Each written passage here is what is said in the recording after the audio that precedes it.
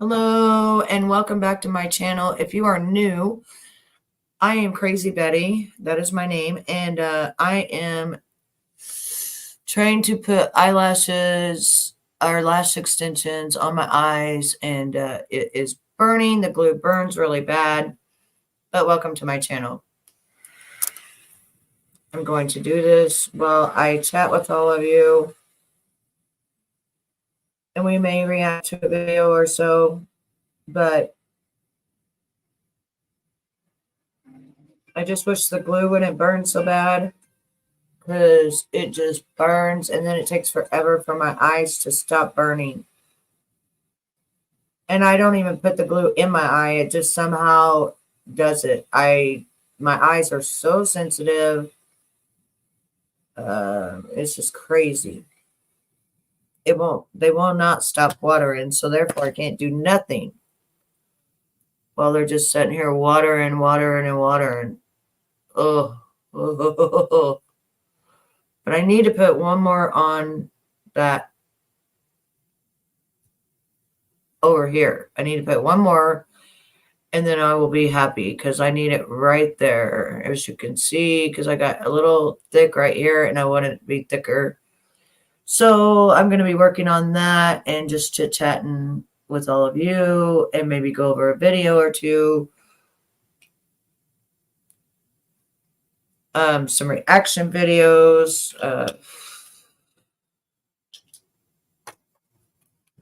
But I need to get out these things right here as well and go over them.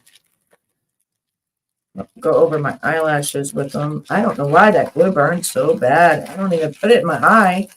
You're not supposed to put it in your eye, and I don't. And I don't know what is going on. Why it's doing it. Why it's doing it. I don't know why.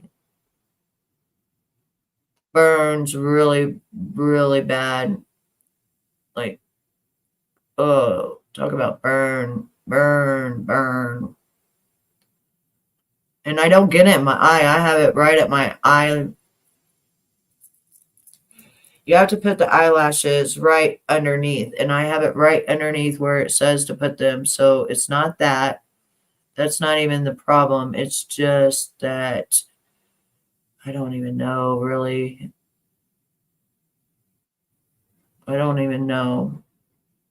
But they're coming out beautiful. I'm loving them. I think maybe these little ones right here may be too little. I may need to put one more bigger one right there, I think. And I'm starting to use this one instead now because of it. Oh, and my eyes are so sensitive and so sore now. Oh, it hurts so bad.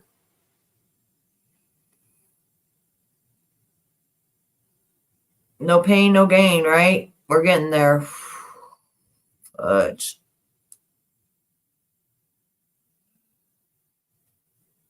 Burn. Ugh.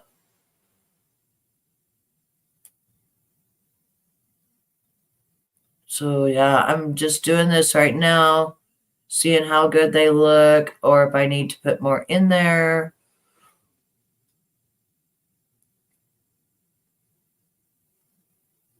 Which I think I need to put one more right there and one more probably right there, and then I think we'll be good on this eye, I think. Ooh, God bless. That burns like hell.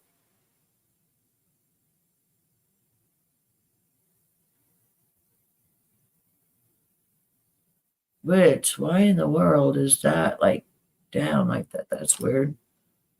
I'm going to take these out real quick. Oh, well, maybe not. They're stuck. Shit.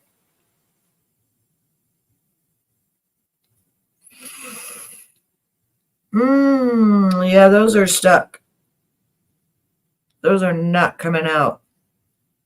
All right, so we got them glued in. It's fine. I'm just going to put some over here. I'm going to close my eye and like do this. and see what we're working with. That way I can see what all we got going on here. I think I need another one right there. I don't know why these are going downward. I don't know what the hell. Damn. So yeah, I think we need one more. And as you can see, my eyes are watering severely. No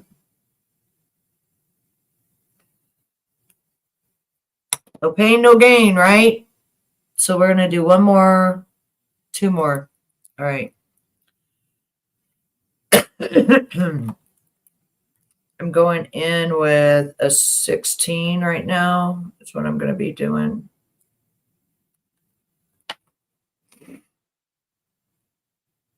And I changed it to one of those. They just open. Usually you just open it in your eyelash, so it'll show your eyelash. So yeah, I'm doing that. But I think instead of the glue, I'm going to put some more bond on because I do not like this glue. It burns. It burns really bad. I'm not going to lie to you. Whatever glue this is, I would not recommend it because, and it's supposed to be for sensitive eyes, but it burns. And I don't even know how it's actually getting into my eyelash, to be honest with you, because I ain't put it in my eyelash. But I'm going to put some more bond right here because I want to put it right there. And I want to put one right there.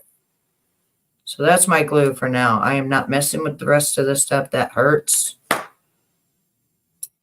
And I'm going to call this my little poker.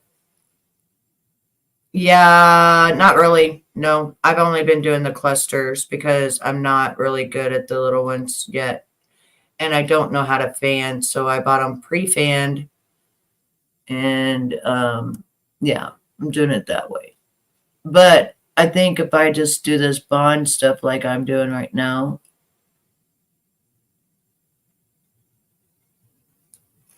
we'll be okay. I'm just not going to do the glue no more because I can't see out my eyeball. How is all my angels this morning? Yeah, I can't see out my eyeball, and it hurts when you can't see out your eyeball. I have to also make sure I'm putting it on the correct side because that's another thing I was doing was not putting it on the correct side. I'm blind as a bat whenever I don't have my glasses on, so I'm having a heck of a time.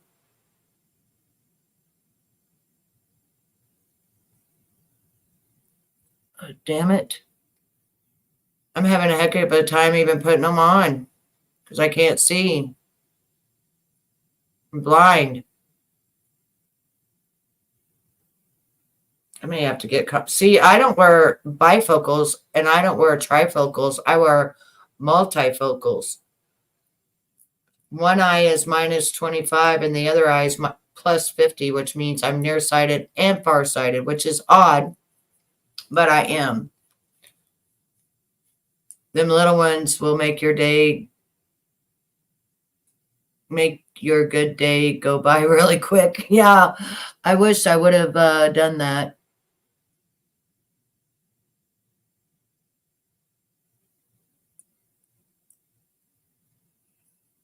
Which I am making them smaller now.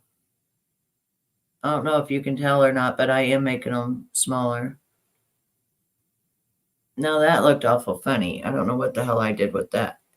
I'm also having a hard time of knowing where to put them because I can't see. I am seriously blind. And that is a problem. I'm having a problem.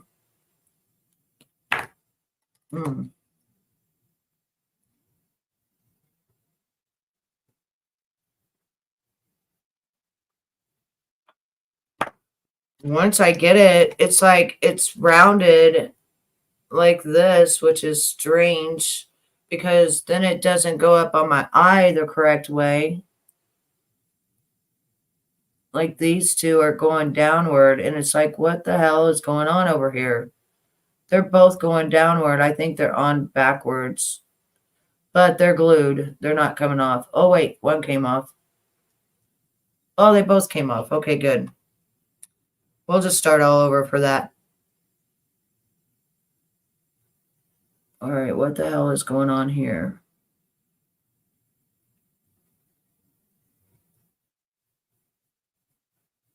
All right. So I'm on my StreamYard now. Make good day go bad. Right?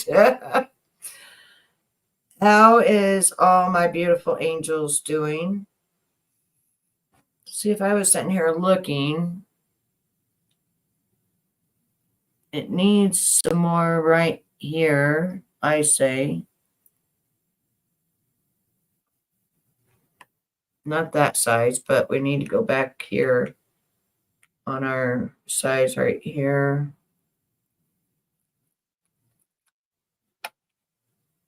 Oh shit, I grabbed a lot of them that time.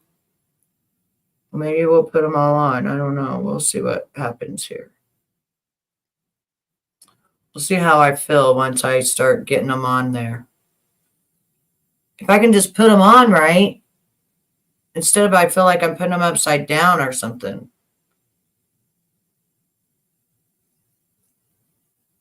That's really my problem. I feel like I'm sticking them. Yeah, because I can't see. I feel like I'm sticking them upside down. I can't even see to grab it.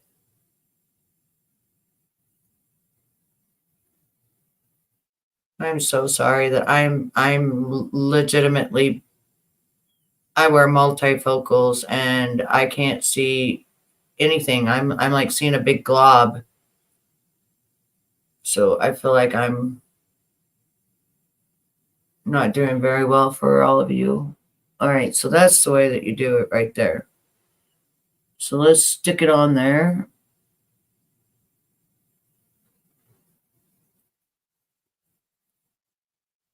See, why is it upside down?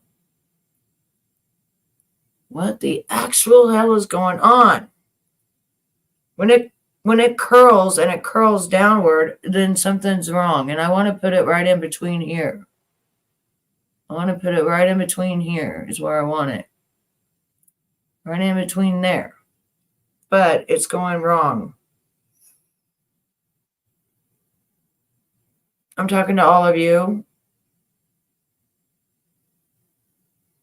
I don't wear jewelry. Anything I wear bothers me. Fake eyelashes, fake nails would drive me nuts. I don't know how you all do it. It doesn't bother me. I don't feel like I have them on once I get them on and everything. Except I just poked my eyeball out, legitimately. Fuck.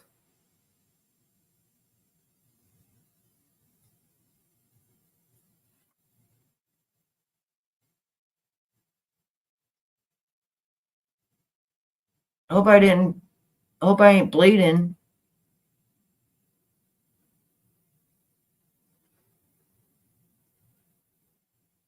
That literally hit my eyeball. Mm.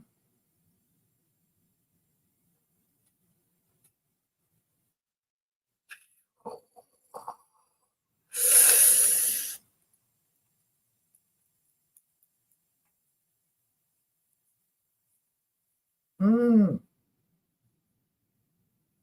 Oh, this is pain.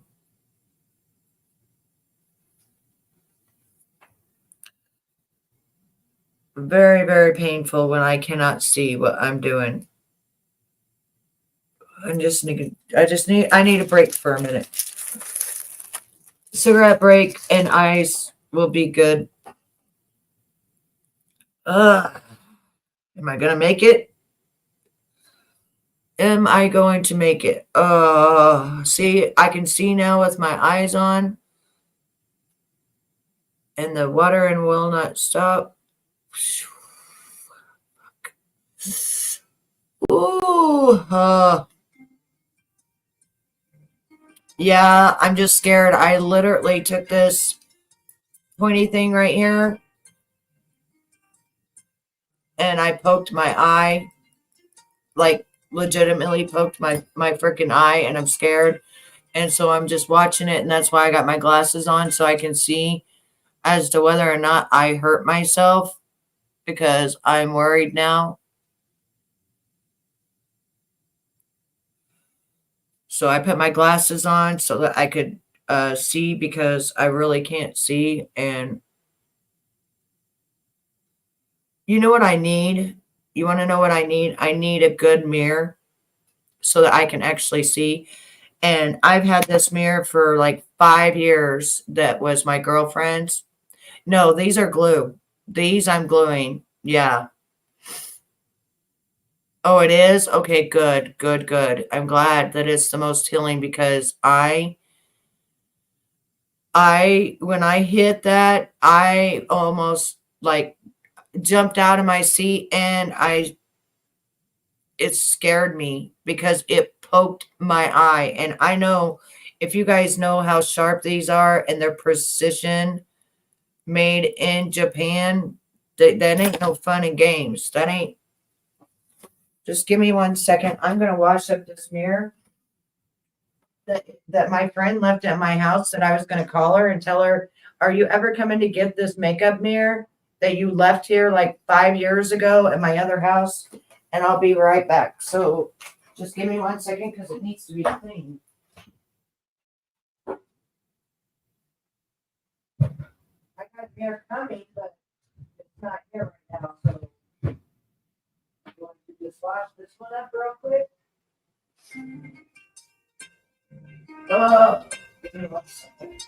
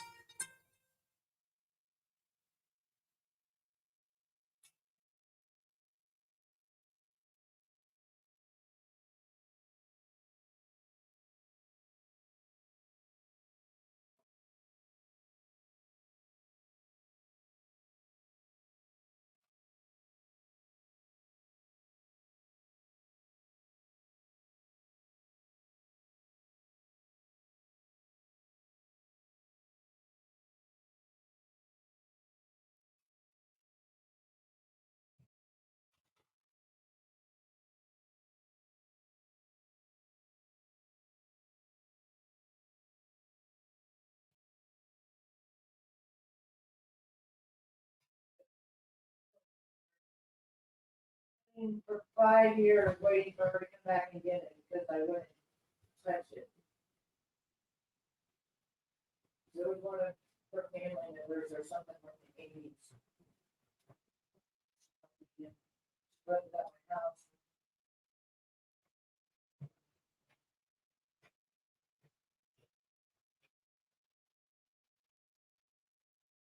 Older than I am, I think.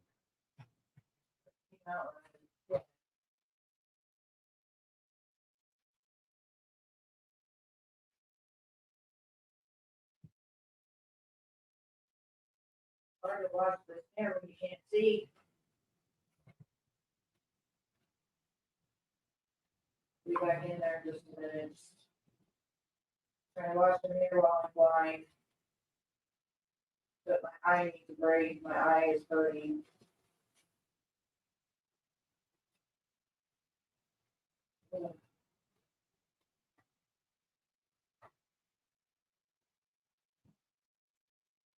Oh yeah, that's gonna be so much easier to see. Yeah,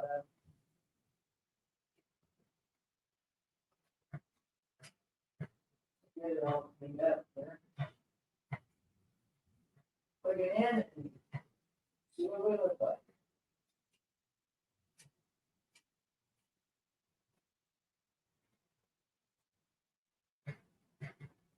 We get a wash up.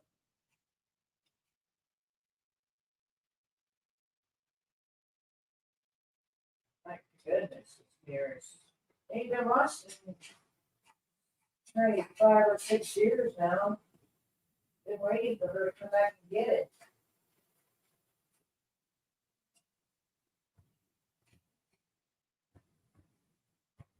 Okay. My friends will come to visit me, and then they always leave stuff at my house because they know that they can come back and it will be here for them. They always do that to me. And 5, 6, 7, however long it takes, they'll come back and it'll be there for them. So I'm going to message her and ask her if she wants to come and get this. She said that it was one of her family members or something. So she left it at my house. She went on a date, left this big makeup mirror from like the 1980s. And it's been at my house ever since. And I think it's been like 6 or 7 years now. Legitimately. That long since I've had this makeup mirror at my house. So let me move all this crap out of my way. So I have a mess over here of everything. Damn it. Sorry you can't see me right now, but I'll be right there. I have a mess with all these boxes and shit. And I'm trying to move all this shit out of my way. Somehow this is stuck. Oh, what a mess. I'm not gonna be able to be real close to it, but it will help a lot more because I plugged it in, but it won't reach that far. So only gonna go so far, but I think I'll be able to see out of it. I hope. And then I've got a mirror coming that's gonna be coming. So that'll help a lot. And I am going to call her and I'm going to say, are you coming to get your mirror? Because like I've had it out, like I've had it for 6 years and you said you desperately needed to keep it, because of your family or whoever it was, whoever you got it from. She probably don't even remember I have it.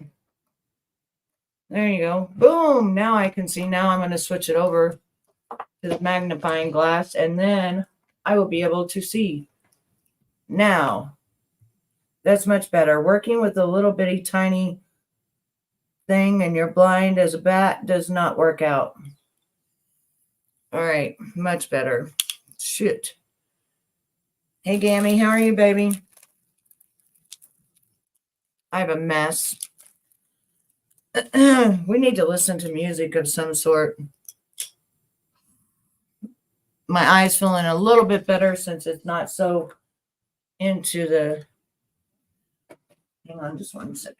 I got a makeup bag, another makeup bag coming as well because this makeup bag that I had, what did I do with my lighter? In this atrocious mess, I've got a lighter somewhere and it's red. Did I knock it down? What did I do with it? I got my other makeup box open over here. Ooh, I got everything. It should be. Yeah, I can definitely see now what's going on. Looks like there's something. Oh, white. Hold on. One of my lashes turned gray.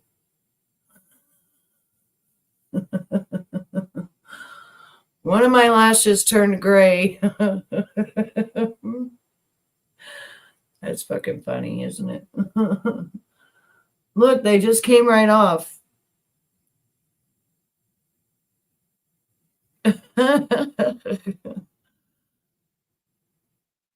Ow. Except for this one. This one's like, bitch, I'm not coming off. So we're going to use a remover because we're going to start all over again. But I wish I could find my lighter. I'm going to have to start all over and use some different ones because those hurt. Those hurted me. And And I need some music of some sort. Now, I probably can do makeup if I wear mascara, my eyelashes fall out. I'm all allergic to everything. Castor oil is the best thing for you, babe. Castor oil keeps your will grow your eyelashes and keep your eyelashes beautiful. Castor oil, 100% castor oil. That's what you want. Ow. Stop poking me in my eyes. I'm really getting tired of the eye poking shit. So I'm taking all this off of me right now. And we're going to start all over again. Because I keep doing it backwards for some weird reason. I don't know why, but I do. And so I need to fix it. Fix my mistakes. This is really good eye remover for eyelashes, though, for some reason. I did good. Boom. Eyelash off. Yeah, castor oil right here, babe. Let me show you. $10 at Amazon. 100% Jamaican castor oil is what they call it. And I'll put it in the description. It even comes with an eyelash thing because it is for your eyelashes. It comes with a nozzle thing so that you can put it on your skin because it keeps your skin firm and keeps all the wrinkles away. And it comes in a big bottle like this for $10.61. So even using this every day, hang on, let me get some light off of here. Even using this every single day, this is going to last you. This is going to last you. But see how it says Jamaican black? It's got to be Jamaican black. And it grows your hair. It helps a lot. A lot. It grows your eyelashes. It grows your eyebrows.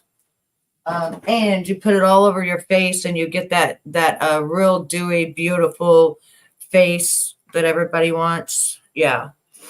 And you are welcome, sweetheart. I'll tell you all my secrets as I learn them. But I found that because after getting my eyelashes done, that lady didn't tell me to get anything for my eyelashes. And so I had to go online and I started looking it up and I was like, oh, that's what I need. Okay. And so that's what made me get that. Let me get me a wet wipe because I need to get some of this glue off.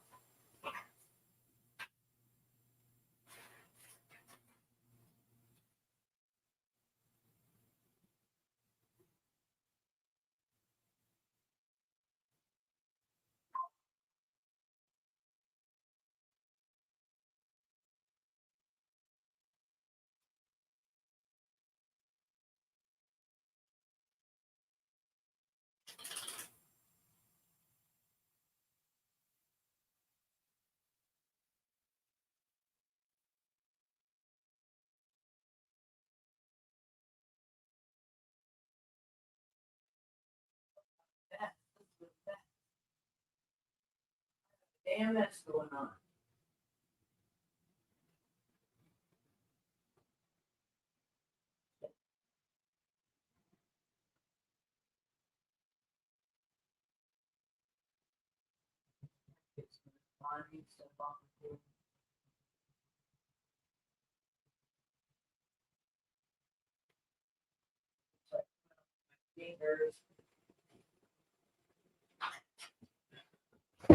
Victoria, I seen that you went on my rug again. What are you doing?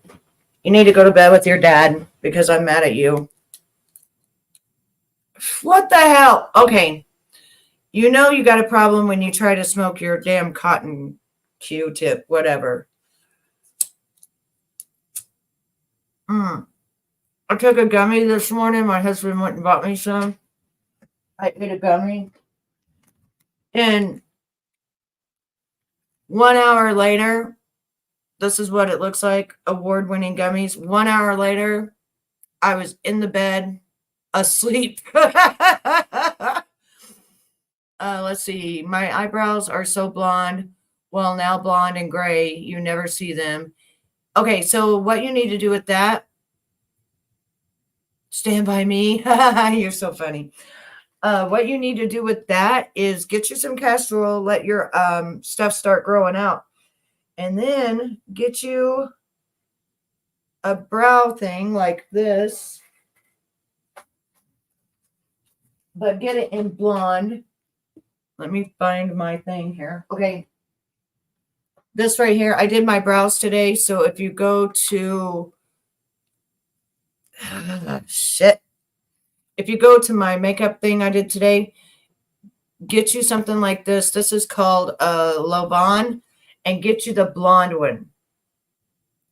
Get you the blonde one, and I'll do a makeup tutorial on how to, how I put it on and how easy it is to actually put it on. So I'm trying to get this glue off still, and then we're going to start all over and give my eye, we're going to give my eye a little bit of, a little break here. I love being able to see in this mirror, though. I will tell you that. Because you can see everything that you can't see in that other little tiny damn mirror. And what's weird is they wasn't sticking, so I don't know what that means.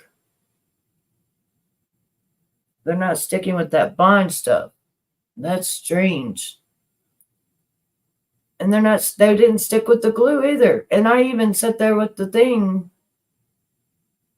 Maybe my eyelashes are just not meant for the fakeness, you know. Maybe I'm not meant for the glue. You know how some people can wear things and everything?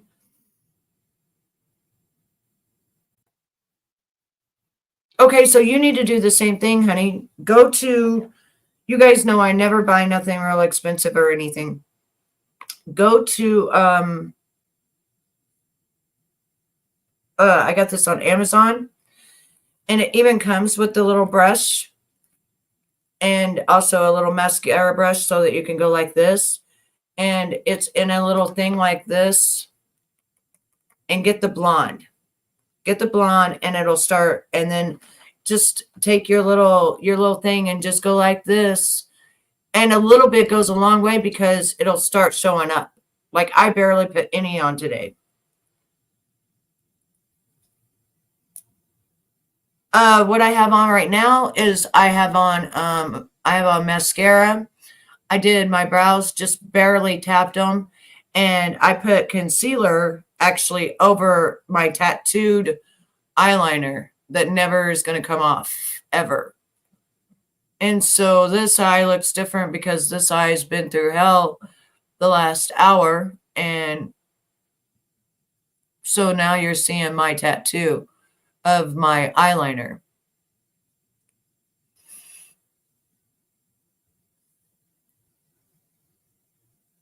Yeah, I know. I'm going to wash them. I should have done that first. I should have done that first, but I didn't.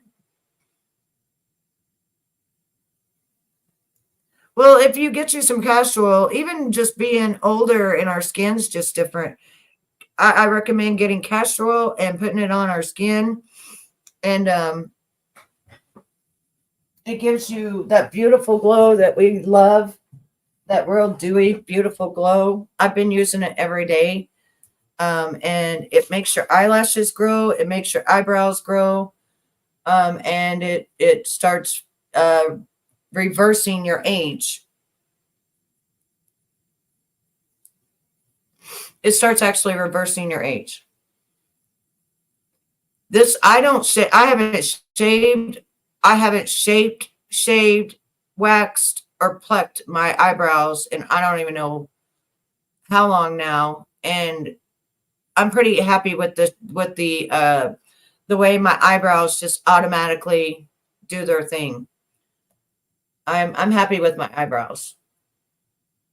I'm happy I got eyebrows that. But yep, when I was real young though, my mama, she used to shape my eyebrows for me. And I wonder if all those years my mama used to like shave and like shape my eyebrows. She was the only one that could do it and make it look normal. I wonder if that's what actually made them to where now they're shaped and I don't have to shape them. But I do need to wax. I can tell I need to wax them. Definitely. I need to wax them. But we're going to see, it says to put on the primer, the mascara, then the bond, and all of that. It says to do all of that. So that's what I was doing, and it didn't work. So I don't know, but I'm going to wash my lashes in just a moment. You guys are going to actually see my new lash stuff that I bought. This eye is so sore and so sensitive. I'm about at the point to where I just want to buy me some eyelashes and stick them bitches on and not even F with this crap, because this, I poked my eyeball. It's really hurting right now. And yeah, SDA talked about, I never even knew this, but SDA was talking about how on her eyebrows, she gets them threaded. I'd never heard of threaded until SDA.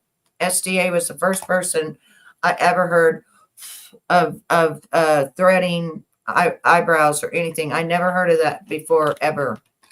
Never, ever. But now that SDA talked about it, I see it all the time on people getting their eyebrows threaded instead of plucked and stuff like that. They just go through with a thread, a piece of thread, and they just thread them out because they're so coarse and I guess really hard to yeah, this eye hurts so bad. We're gonna give this eye a break because this eye is crying from being tortured. It's literally in tears by itself. It's like, bitch, you just tortured the hell out of me. And there's glue on that bottom lash too, from where it got stuck with that other lash.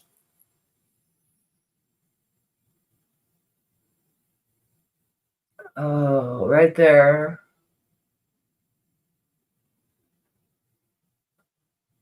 Is that glue? Woof, woof. Fender prison? You wasn't in Fender prison. What's Fender prison? What is Fender prison? What is Fender prison? I never heard of Fender prison. What is that? All right, now I'm gonna wash my eyes after everything I've done. When did you go to federal prison? Yeah, I was gonna say I never heard of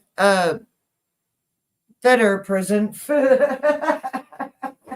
I thought it was just me. I was like, federal prison?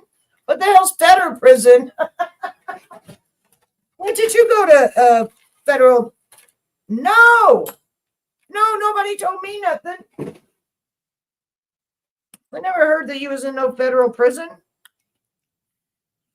Girl, what was it like? What happened?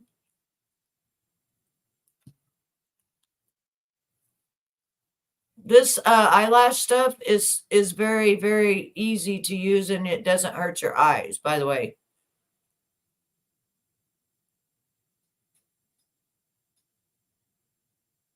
My eye's so sore.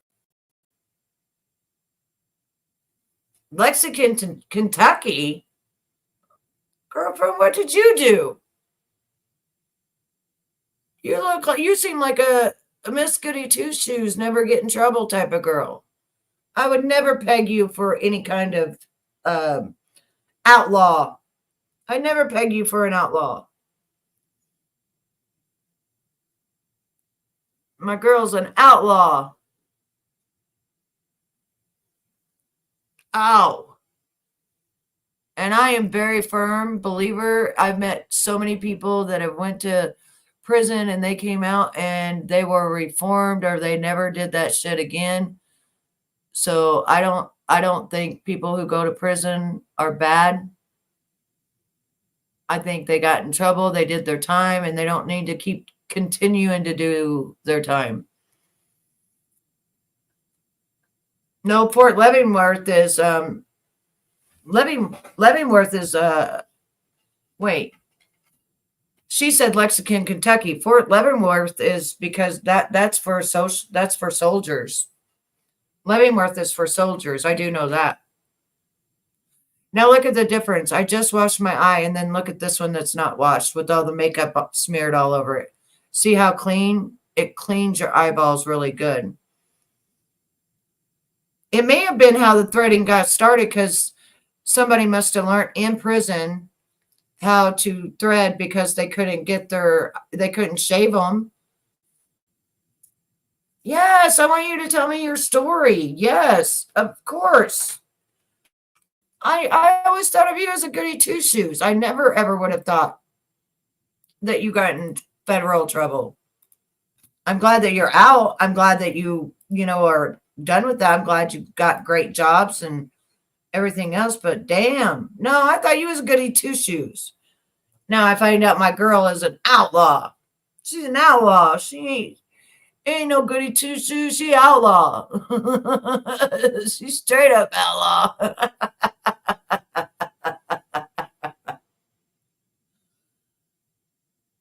Yeah, I don't know nothing about it. I just know what SDA told me. She's the first one that told me about threading. I never heard of threading in my life. And then SDA told me about it. I was like, well, I've never heard of it. Are you serious? Okay, let me put it on here.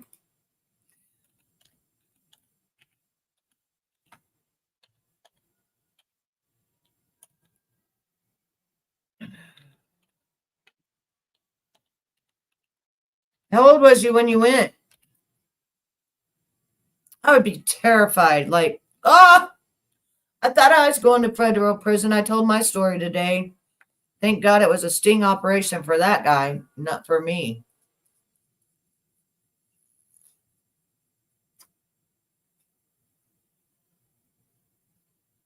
That one eye is so sore. I don't think I'm going to do it because my eye, that left eye is so sore that it's watering, just watering is so sore. After poking it, I legitimately poked the shit out of it. I really hurt myself.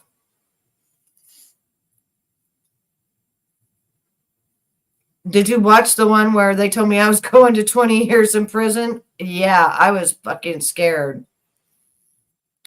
Talk about fucking scared, and I've never ever done shrooms in my life.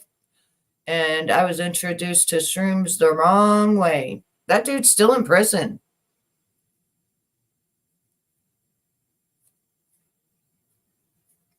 Hey, Angel, how are you, honey? Nice to see you again while I'm ruining my eyeballs. Right now I'm cleaning them, but this eye right here has been through hell, and it's probably going to be black tomorrow because I hurt it so bad. I really, really hurt my eye, like really bad, and it sucks really bad right now.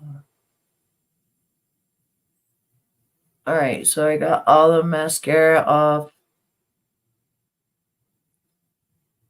all the bad stuff off. Damn, that eye hurts so bad. It's so sore. Even around it, it's sore. You know what I'm going to do? I'm going to put some castor oil on that bitch, and I'm going to fix it. That way it doesn't, maybe it'll calm down. I'm going to put some eye drops in. Hold up just a minute. Let me get some eye drops in here real quick and see if that helps a little bit. Okay, Mo. Yeah, I heard the picture get sent, so give me just 1 second, honey. I'm trying to put this stuff in my eyeballs for a minute, so. And then I'm going to put some castor oil on because my eyeballs hurt so bad that around my eye. Yes, my eyes get dry as well. And they got some other kind of eye drops that I need to start using. Remember at first these burn so bad. that stuff whenever you're, especially I poked my damn eye. I poked it right up here. I poked that bitch. I'm not even going to lie. I poked it. I drank this castor oil 32 years ago to have my son, and I drank 2 bottles of this shit, and it did not make me go into labor at all. Matter of fact, my son was 11 days damn late. All right, Mo's here. Indian outlaw, what's going on?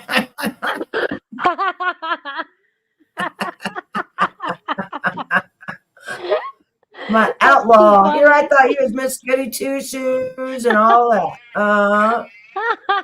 Boy, did I have Mo pegged wrong. You got me wrong. Right?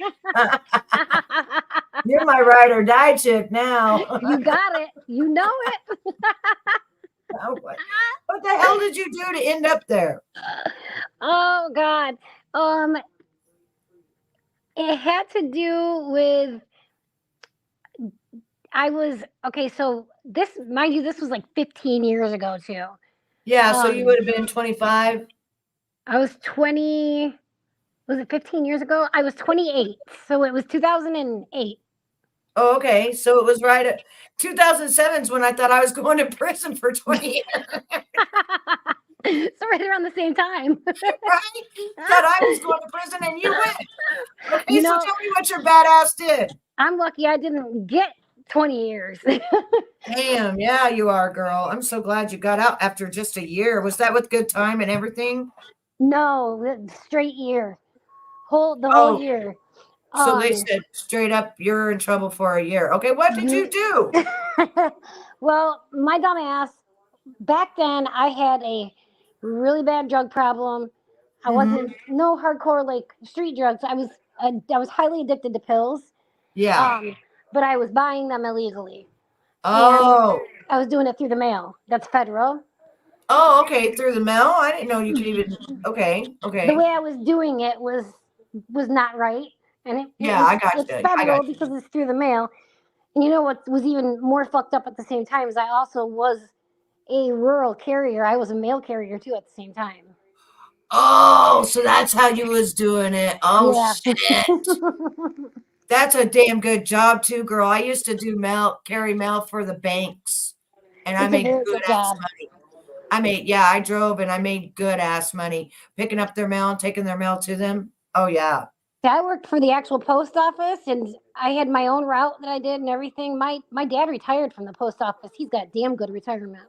Damn, I bet he was so mad. Very. My parents disowned me for quite a while. But you can't take it back. I mean, all you can do is just listen. I've met a lot of people in my lifetime, as you already know. And that one guy that I told you that switched my medication, the hydrocodone for Tylenol, he was so addicted. I didn't even know, right? It was just a roommate. And the dude literally switched my medication, and the doctor said normally it would only take 3 months, but it took me 10 months to almost, to shut down my organs. Jesus. Mm-hmm. I mean, people go through shit. People live, they learn. I learned my lesson. Oh yeah. I mean, but you know what? You know how many people could be in prison for that right now, though? Like for real, the F done it.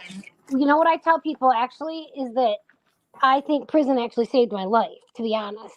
Sometimes it does. Some people actually say that. They say that because they stopped. Yes, and that's exactly why. Had I not went, I don't know if I would have stopped anytime soon, so. You might not have because you would still, a lot of people, it's not even that they get addicted, like my friend was saying, it's not even that they get addicted to the high, they get addicted to it gives you a certain kind of energy. It takes away all that pain for a little while, and you're able to do more than what you normally could.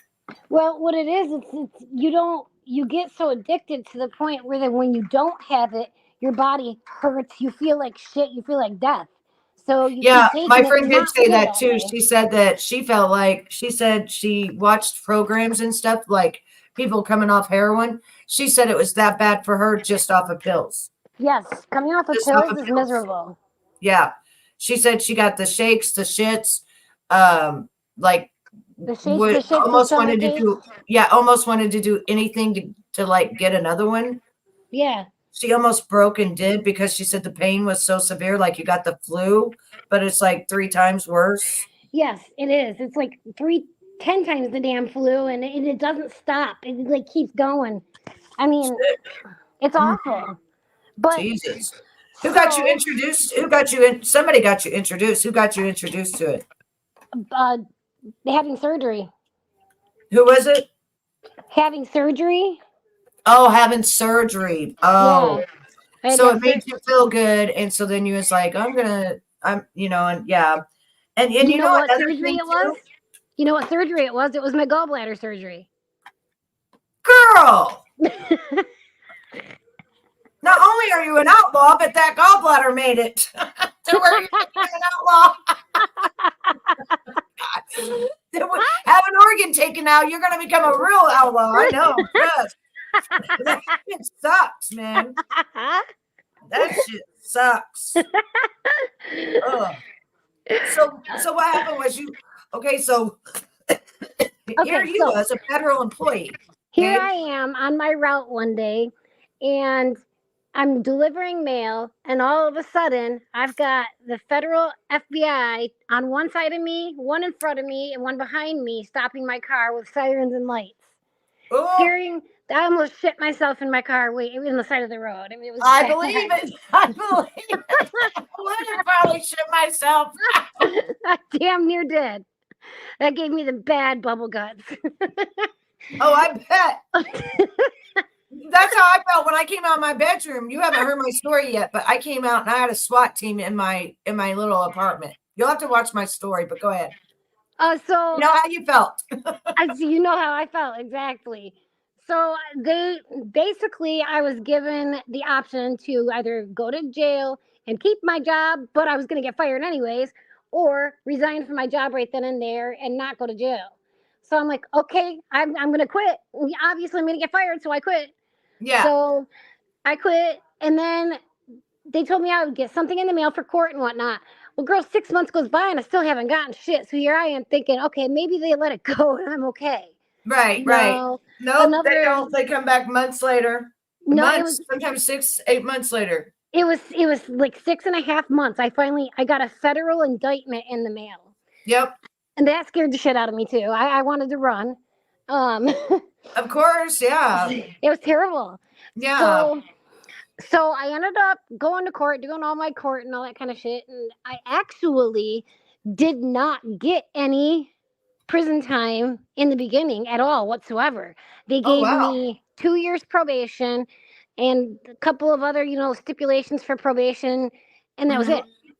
And well, my stupid ass being, on the drugs and whatnot, part of my probation was I had to do 90 days of inpatient rehab. Oh. I got an attitude problem already. So being in a women's rehab with a bunch of other women and a bunch of different attitudes did not fare well with me. So I I can see where you would be like that because I would be like that too.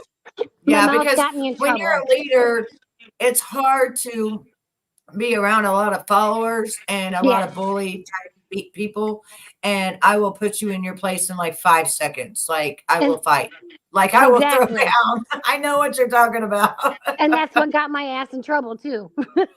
Yes, see, it gets you in more trouble, but you're like, I don't My know, mouth it's got a me in fire trouble. in you. It's a fire in you, you It know? is, and I can't put that damn flame out for the life of me, man. I know. Well, I'm almost 50 now, so my flame is kind of tinkered down because now I got problems, things that hurt. Well, we're about the same age because I'm almost 52. Well, I'm 45, so Yeah, so I got what, 4 years on you? 4 years, yeah.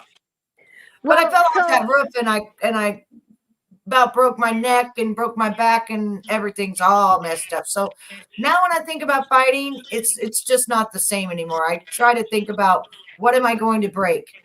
exactly. You think about what's going to hurt on me next when I do. Right. And my face doesn't take those punches as well anymore. It's like one little thing. It's like, Exactly. So like, okay, so Okay, how so did you, okay, first of all, let's go way back. Had your gallbladder taken out. How did you start buying them, and what made you decide, like, tell me the story of how it got to the mail part? Just because it did it get to that because you worked there? Like, we need to know a little bit more because no, I'm like nosy.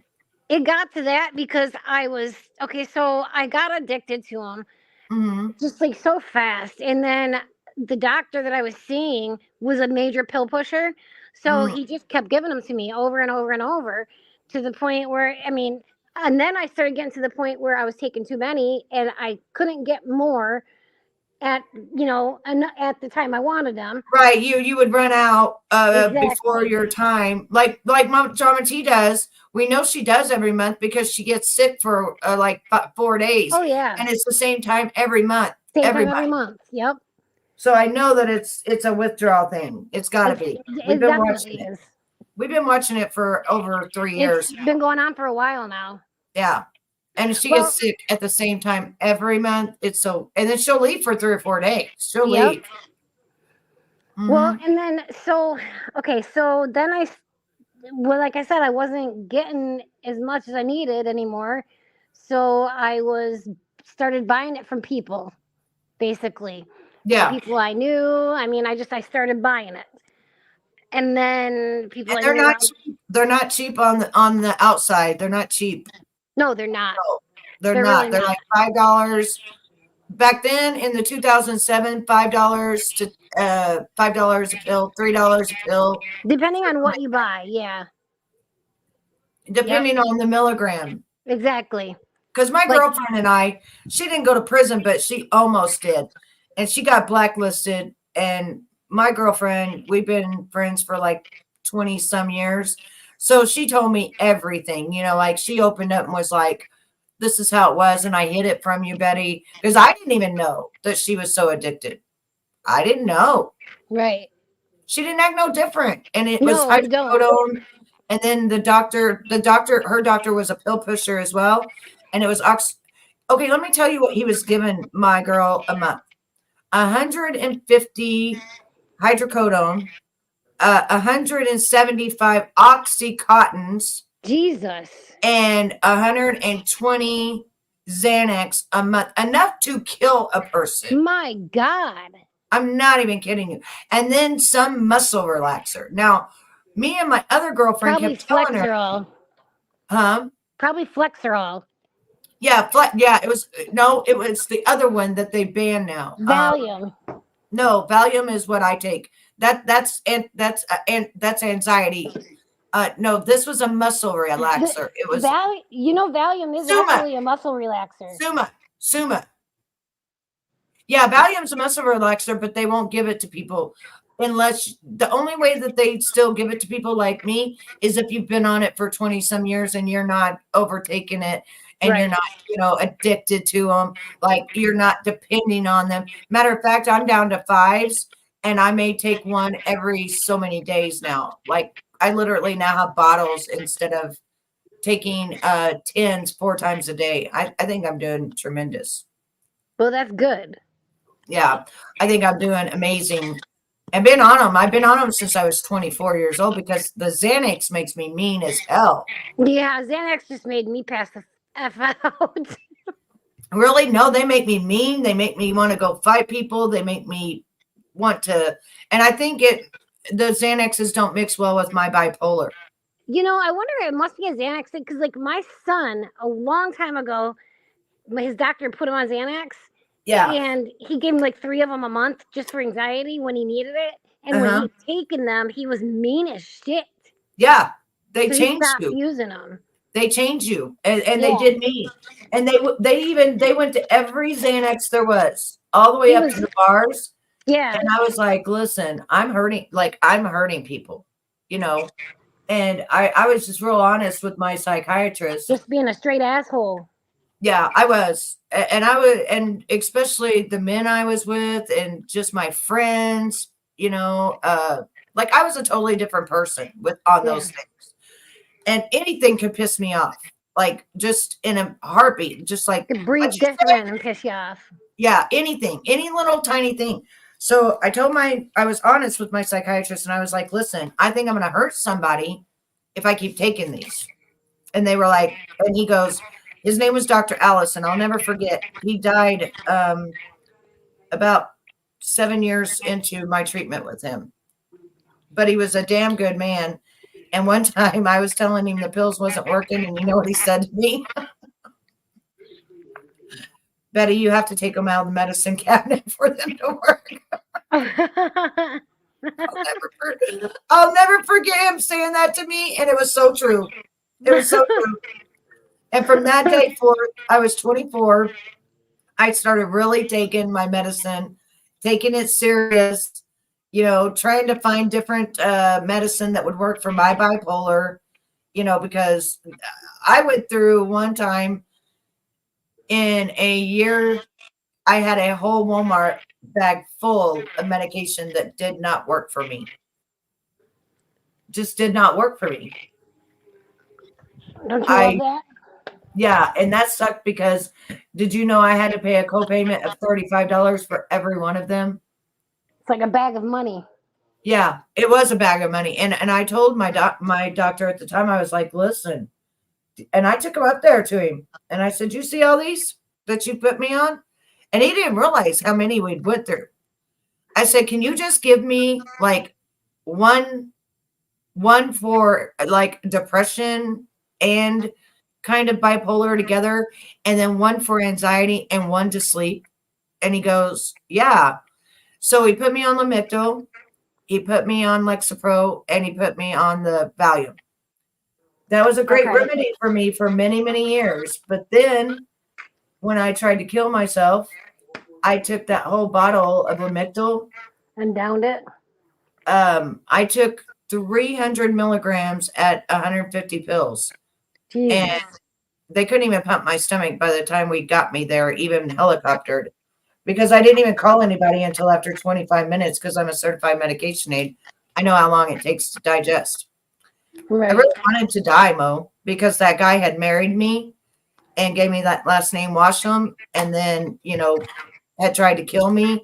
And I was just so embarrassed of allowing all that to happen to me that I wanted to do away with my life. Like, that's what made me do it. I'm sorry you went through that. It was horrible. But now I'm so thankful that God brought me back, because did you know at the time my boyfriend was Steven? We'd just been dating 3 months. Oh, really? My boyfriend was my husband. I see. Look how happy you are now. Right? And that's why I told him, I said, honey, our kids are grown and gone. All of our kids, And I said, and it's just me and you. You are my absolute best friend.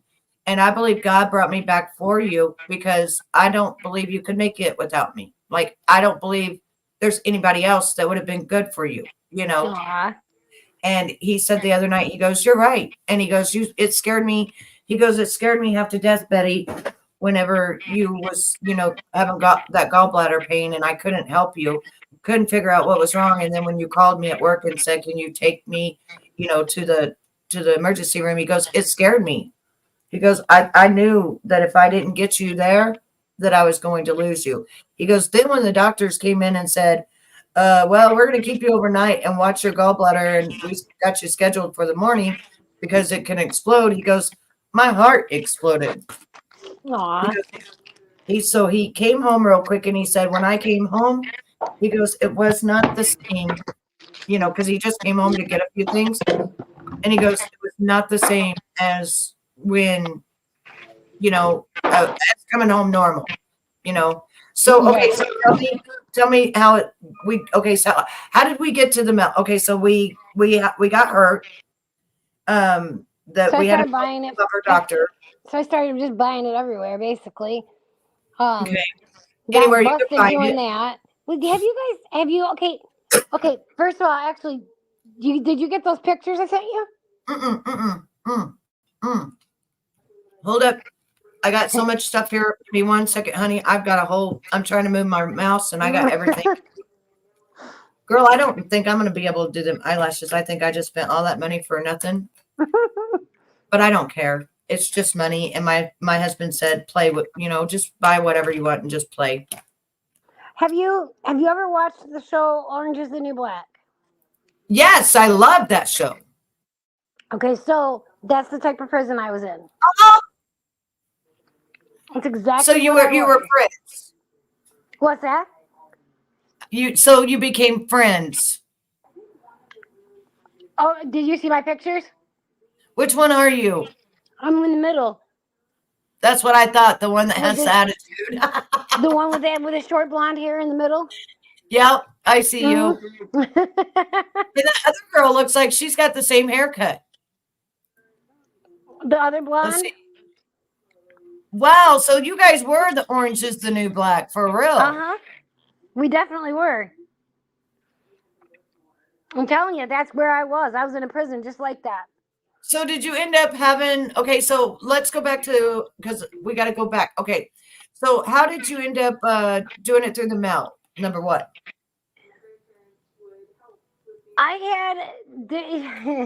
It's a long story how that goes. But to put it, shorten it up, basically, I was buying it through people, and I should not have been buying it through these certain people. Gotcha. And that's how I ended up getting busted. They told on you? They got busted. And they told on you. And then, yes, and that's how I got busted. Now, if they got busted, why would they tell on you? I wonder. I have no idea. Because you was the buyer, right? So like. But technically, not necessarily that they told on me, but they were tracking everything.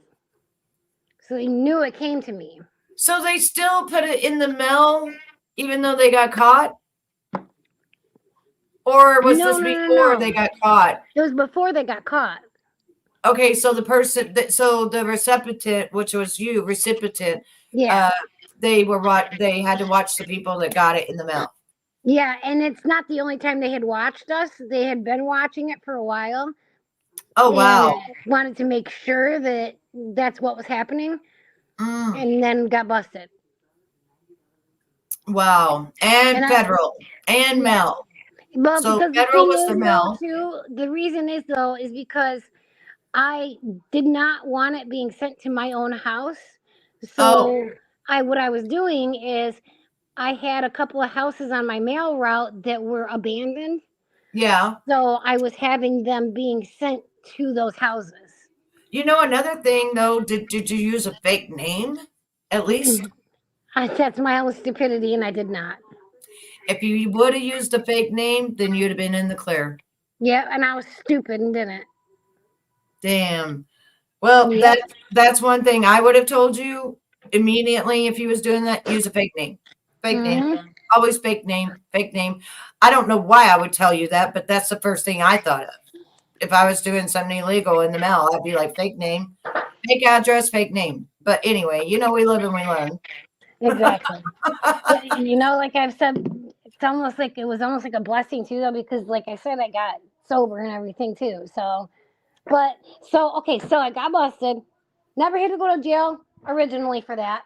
But when I went to the rehab that they wanted me to go to, I got kicked out because of my attitude. Right. Because I was getting in arguments and fights with other girls. And when I got booted, that was a violation of my probation. Gotcha. And like normal, when you violate your probation, you go to jail. Right. Well, when you're a federal prisoner, when you're a federal, they don't just go to jail over violations. You go to prison. You go to you go to the SIS that they were holding. You go to that.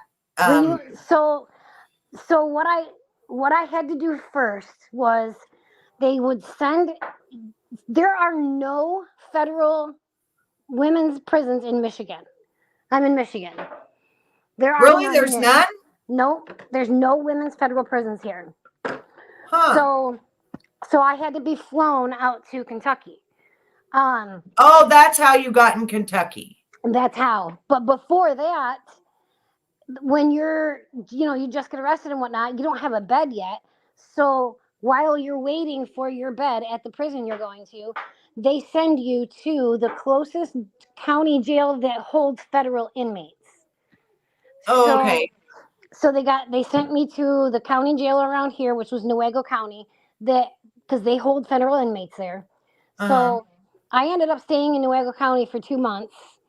And then after 2 months, they sent me to Kentucky. They flew me out, and I did the rest of my time in Kentucky. So 10 months there, so a year altogether.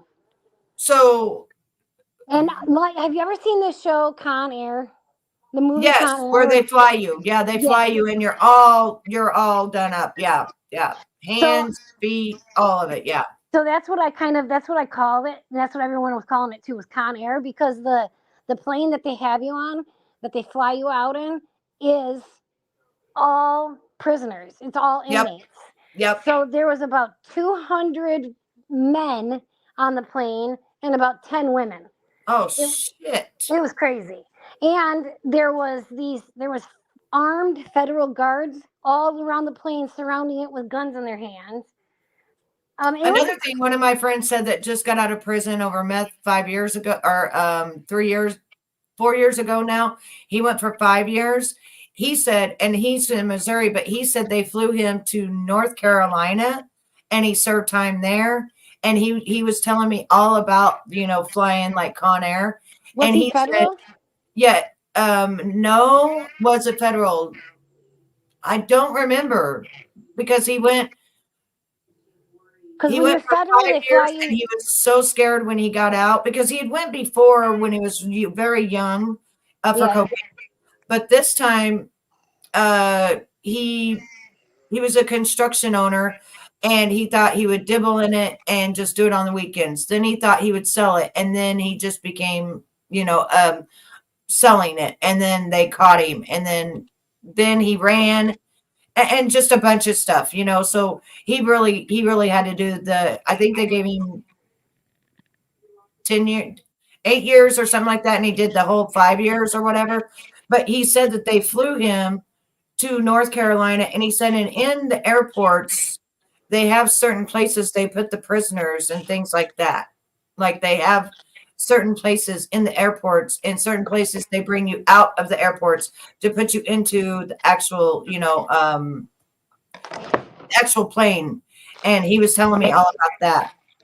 So when they flew us out, we did not even go through the airport. They took the van, they drove the van right up to the plane, and that's how we all got loaded onto the plane like that. The van went right to the plane. I bet they didn't. Yeah, I bet since it was a smaller place and stuff, they didn't have like a place, you know what I mean? Because he said it's certain terminals that have that. Well, we flew out. They drove us to Detroit, so we flew out of Detroit. Yeah. So the first place that they fly you to, they fly every inmate, is Oklahoma. So Oklahoma's got a hub. So basically, they Okay. put everybody in this hub, and then when your bed is ready at the prison you're going to, it could be a day, 2 days, it could be a week, but it's never like longer than a week or two. Yeah. After your bed is ready, then they get you and they fly you to your prison. So from Oklahoma, everybody gets flown to their prison from Oklahoma. So they didn't fly you to Fulton to the diagnostic center? What's that?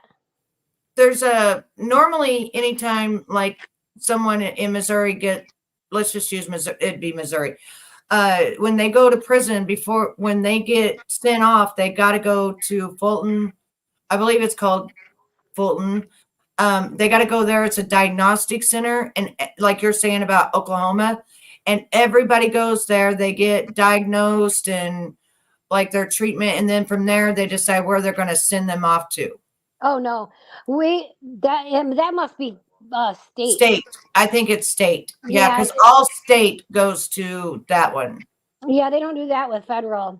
All the federal inmates get flown to Oklahoma first, and then Okay, so that's a whole different ballgame when it's federal, because they do keep everything separate opposed to federal and state. They say that federal prison is easier than the actual state prison. Oh, I don't God, know yes. if it is. God, yes. They say it is. They say if you ever get in trouble, get in federal trouble. Yep. But That's that's what true they say. too. I don't know. So when they fly us out, we already know where we're going. Even though we're going to Oklahoma first, we know what prison that we're going to after that. They tell us when they fly us out, they tell us. Oh, really? So they actually tell you? Because when I watched some of the things on YouTube, they didn't even tell them. They didn't even Okay, tell them so what time they were leaving or no, nothing. no, no, they Wow. don't. They don't. I'm talking about as we're like saying driving and we're at going to the plane. Oh, okay. Oh, as you're going there, then they tell you, but not before. Yeah. Okay. I got Correct. you. Yeah. And they Okay. cannot tell you either because see the thing is too is what they do is they shut. So when I was in Nuevo County waiting for my ride out basically, Mm-hmm. um they shut all the phones off the next morning. Whenever federal inmates are leaving, they turn all the phones off. They wake you up at like 5 o'clock in the morning and they tell you, it's time, you're going. That's when we find out when we're going, is the day of. That's Um, what I heard. I heard they do not tell you the night before or nothing. They just wake you up and say, "We're leaving. and Get they your stuff. can't. We're leaving." And the reason they do that and turn off the phones is No, because, so you can't escape and well, plan it, so that right? people can't, so that you can't call somebody and be like, hey, we're heading out now. This is Right, where we'll right. be. Plan and Crash escape. the Yeah. van. Yeah, because I think that's how people done it before is they planned escapes and they Yeah. figured it out and then they stopped all that. Back in the day, like in the 80s or what have you. I Oh, God, think yeah. that's where they figured it out. You know what I Oh, mean? yeah. Oh, God, yes. It had to have been through because if you think about the way that the prison system is now, there's had to have been trial and error for them to put certain things into place now Mm-hmm. because it had to have happened and then they had to have thought, okay, now we got to do something totally different. So the way we're going to do it is we're not going to tell them anything. We're going to shut off the phones and then we're going to come in their cell and say, pack everything up. You are leaving this facility now in about 30 Yeah. minutes or what have you. Yeah. Yep. Yeah. And It's crazy. was that scary to you? Because that would be scary to me. It Just boom, was. all of a sudden you're leaving. It really was because so also in Nuevo County, I was close to home still, I was not far from home at all. Right. Whereas they're flying me all the way out to Kentucky. I'm away from my son couldn't come visit me or anything like that. It sucked. Yeah. So you're like thinking, oh my gosh, I'm not going to be near my family. My family really can't come. So I'm going here all alone, all by myself. And the world keeps going. But in prison, it's like everything stops because you stop at whatever time you went in, and then the world keeps going, is how people explained it to me. Well, wait till you hear about the prison. Yeah. um Tell me. so so I went to my prison that I was going to. It was in Lexington, Kentucky. There was the women's prison. They call it a women's federal prison camp is what they call it. That's what the one on Orange is the New Black is. Right. It's Okay. the lowest security basically is what it is. And those are basically like blue collar crimes. Okay, okay, Um okay. And Lexington. Can I not talk tonight? Um, uh, Kentucky is actually the same place that Ernie's at now, but in a different county, right? He's in London, or he's in London, I think, or Harlan or something like that. yeah, so he's somewhere like that. And you was in the Lexington the major city for the capital of Kentucky? Because I've heard Uh of Lexington, Kentucky, but I you're don't know asking the wrong if person. it's Harlem. I don't know if it's Harlem that is the capital. I don't know. I think it's Lexington. I could be wrong though. I'm thinking it's Lexington as well, and I'm thinking that's why they were, because usually if it's the capital, they're usually able. That's when they make, because anybody federal would go. They called it the walls in um, Jefferson City. They called it the walls. I went when I was in 8th grade. Mm-hmm. Girl, it scared me half to death. It scared me half to death. And you could see all those inmates down there and everything. And the walls were like, people said they would rather go to prison in New York and California than the walls. And did you know they finally shut that place down like I want to say 5 or 7 years ago because it got so you know how Diddy's crying about New York right now? It was 20 times worse than that. 20 times worse. Yeah, screw that. I wouldn't want to be in a men's prison. Yeah, and they had that whole place was full. So they finally condemned that thing. Oh, he's in Madison County. Okay, Margaret, thank you. I should have remembered that too because that's my daughter's name, Madison. What made me that? Okay. So Markella is saying there's 3 women's prisons in Oklahoma, but they didn't choose that for you. Yeah, the walls. Depending on what time of The walls. depending on what kind of prison it is. If it's the lowest tier, that's the prison I had to be in. I was being sent to a prison camp, a federal prison camp. So was yours more like a shock treatment? You know how they'll put you in sometimes for 120 days to call it a shock treatment? No, it was a prison. It's just no, I know prison. Yeah, I know, but I mean, since it was called a camp, you're not going to be there for a long time because you said only 10 months. So no, there's women that have been there for 10 years. Oh, really? So it is a prison that it's a prison they house the women then. Oh God, yes. Yep. Okay, yeah. I'm wondering where I heard that Lexington, Kentucky from though. I'm so it's in my mind. There's something there about Lexington. I don't know. Okay, so tell me what it was like the first day that you got to Lexington. The first day, I mean, the first day was just kind of like scary, I guess, because you're like in this like brand new place with all these new women you don't know, and you're just kind of like trying to learn your way around and shit. Mm-hmm. Like, okay, so the camp, the prison, I think the reason they call it a prison camp is because it's not like a regular prison where you got the bars and the fences and the barbed wire and shit like that.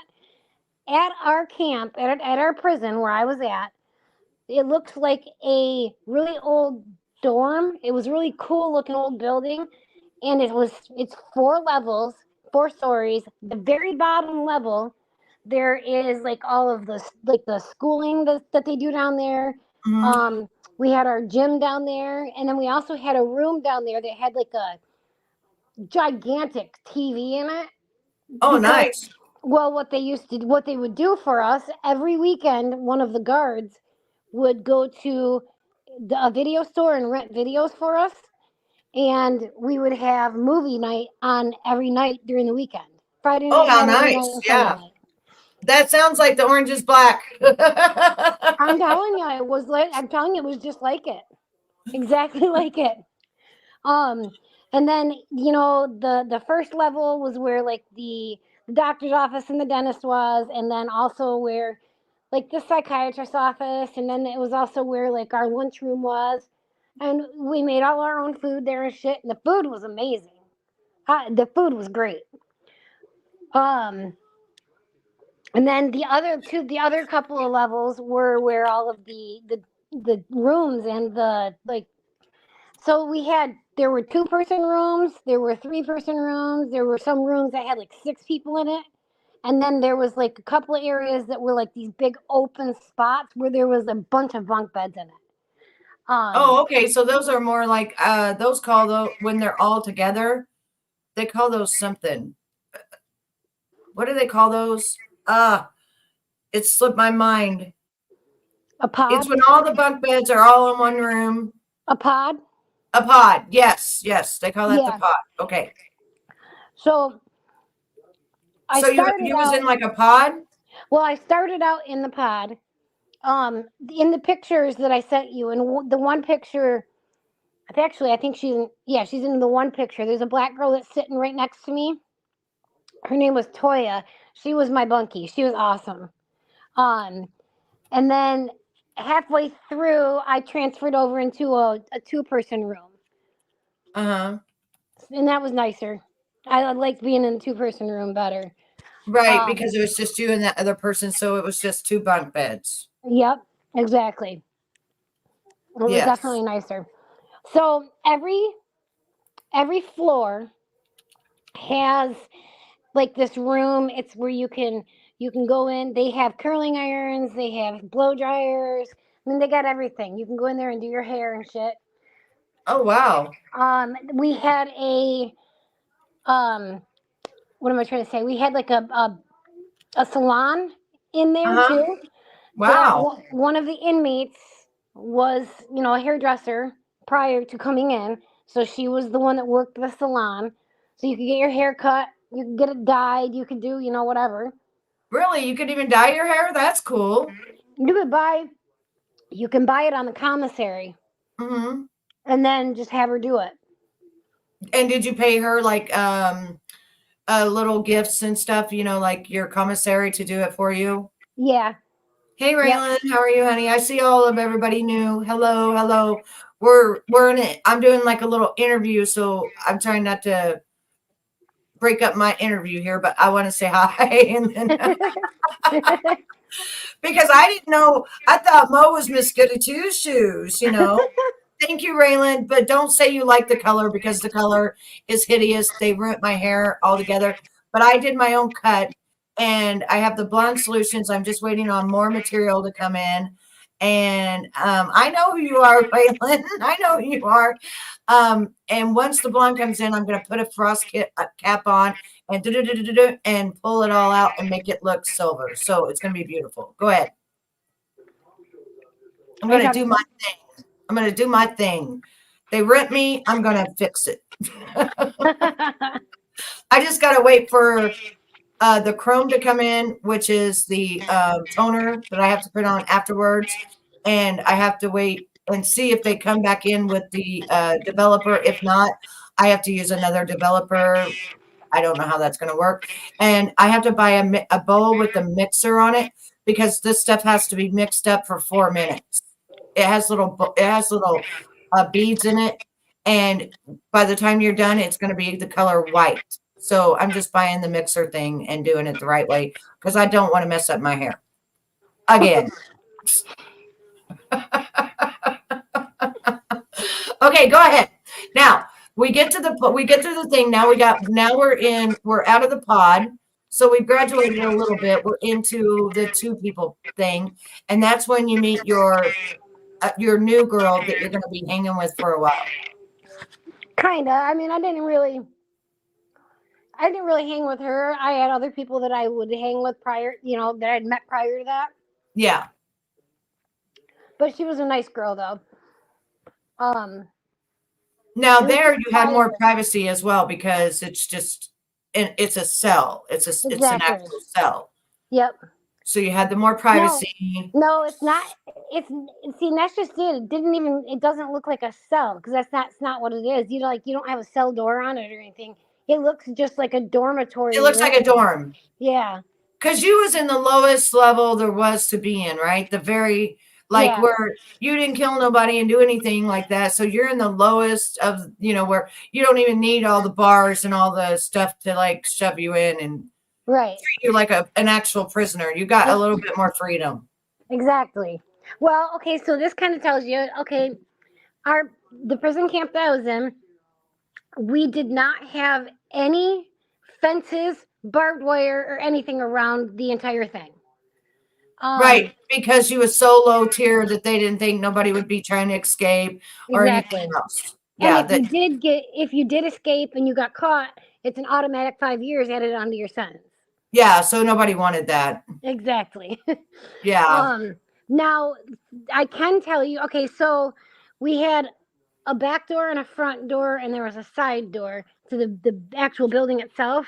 Mhm. And the doors were always unlocked and normally propped open because we're in Kentucky and it was really nice. At night, some of the girls, like girls that were there that lived in Kentucky, Mhm. they would sneak off and they'd go out and do shit in between count and then come back. There's always those that will do that. Mhm. I'm not And one I of don't know those. how they I didn't didn't get even caught. sneak out of my house, girl. I don't know how these bitches didn't get caught, but they did. They did it. And so we also you have to have a job. So these places, the women run the place. They do everything there, from kitchen work on down to like the yard work, and they do all of the building maintenance. I mean, they do everything.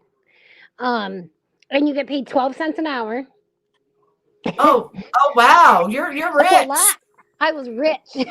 I was a rich bitch. You may have had $5 by the time you left. I was a rich bitch. I could buy a candy bar. Now, how much was your commissary since you only got paid 12 cents an hour? Commissary wasn't terrible, actually. It really wasn't as bad as I thought it was going to be paid, price wise. Yeah. I can't remember how much everything was, but it wasn't terrible. But the stuff that we bought, it was all stuff that you could get from a dollar store.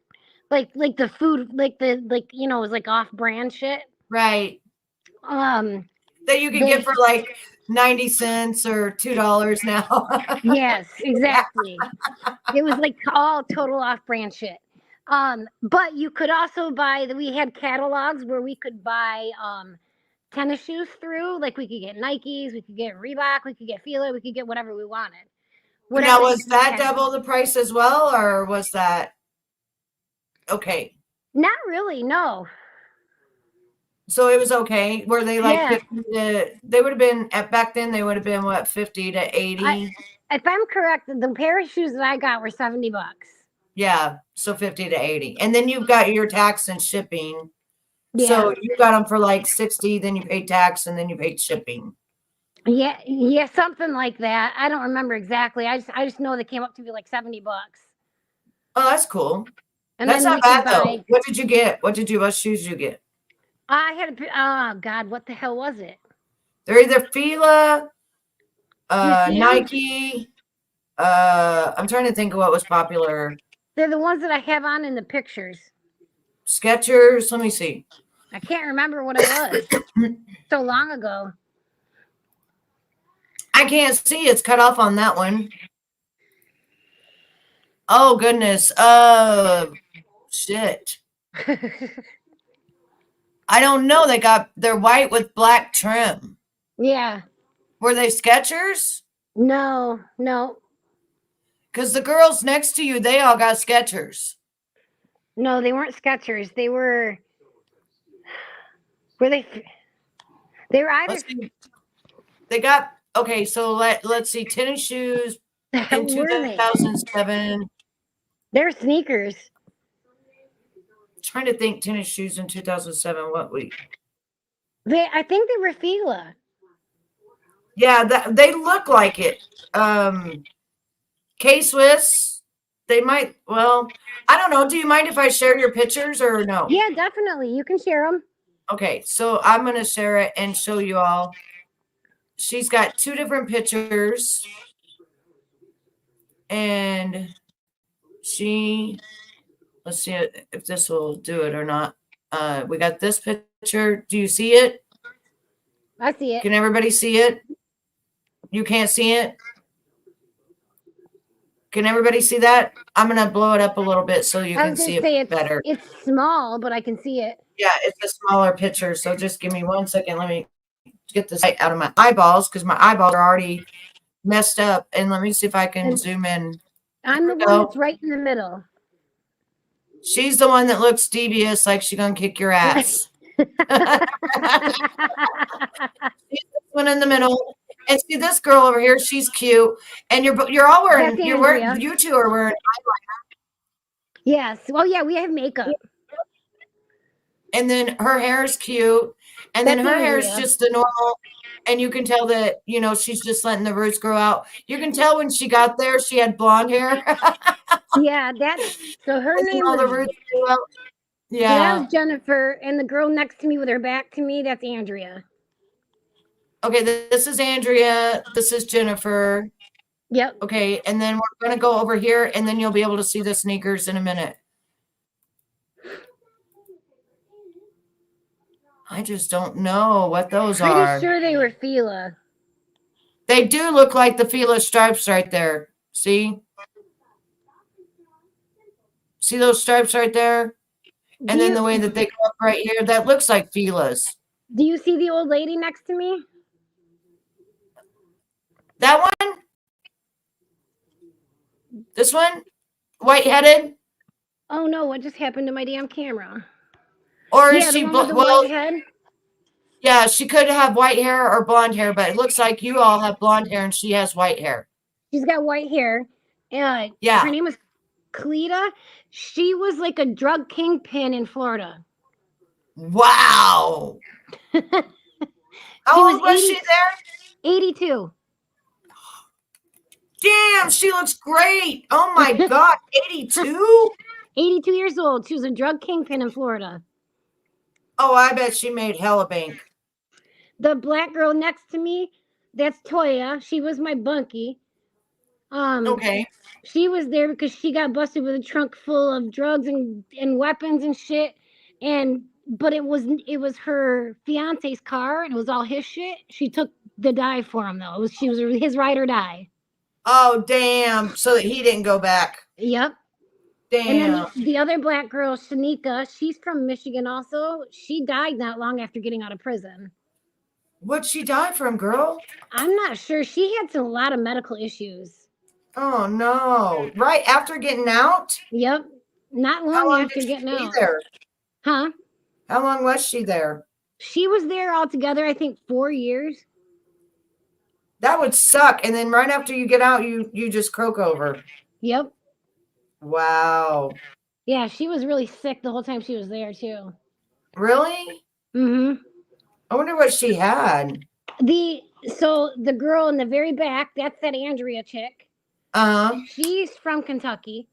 Okay. She got out. That was her second time being there, actually. She Wow. got out because once you was there, she got out. She was still on probation after she got out the first time.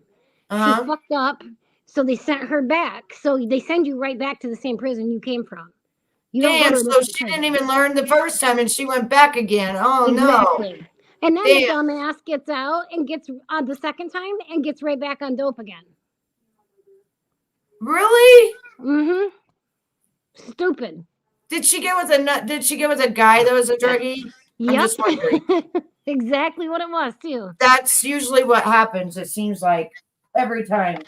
They go right back to the life that they knew and they find a guy that's addicted that will give it to them and boom, they're right back in the mix and then boom, they're right back to jail. Yep.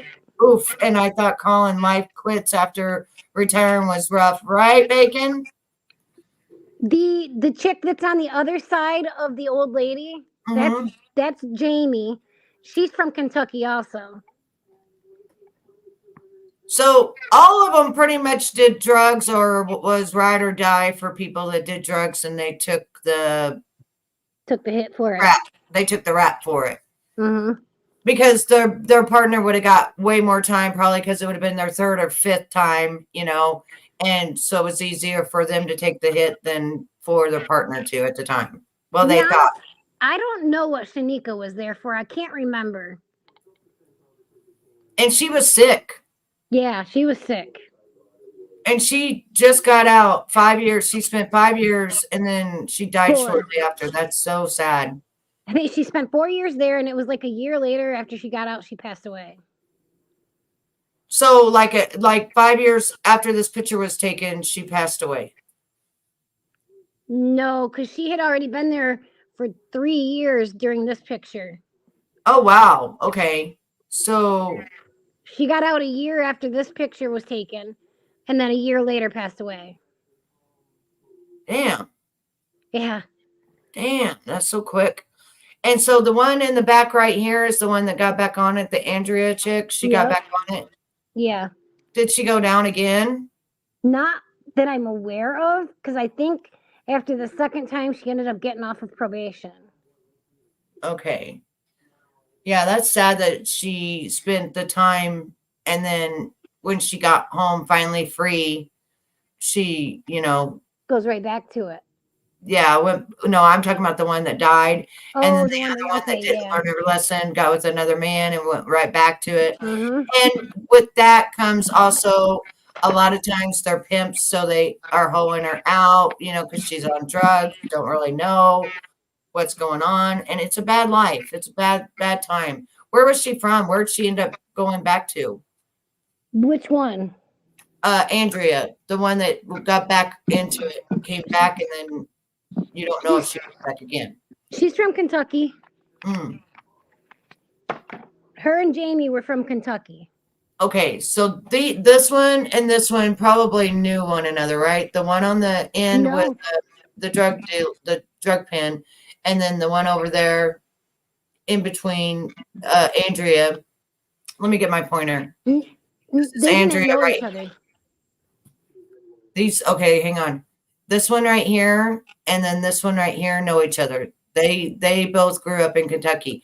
This one right here, she's from Florida, and she was the big cocaine. Just drug kingpin. Yeah, was it cocaine or was it something else? Oh, all kinds of drugs. Oh, any kind of drug? And sold all so kinds of how different long was drugs. she there prior to you Oh, she coming? had All already different kind. been. Anything you need? Yeah, she was one that was there. She was a long time. She was going to be there for a while. I don't know how long she had already been there when I was there, but she was one that was going to be there for a while. So she probably got 20, 30 years because she's still in her 80s right here. You said 83? She was 82 right there. 82? Damn, Yep. she does not look 82. I'm just saying, No, even with the drugs. She didn't enact 82 either. So if She's you like look, 50 years older than all of you. yeah, I was 28 years old right there. 29. I was 29 right there. Yeah, so she's like almost damn shit. She's like 50 years older than all of you. She's probably dead now. Yeah, that was 2011. Oh wait, I was 31 right there. That's right. It was 2011 because I didn't go down right away. Right. Yeah, they take time, and then you got in trouble again, and then that's what put you there. No, it took time. It took 6 months just to get the indictment. Right. And then after going to rehab is when I got in trouble. By getting kicked out. So then kicked out. that messed up your SIS, which means suspended sentence, and then you had to go there because you messed up your and what, you only had a year left of suspended sentence? So I had a year left. So basically what happened is I served the rest of my probation in prison, and when I got out I was off paper. I was clean off paper. I didn't have to Nice. Fully done. Done. And that was nice. I didn't have to be on any more probation or anything. That part was nice. If you look behind us in that picture right there, you can kind of see it's all open. I mean, there's like no fences, no nothing. Yeah, it looks like a track, like where you guys would walk around, and then there's nothing binding all of you in. Yeah. Right. So there is a track right there. We had a track right there. We would actually walk back and forth on it. As where a lot of women would go and walk and exercise. Yeah, and talk. And we also there was like a pavilion right there next to it with a bunch of picnic tables. There was we had a volleyball court, like a volleyball court right there. We also had a basketball court, and we had like a little soccer field type area too. Nice. So at least they gave you some things to do. I love volleyball. I played volleyball all through high school. I did it. I played volleyball when I was there. It was a lot of fun. It is a lot of fun. I loved it in high school. we had little tournaments and everything there. It was a lot. I mean, we did a lot of fun shit there. I'm not gonna lie. It was prison, but it did not even feel like prison. It was basically you're living your life just somewhere else, basically. So you wake up in the morning, you go to your job that you have to do because you're working there, basically. Right. I worked in the garden for the first few months I was there, and then I moved from the garden and worked in the kitchen downstairs. I bet you learned a lot in the garden. Yeah, it sucked because Kentucky was really effing hot at the time that I was there. It was really effing Yes. hot. So Yes. it was miserable. I hated it. That's why I went into the kitchen and Picking the weeds and picking everything. Oh yes, I could just imagine. And I would want to go to the kitchen too. But probably me, I would probably go to the garden because I grew up on a dairy farm. We had the biggest garden you could imagine. So I was already used to it. well, everything that we grew in the garden Was actually what got you ate? it got sent. We sent it out to the homeless kitchen. Oh, okay. Did you eat it as well? Or Nope, everything went to the homeless kitchen. so they didn't even let you guys eat your own food you grew? Nope. That sucks. That would have saved them a lot of money. And then like we had a like in prison they held a bunch of different classes to teach you different things. There was Yes. a crochet class, so everything that got crocheted went like we would do hats and gloves and shit like that. That All would that be stuff. fun. Well, all that stuff we weren't allowed to keep it though. We had to send it out to the homeless the homeless as well. Well, that's nice though. At least they Yeah. were doing it to help other people, and not just, girl, I'm going to have to change this in the middle of our interview because look at it. It's ripping me apart. What's that? This outfit, do you see this red mark right there? I got you on my phone, so I can't see. You're too little. Well, let me show now you. I see. Now I Yeah. see. Let me kind of do this and show you ladies how you do not want to buy this one piece outfit. It Is is that not. that's just from the strap of your shirt? Jeez. This is a bodysuit, $30. Not worth it. It hurts. And if you don't mind, just give me a few seconds to go change out of this and put a comfy, nightie on or Yeah. comfy something because this is very, it's breaking me in two actually is what No, it's you're good. Go doing. take that shit off. Yeah, it's not fun. It doesn't feel fun. You don't want to just whip it off right now, No, I can't do that, but I'll be right back. If you want to entertain them for me, because I got some more questions. I can't see anybody like in chat right now, so Hit the chat button at the bottom. that just shows like the chat that you and I could have in the background. There's another button that you can hit and it'll show the people. We got SDA, we got Gammy, Margaret, Bacon came to see us, Donna. We got quite a few. We got 18 people at 2:00 in the morning. So I see it now. I didn't know that it was like that. Well, hi everybody. Now that I can see you all. How did I get back home? I actually I had to take a bus actually. I took a Greyhound bus back home. They send you away with $30. So they give you $30 and then whatever else you have in your commissary or in your money. And then they also send you away with a bus ticket. So I took a bus back home from prison. A Greyhound bus in my prison grays and everything, my sweats.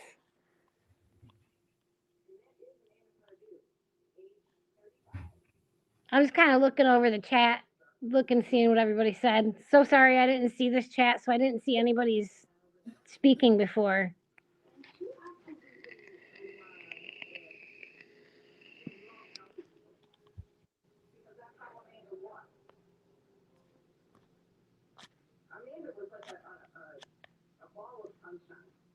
I feel like $1 million. Literally. Feel better? Yeah, I said I feel like $1 million literally. Like, oh my God. I felt like it was cutting my circulation off for real. Like I really, really felt like I was sitting there and it just kept like burning and burning. You know how something too tight? Well, it's not that it's too tight. It's just that's the way it is. And I had that company even reach out to me and be like, hey, would you model for our company? And I wrote them back and said, no, I have one. I don't like it. That's the second time I've worn it. And hey, Tiny, how are you, honey? And I absolutely, I can't stand it. Okay. My next question is, after you would do your work that you had to do for the day, what was the next thing that you did? So the next thing that I did, so I was first shift. So the next thing I did was I would come in and I would get in the shower and clean my dirty ass up. Right. Which is And good. then normally, I mean, there was different things you could do all the time. I mean, I would go to the gym because we had a gym there. I would do that. I had I actually took the crochet class because I had never taken one before. I didn't know how to do it, so I thought it was kind of fun to do. So I Crocheting did is that. fun. Yes. And it's something to do in the pastime too. You It did. know, I bet and it did. I bet it. Yeah. you have a lot of time to spend there. Yeah, exactly. My you just- grandmother taught me, and I still love it. I was thinking of buying some stuff not too long ago and just making some things for my grandbabies just so that they would have it, because I love to crochet and I haven't done it in so many years. Oh my gosh, I haven't done it since I was 15. yeah, I'd have to reteach myself how to do it. it's not bad. I kind of liked it actually. So okay, it's kind of one of those things where you got to try and just find different ways to keep yourself busy. In all honesty, Because you're bored. You can get because bored real easy. you can get really bored really easy. Yes, And the I mean- time can go by so slow when you're bored. Yep, exactly. I mean, I had girls there that I would hang out with. I had we had certain shows that we would watch on certain days because they had a TV. Each floor had 2 different TV rooms. So we could, and each TV room had 3 different TVs in it. So Nice. in order to watch it, you had to have headphones, like a headset. Yeah, like a headset. Yep. So we would get together and watch our shows that we would watch and shit. Go to dinner, go outside and do shit outside. I mean, Now, you just gotta that's kind of another keep yourself question. busy. What was the food like there? Because everybody says the food is horrible in prison. Oh, it was great. The food there was absolutely amazing. I gained weight. I got So fat. is it because the cooks were good? The cooks were good? I mean, so Like they could cook? the cooks were us. We had to cook, you know. And we had great food that they cooked every time. I mean, we had amazing food there and tons of it too. Wow. Yeah, it was really good. And so you was able to eat plentiful, like you actually got good servings to eat. Oh God, yes, definitely. And it wasn't slop. It wasn't just like slop on a plate. No, You no, know, not no. bologna sandwich with green bologna. Oh fuck no, no. Ugh. If there was a day that you didn't like what they were having, they also would offer peanut butter sandwiches and shit too, you know. Yeah. Or you can have your own shit too in your locker and whatnot that you buy off commissary as well. So Right. I mean, I learned how to make certain things in prison that you would never make food. normally. Yeah, they call that the prison food. I watch, believe it or Yeah. not, I watch a lot of prison, like people that been to prison. And I watch like how they made their food and sometimes they are so talented on the stuff that they do and they can do because they got a lot of time to figure it out. You know, like, one of the funkiest things that I was taught how to make, which we have a prison cookbook, is what it is out of, is the fried noodles. So you would take ramen noodles and you would put them in the microwave dry, put them on a paper towel dry in the microwave, and I can't remember for how long, but you gotta like kind of get them a little brown. yeah, a little brown. Yeah, like to fry them. And then what you would do is you'd take them out, put them in a bowl, and then you would take Dr. Pepper or Coca-Cola and you would pour some of that in it. And then you would put it back in the microwave and cook it up until it's not juicy anymore, basically. And then you could mix some chicken in with it. You could put some onions in there. You could do whatever you want.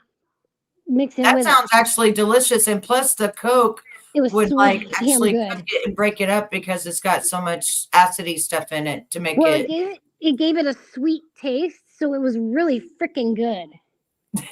I heard that people make all kinds of different dishes with those Roman noodles. Oh, God, and I've yes. watched the shows on it. Yeah. They also would make this we would make this thing called a potato log, where you would Mhm. take a bag of potato chips or a couple bags of potato chips, crush them all up, and then you stick some water in there to kind of make it like all like so you A can paste, mold it. like a mold. Yeah, molding it. Like, Yeah. yeah, where you could mold it. Yep. And then you flatten it all out, and then you slice the bag open, and so it's all flattened and lay in there flat. You slice the bag open, but keep it in the bag. You got Uh-huh. to have it just kind of like open so that you can put stuff in it. Like we would put like little sausages in it and like onions, all different kinds of shit. And then you would roll it up. So make And it you, like a bread for you. yeah, well, like a log. Yeah, like a log, like, but that was like your bread. That was like your base, and then you put anything you wanted, and then you roll it all up. And then roll it up. Yep. And then That sounds good. they would put it back in the microwave after that for a little bit, or just leave it how it was. And then you could, eat it like that, or you could eat it with other stuff. There That's, was girls in there that made freaking those strawberry frosty the cookies that have the strawberry frosting in the middle and just the wafers on the outside. yes, yes, I love those. So they would take a whole bag of those cookies, and they would take the strawberry frosting out of the middle of every one of the cookies and mix it up somehow to make it into just like a whipped frosting. Uh-huh. And then they would make a cake out of other things. I mean, they could take Oreo cookies and make a cake out of them. See, that's the next thing I was going to ask you, if you ever made the cakes that were, the homemade cakes with the icing and stuff. I was going to ask you, but you told me Yes. that was one of my questions. They could make cheesecake and regular cake. Ooh, I would have been a cheesecake fanatic. You'd be amazed at the shit that these people can make in prison. That's what I'm saying. Out of nothing, out of like hardly anything. Hey, Punky Licious, how are you? Yep, out of hardly anything at all. Thank you, Punky. Thank you. I appreciate it. I went to the hair salon. They ripped my hair, so I'm going to fix it. But I cut my own hair, and I absolutely, I love it. I love it. It's fun. It's cute. And thank you for liking it. It is cute. All of this, I'm gonna fix all of this. But I gotta wait for the Chrome to come in. And like I said, I gotta get a developer, but you have to wait for it to come in. I feel better. I feel better than all that hair just laying down on me. But you want to know the real reason I cut it off? I just had that gallbladder surgery. Remember, I think it was like 4 or 5 days. And I just, I wasn't able to wash my hair. And I don't think Steven was here. And so I put it in a ponytail, made it like a beard. And I just went whack right above like the rubber band. So it did it to about here. But I ended up here because I had to keep cutting it until I finally got it even in the back. Because it kept wanting to do like a V, like it does a V shape. And so I kept grabbing it around going, now you're going to stop it. And then I, cut it like that. Dude. Pin, what do you call that? Pin cutting, like, and that way that it looks kind of not just straight, but, right, like this. It's called a pin cut. And I just did that all the way around. And I'd keep looking at it going, damn it, you hair. And I'd grab it where it was. And I'd bring it around and I'd go whack, whack, whack. And then I'd put it back and I'd be like, that took me like an hour to get it all straight all the way around. But I would rather me cut my hair than go to a salon and let this happen. I went to a new salon, but it was one of those schools. And the girl, she's supposed to graduate in 2 months. How? Look at me. And over here, my hair is still bled through. She dropped that red on me. It's supposed to be red, but it looks like it's brown. And look at that. It's on my scalp still. She didn't even wash my hair after she was done. But this right here, you can see where it's literally on my scalp right there.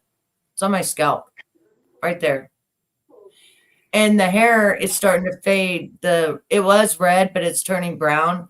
And she put it, look at this, all the way down. It was like she just dripped it all the way down. Right here's another piece.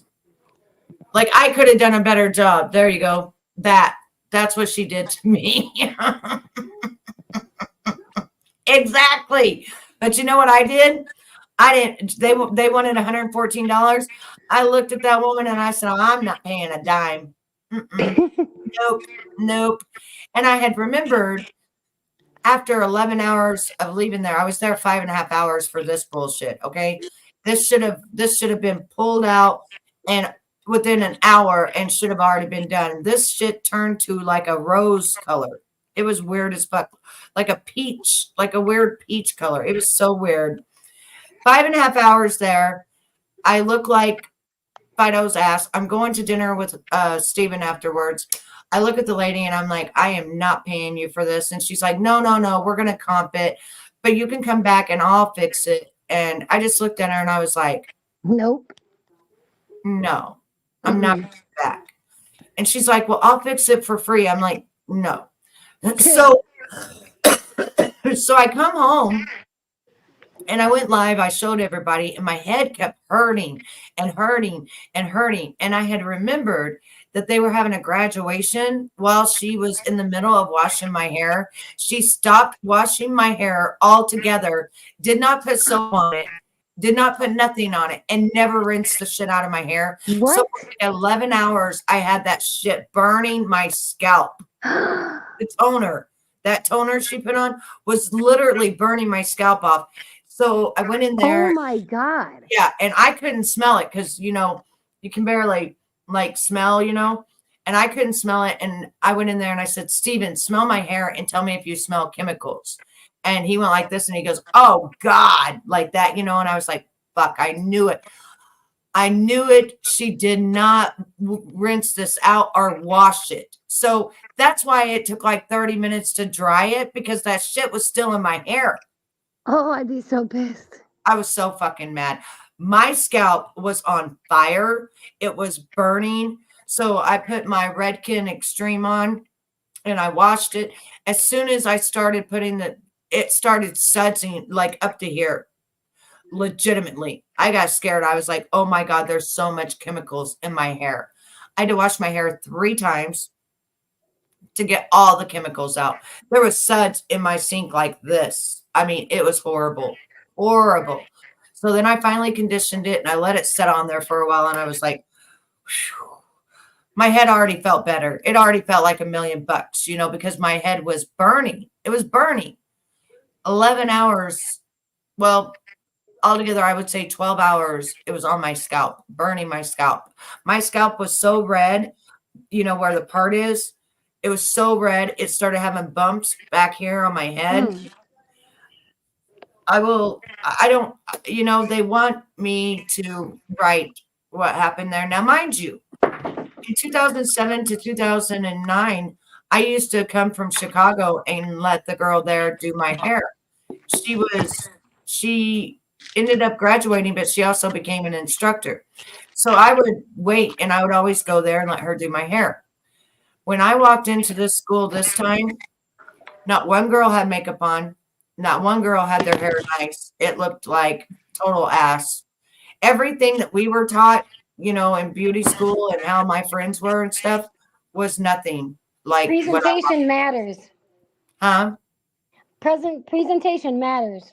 It matters. None of them had makeup on. Every one of them was wearing blue jeans and a t-shirt, which that used to be a big no-no, like a big no-no. Usually they could only wear that on like a Friday, like a pair of blue jeans and a nice shirt.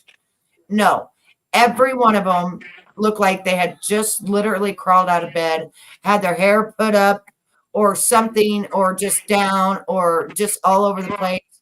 Some of them had the craziest colors because, of course, you're a school. But it wasn't like when I walked in before where they had their makeup on, cute clothes. They were presentable to do your hair. That's like the whole thing.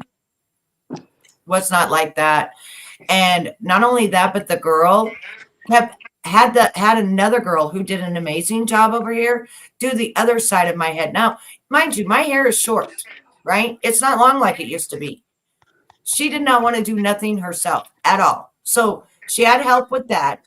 Then when it was time to blow dry my hair, she looked at another girl and goes, hey, can you help me blow dry? And the girl was like, yeah. And I was like, no, just give it to me. I'll blow dry it myself. Because at this point, I'm pissed. Because as she was blow drying, I was seeing all of the shit she had done to me, right? I was seeing all the colors. I was pissed off. I was trying to be nice, but 5.5 hours and I looked like this. You're like, bitch, what did you do to me? Yeah, yeah. And I was just pissed. So I'm sitting here and I'm blow drying my hair. I'm wondering why the hell it's not blow drying at all. Like it's just wet and it just will not take. And that's because of the fact it did not get shampooed and conditioned. It still had all the solution on it. Yeah, that's absolutely ridiculous. So finally, I'm sitting there and blow drying it by myself. She's standing there. Another woman comes over and she says, "Is that your blow dryer and your brush?" And I'm like, "No."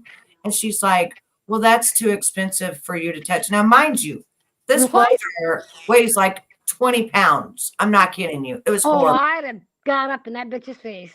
It's horrible. And I just looked at her and I said, "Well, maybe if you had an actual technician that wants to blow dry your hair and not ask everybody else to help her do everything, maybe I wouldn't be here blow drying my own hair." No lie, I would have told her to fuck off. So she looks over at the girl that's supposed to be doing my hair and she says to her, she says, "You need to blow dry her hair." Immediately, she asked another girl to come over and help her. So actually, she didn't even end up doing it anyway. It was actually the woman that was the teacher, and she could barely get my hair dry. Why did she not notice that the shit was still in my hair by the texture of my hair and it not drying? Why did she not notice that? She's an idiot. I didn't notice it because I didn't notice it, right? But she was blow drying my hair and look at these spots all through my hair. It's pitiful. I wanted a money piece, but now I wish I would have never asked for a money piece because this money piece looks like trash. Yes, Victoria, I'm telling them. What do you mean? What's a money piece? It's where it's where you have like two sides and it just frames your face. And it's just one thick thing on each side. It's called a money piece because it like frames your face. Well, you see my money piece? Where is she didn't cut it right. No, I cut my own hair. No, look, she didn't dye it right. Look, there's no money piece. Yeah. There's only major money piece right here. This shouldn't even have been there, right? A money piece is only this. And then it should have been another one. And that's it. You didn't have to pay him anything, did you? No, I told him, hell no, I wasn't paying nothing. Okay. And she said, no, we're going to comp it. And I was like, yeah, we're going to comp it. Because damn right you are. I was like, I'm not. And it was supposed to be $114 plus the tip. I was like, I'm not paying a damn dime. I'm sorry. But this is the worst I've ever had my hair, except the time that the woman burnt me. You know, she did a perm and she fried my hair and I had to cut it off that short. Man. All the way around, from hair down to here, all the way around that short. I have pictures of my hair that short. I bet you were crying, weren't you? I did cry. I bawled my eyes out. I cried because she burnt. She didn't just burn my hair. You know how like the bleach will make it spaghetti? Yeah. This was back in the day, back when I was 24. So this was back in 2001, 2002. It makes it feel elastic. Huh? It makes it feel like it's elastic. Oh, girl. And then it breaks right off. I went in with virgin hair, right? And it was about down to here. Beautiful, long, black, virgin hair. And I wanted a spiral perm. By the time she was done, I had this much left of my hair that was actually hair. She had melted. There was no curl. It was all straight and melted all the way down. And I had no choice but to cut it off 2 inches all the way here, all the way around, all the way back, all on my sides, 2 inches all the way around. I cried and cried and cried. I thought my husband was going to divorce me. I would get embarrassed when I went somewhere because like that look just does not look good on me. I was pregnant with my daughter. No, this was 2000 because I was pregnant with my daughter. And when I gave birth to my daughter, it was down to here. I had to go pregnant and look like that. Yeah, it was awful. Awful, awful, awful. So I'm very particular about my hair. And the night before I went live, and I think you came in and I said, I'm scared. And everybody was like, what are you nervous about? And I was like, my hair. I'm nervous that they're going to mess my hair up. And then I was like, but it's just hair. It'll be all right. You know, like it'll be fine. And yeah, so they messed it up, exactly what my fear was. And I'm still wearing it proud because why not? Why not? You know, once they get my toner in that I'm going to get, and then I get the developer, if they don't get the other developer in, and I just go buy another, violet developer, then I'm going to buy all this stuff. Like I told you, the mixer to mix the actual powder the way that it's supposed to be. I will pull this out to a platinum. It will be white by the time I'm done. And then I'm putting the chrome on it, which is going to turn it silver. It's going to look like the chrome, the chrome on your wheels. Mm-hmm. And then it's going to be the brown. So what's going to happen is I'm going to put a rubber cap on, and then I'm going to pull it all through. And then I'm going to put the solution on because I don't want to do the sections and I don't want to do the painting. I'm going to do it the old-fashioned way when I used to give myself a frost years and years ago. And now that I got the blonde solution, it will pull this out, and even all of this. It will go 9 levels. And I've watched all the stuff on it and stuff of how to do it and what to mix it with and stuff. That's why I said I'm buying a special tool that's like $32. But think about this, on everything I'm buying, like this right here, until all my hair grows out, look how much stuff I have until I get my actual normal color. This is full up to here. What is that? This is the powder, the highlighter. Oh, okay. And this is made by Blonde Solutions. And it comes out, and they got little beads in them. That is the blue and the purple.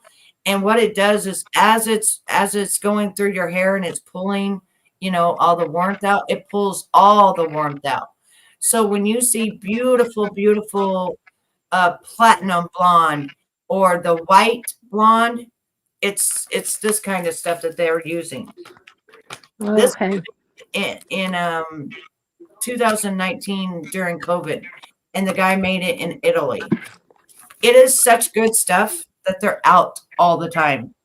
The other day, I went and checked their website, and they happened to have the chrome in. So the chrome is the toner I needed. Before that, I bought, and now the toner comes about this big. The good thing about it is you don't have to put a developer in it. Everything's already in it. But it only lasts 3 to 4 washes. But see, the bottle's like this big. I'm going to be able to use it, twice a month. Keep that silver, real pretty. Just keep it on there real pretty. Mm-hmm. Until my natural grows out. And once my natural grows out, then we're done with all of this. We won't be, because I really want to embrace the beautiful silver and blacks that I have. Do you know that model and makeup artist named Nicole something? You ever seen her? No. She started let me see if I can find her. She started embracing her silver about 2 years ago. She's the same exact age as me. And girl, it is so absolutely beautiful that I'm just like, this is what I want, this is what I want. How do I get it? That's what my sister-in-law. So I'm going to pull her up, and I'm going to show you what she looks like. That's what my sister-in-law decided to do. To embrace the gray. It's so refreshing too. It's so refreshing. It feels amazing. Like for real. I want just my natural, because it's my natural as I can see it the way that it is right now. It works. It's going to be like this woman that I'm going to show you. It's going to look like hers. if I can find her. It's going to take me a minute. Because right now I'm blind and I can't see nothing. I poked myself in the eye, right straight in the eye. There it is. Her name is Nicole Johnson. She is what do you call it? A model. She's 49, the same exact age as me, but she's a model and she's a what else do you call it? Hang on. A model, and she also is now making makeup herself. So So makeup let artist. me, yeah, now she's been a makeup artist for quite some time. So it's fun because she teaches you all these new tricks that you can do. And let me show you what she looks like. I love her hair, and I know mine will look like this. What's happening? We're Look at starting that. off with skincare first today. Do you then we'll see go it? into a little makeup, and then we'll go into styling, which Yeah, Can you see her? The whole she's video got beautiful hair. today. I'm going to Isn't it pick out gorgeous? the products that I Yeah. wanted to show you today. And the way that mine is New growing out and products. stuff, like the name sides my are so Element white and electrolyte everything. drink. It's I very know delicious, that that's salty, and exactly this is what I've been I don't using know for a year why now. it's not Discovered them working on the last October sound. when I was on my way to You Napa. can't hear it, And can I you? bought this at Whole Foods. Yeah, I can hear This is just a little 32 ounce. I can't hear it. I hear it. I can hear it. Whatever, tumbler. And I found on Amazon those I wonder ice if it's- trays, the silicone ice trays. hang So you on. have it's number 1, number 2, Let number me 3. So you see what have my 3 sound different What? thing sizes, is. and it keeps it cold so long. She's the one that And put what's on really nice is that if you the did Chanel. normal ice, you can't put the cylinder, so Okay, you can so- have your straw go down. Hang on, straight I into finally Those got it chips are on. cup. I have. Yeah, she's been a model for about 20 years, and now she's been a makeup artist for about 10 or 15. She makes her own makeup, but it's so expensive. Huh? Look at where you got it frozen. It just looks funny. I know, right? It's horrible. I'm sorry. No, But I have this in the morning. Like I'll do that it at is night. what my So in the hair morning is when I going come to in to brush my eventually teeth look and like. everything, I have Yeah, that's right Now, away when I do it hydration, myself, magnesium. when I Like, do this it, is that's why I like the call it whole- chrome. See how it's this chrome? whole routine The white chrome. as I'm aging. That's what So it's we're going to going look like to. when I I'm finished. received And then my this normal product is from this that. company. So I'm I think so it's excited. pronounced Tour. I think it's and cute. it's a definitive enzyme cleanser. But what's really interesting about Her this, name I is thought the packaging was really beautiful. It's very different. Nicole. And- I think it's Nicole. Something like that. But isn't her hair just, that's what I wanted to show you. It's just so pretty. And when she lets it down, she'll do those big blows. And then look at this. Let's see if I can show you. Use it crossbody. See? which are- See how she does the blowout? She'll do the rollers and then she'll just spray. She's got beautiful hair. Doesn't she? So what Yeah. she did was she cut it off about 2 to 4 inches all the way around, and she let it all grow out. That's what she did to get her all natural color. Yeah. That's gorgeous. Thank you, Margaret. Thank you, baby. I appreciate that. I mean, it's not easy when you're 49. You know, you're like looking at yourself in the mirror going, damn, what's creeping up on me today? You know? What's gonna sag next? Yeah, what's sagging? You know, I'm actually really surprised that, like, you know how your jaws are the first to kind of go, and I've been using I that don't got thing that that I issue. showed you. Huh? I don't have that issue, thank God. You're lucky. I'm gonna be the one with jaws right there. They're just going to come down. I know it. So I've been using this. Oh, my husband's got to fix this drawer. This desk is the 1970s desk. It's beautiful, wonderful, but so I use this every day. And that's the first thing I do when I wake up. I wash my face and then I'll come in here and I'll wake my face up. And actually it does wonders. Like it does wonders. And I'm lucky. I only have right here, I only have a wrinkle above like both eyes and then one straight wrinkle right across my forehead. And then 2 right here is the Those wrinkle. are your 11s. Yeah, so far that's all I've gotten, and I'm making them go away. So I just sent you an email. Okay, hang on. My husband's got to fix that drawer. I'm gonna ruin myself with that. I'm showing you. But I how want now- that hair so bad. Okay, let me see. That's how I look now. No, I don't see you. You I don't. You didn't don't get. got it. No, I didn't get the email. Let me look. Hold on. Hang on, I got it. I got it now. I got it now. I got Okay. it. I got it. I got it. Okay, let me see. That's me and my scrubs What's for wrong? work. You're beautiful. What's wrong with you? You got beautiful red hair. Look at your eyelashes. I'm jealous as hell. Those are my real eyelashes. Oh, I know. And I'm jealous. Thank Look at you. You look great. you, honey. I love it. You look great. Yeah, if you was to get some of that blonde stuff that I told you to put in your eyebrows, Yeah, you see my it would eyebrows? really, huh? So my eyebrows, I have to color them in because you can't see them. They're so light. Yeah, that's what I'm saying. But if you got the one that like I have with, and it comes with the brush and stuff, I think I gave like $10 for the whole thing, you know? What is it exactly? It is, hang on just one second. Let me get the child out of my lap. Here, get down, baby. I found it one day because I was looking for something for my eyebrows, and my eyebrows are difficult to make the stuff come out, you know, make my eyebrows like look pretty and stuff. I Mhm. always have a horrible time trying to do that. So I bought this. It's called Levon. It's called Levon, and I got it. Can you see it? Kind of. What is all of that? Is it like a bunch of brushes?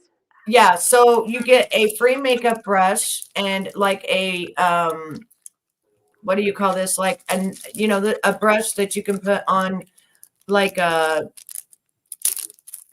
I'm trying to think of the word. The primer. Your primer, not your Oh, primer, okay. but your You highlight? what's your not your highlight. The next one. Bronzer? No, concealer. Oh, So concealer. Okay. yeah, so you can put your concealer on, but I personally like to put my concealer on with my finger. So do I. And I do not like to use cakey concealer anymore. I've actually started using this eye bright corrector. Let me show you. And I'll tell you why I don't like it. Because if you look at your picture, you'll see how all that concealer or that makeup will bring out all of your wrinkles that you didn't even know you have. This right here, and I'm sorry for my mishap here because everything that I bought that's new, I've been putting in this box until I get my makeup bag that I bought. So everything is a mess. Okay, now what was I doing? Your concealer. Yeah, my new concealer. What did I do? What did I do with you being in here?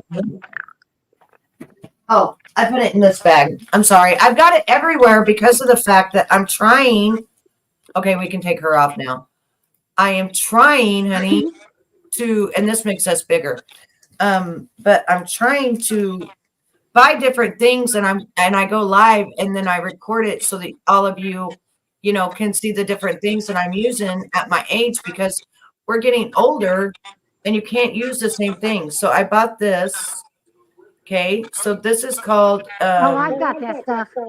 yeah, Instant Awake. I just tried this for the first time, and I like Catrice products. I think that they're really good. And actually, I used it for the first time today, and girl, even though everything's happened to my eyes, I love it. Like, I love it. It actually, like, it seems like it fills in, the little, like, see that right there? It seems like it fills in the wrinkles instead of like brings them out. Yeah.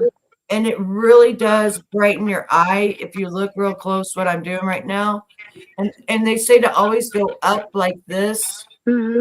because that way it brings it up, and my eyes so sore right now. But look at this, how it automatically, look at that. Total difference. It's not creasing like that makeup does to us because I'll tell you something, girl. I was looking at myself, starting to put makeup on because I hadn't worn makeup in years. So I pretty much threw away all my makeup because of the fact that it was all old. So I'm starting all over, and I started looking at different channels to see like what, like that woman older, she, How does she do her makeup? What does she do? Now this eye right here is kind of a contraption because it had mascara in it right there, and I can't get the mascara off until I go wash it, actually wash it. But I just want to show you the difference. What did you think when you used this? I loved it because, I mean, just like you're talking about, I was having an issue, like, because as you get older, your pores get bigger too. So, like, everything just accentuates that shit. So Yes. it gets, the powder and the concealer gets in it and it just shows it. And it's like, man, do I wipe this shit off or do I just, like, what do I do? That's the problem I was having last week. I was like, so I hadn't worn makeup for a while. And I went to put my makeup on and I could not believe that I can't see those lines. But as soon as I put that makeup on, I could see every little crease and cranny and Yeah. everything, new things that I'd never seen in my life. And I was like, what is going on? Well, you know What what's happened? fucked up too is that primer is supposed to fill those lines and pores in so that when you put concealer on, it works and it doesn't show it. But the thing is it's not even fucking helping. The primer ain't even helping. It's not helping with me either, girl. It's not helping with me either. So Have I you haven't ever used this seen? brush yet, but they say it's a good brush. Okay, so Have you this ever? comes in your little package. Have you Now ever seen the airbrush stuff? I tried the airbrush stuff a long time ago when I bought it, and you have I to buy hated the it. machine for like $150. I did Yep. all that. I didn't like the airbrush I one. hated it. Yeah. I gave So it away. I this couldn't is do my it. color. My color is like a dark brown. Okay. And as you can see, I've used it a couple of times, but not that much. And even though it comes in a small thing, a little bit goes a long ass way. What is So it? A powder? Is it a gel? Is no, it a pomade? it's like a creamy base. It's like creamy. And that's for your eyebrows? It's for my eyebrows, and I also use it when now I can pencil in all that tattooed eyeliner. I can pencil it in with concealer, take all of that eyeliner off, and then I can just put little things on the side of the brown, right there, a little bit right there on each side, and open my eyes up because this damn tattooed eyeliner, girl, is driving me insane because it's not what I wear anymore, and it's under my eyes makes me look old and washed out, and it's under this eye. And I just found concealer the other day that you got to sit there and just every little thing to make it go away, but it works. It works. And I made a video today about not tattooing your eyeliner on because it just, you don't think about it until, you know, 20 years down the road and you still got this eyeliner on, and it's not even what you're used to wearing, and it doesn't suit me at all. Right. I don't even I always thought about doing the makeup tattooing, but then I thought to myself, well, I may not like it later on in life, so no, I'm not going to do it. Then I me chicken out. I thought for sure I would be okay, and I thought for sure I'm always going to wear my eyeliner like this, always. No. No, Is that the because if only? I wore my eyeliner like this, where it's black and then black, I'm going to decrease my eyes like Yep. this instead of opening them up. So every year I've noticed my eyes are decreasing, decreasing, decreasing. And I found that concealer pen. I've been using it. I love it. I might get a better one because this one's a wood one. And you know how sometimes when you sharpen it, you'll get that wood. Poked my Yeah. eyeball. I poked my eyeball. Okay, back to this because I got ADHD. This is this I love. Do you see how pointed this is and thin? Yeah. Okay, and you see how it's got those brush strokes? Is that your brush for your eyeshadow or your eyebrows? Yes. Okay. So then you just dab it in there at the side, not at, you only use the top of it like this, if you're going to do eyeliner. But if you're going to do your eyebrows, dab it at the side like this, and then go up like this at the side, and then pull them up like this. And a little bit goes a long way. And you just keep pulling it up all the way. And you do the other side and you pull it up, pull it up, pull it up, pull it up. All on the side of it, not on the tip of it. Because if you use the tip of it, you're not going to have control and you're going to have too much. So I learned by myself, no one taught me, to pull it up and do it on the side. And you see it. See, it's just, I don't have nothing on there right now, but you see how to pull it. Yeah. And it makes those strokes like your actual eyebrows. I think I gave. Your glasses are cute. Oh, thank you, baby. They're Michael Kors. I like them. Actually spent a ton on these. These were $500 for the frame. That's how much I paid for my Kate Spades. Yes, they're expensive. But you know what, girl? They're worth it. Because, I mean, well, what the hell got on this? But, you know, Michael Kors is worth it. You know what I mean? Like, they're worth it. My Kate Spades that I bought, paid about it was $450 for them about, and the damn things broke 2 months later. No. I was pissed. Damn. Did they fix them? So they fixed them, but I had to pay $80 for them to fix them. Then, to top it off, a month after that, the same fucking thing broke again. Oh my goodness. So I will never buy Kate Spades again. And that's sad because you know what happened to her, right? Yeah, I do. And you know why, right? No. Okay, so you know the next day after everybody saw her husband come out with a rat head on? Do you remember that? So the next day he comes out in public because he had to, because you know they're owned, and it was a mouse, you know, mask. What the hell? Letting them know that she was a rat.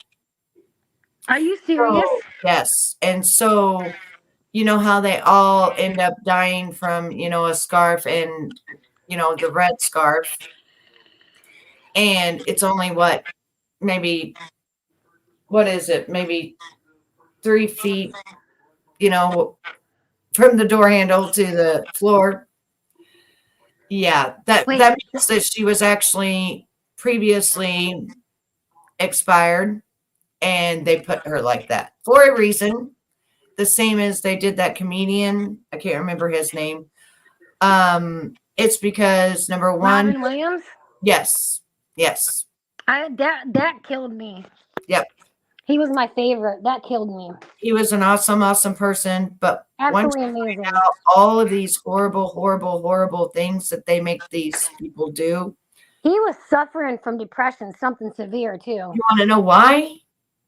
Because of what they make them do. They can't live with themselves, babe. Right. They even see that the money's not worth it and they can't get out. Yep. There's only one way out. That's it. It's sad. And that's the way you go out. Did you see?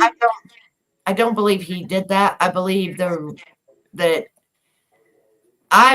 that he was done with it. He was trying to get out, if you know what I mean. Yeah. And they did away with him because it's the same technique.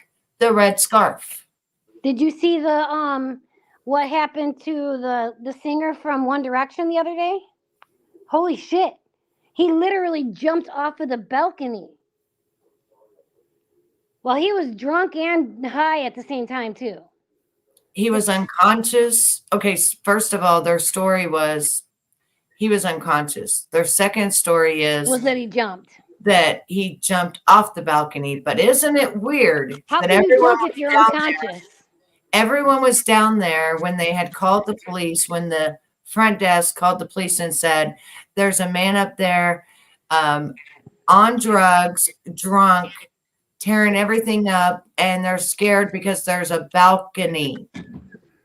Now, first clue, everybody's down there, including the emergency department and stuff, and supposedly he falls, he throws himself off of the balcony, but no one caught it on camera at all. No one. No one. He did fall. That did happen, but it wasn't by himself. And like they said that the night before, 2 women was in his room for all night long. So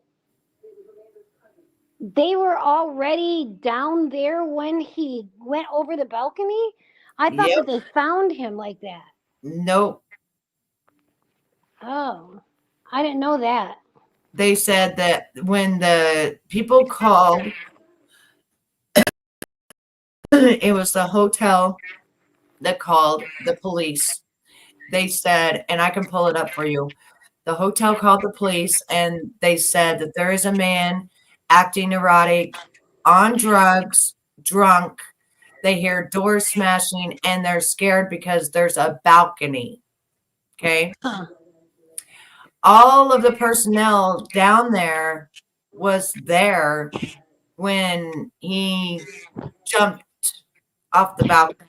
Now, I want to say over here in the private chat, what happened?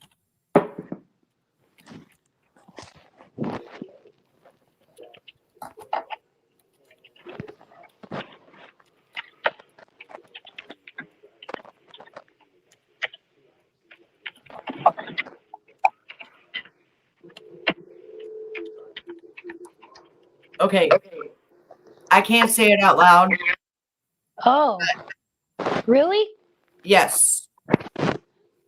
Because that's where he is right now. It is? Well, he's over in that area and he was afraid of him and he went to the concert of his friend of One Direction. He went to the concert and they had been in a fight and he went to make things right. And I believe somebody didn't want somebody to tell on what was going on. So even if you look at the hotel room, it's all set up. Nobody takes and smokes heroin off of this big of foil. No one. No one. The Huh. way that they had it all spread around is not how anyone would do it if they were just even doing it, if Well, you know what I mean. So the thing is, he now that may I believe that you like that was all set up and shit, but he was addicted to drugs though. He was, Yeah, he was definitely a drug addict and he was an alcoholic. but not the kind that was found. Yeah. But he was addicted. Almost all of them are, babe. The things that like Oh, I if know. they got to pay to get to the parties, 150,000. Sometimes when they go there, they got to eat shit and drink piss. Fuck that. That's not worth it. That's disgusting. And then not only that, then they got to do the ritual. What's that? Well, that has to do with animals, Oh my god. little ones. You talking about certain parties? They all have to attend different ones but they have to go. Man, screw that. It's not worth it. Because once you sign your name on the dotted line to be owned by them, you're owned by them. So a lot of people You're say, well, selling- why do they get on heroin? Why do they get, so effed up all the time? They have everything. Well, could you live with yourself if you was being videotaped and you had to do all this? Could you actually live with yourself? They're selling themselves to the devil, basically. They are 100%. But again, could you live with yourself if you was doing all those things that supposedly they say you have to do in order to get the power that you need to go further? No. But really they're just blackmailing you so they control you more. I couldn't do it. Not only that, but you have to be with the same sex. And not only that, but you have to have major orgies. Major. Like, yeah. That's why I said it's not worth it. No, and they don't know it sometimes until after they sign that contract.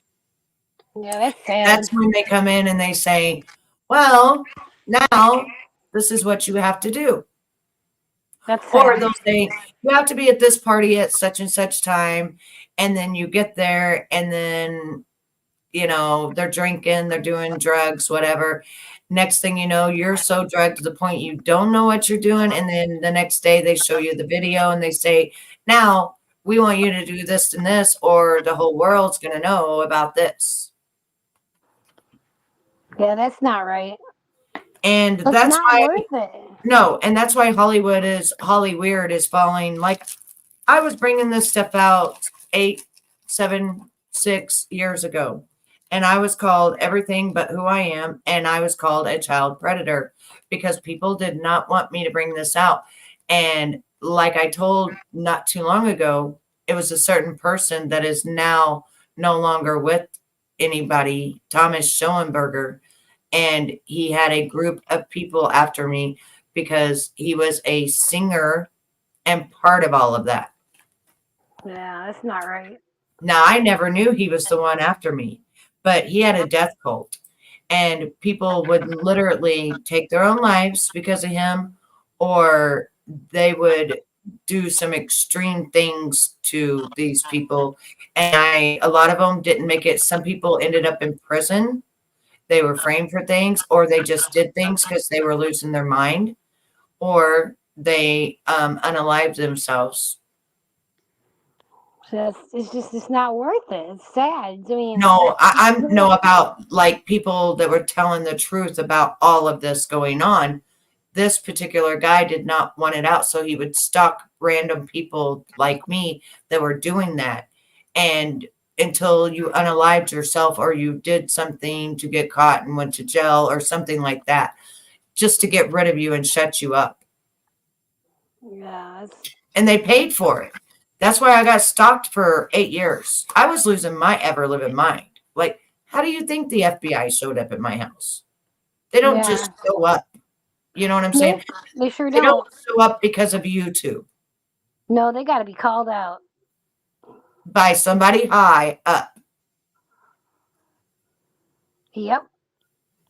Once that happened, you know what I stopped doing? I stopped investigating and reporting.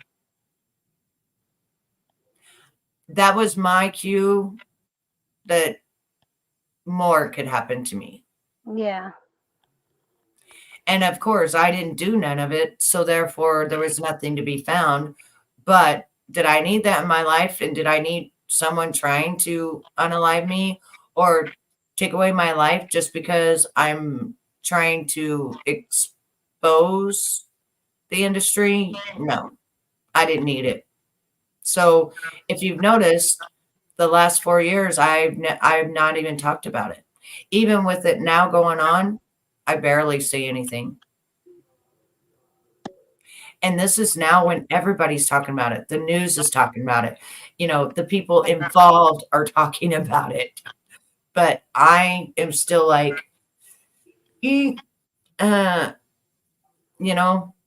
I like my life the way that it is, and I don't want unfamiliar people knocking on my door, just because I've put something out there that I shouldn't have or that they didn't want me to, type of shit. Now on Rumble, they can't silence you. So I found the Hollydell. The Hollydell is the same place that John Lennon's wife, Chrissy Teigen, tweeted, "We're going to the Hollydell to eat 5-year-old cheese pizza and drink adrenochrome."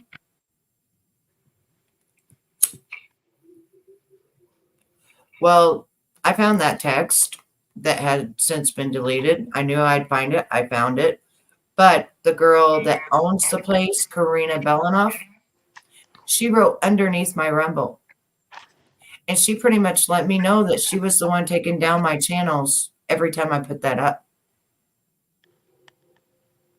And she goes, "I don't mind you having it here because, see, she can't take it off Rumble." And she was like, "Actually, this would be a great discussion for you and I." I never, ever even commented back because that's not a great discussion. That woman eats people, and no thank you.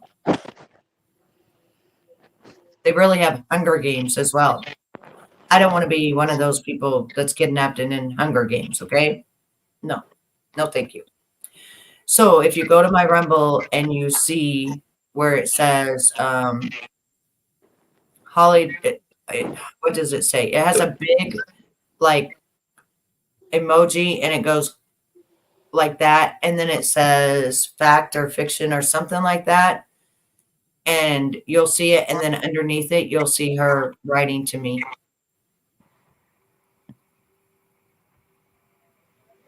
Yeah.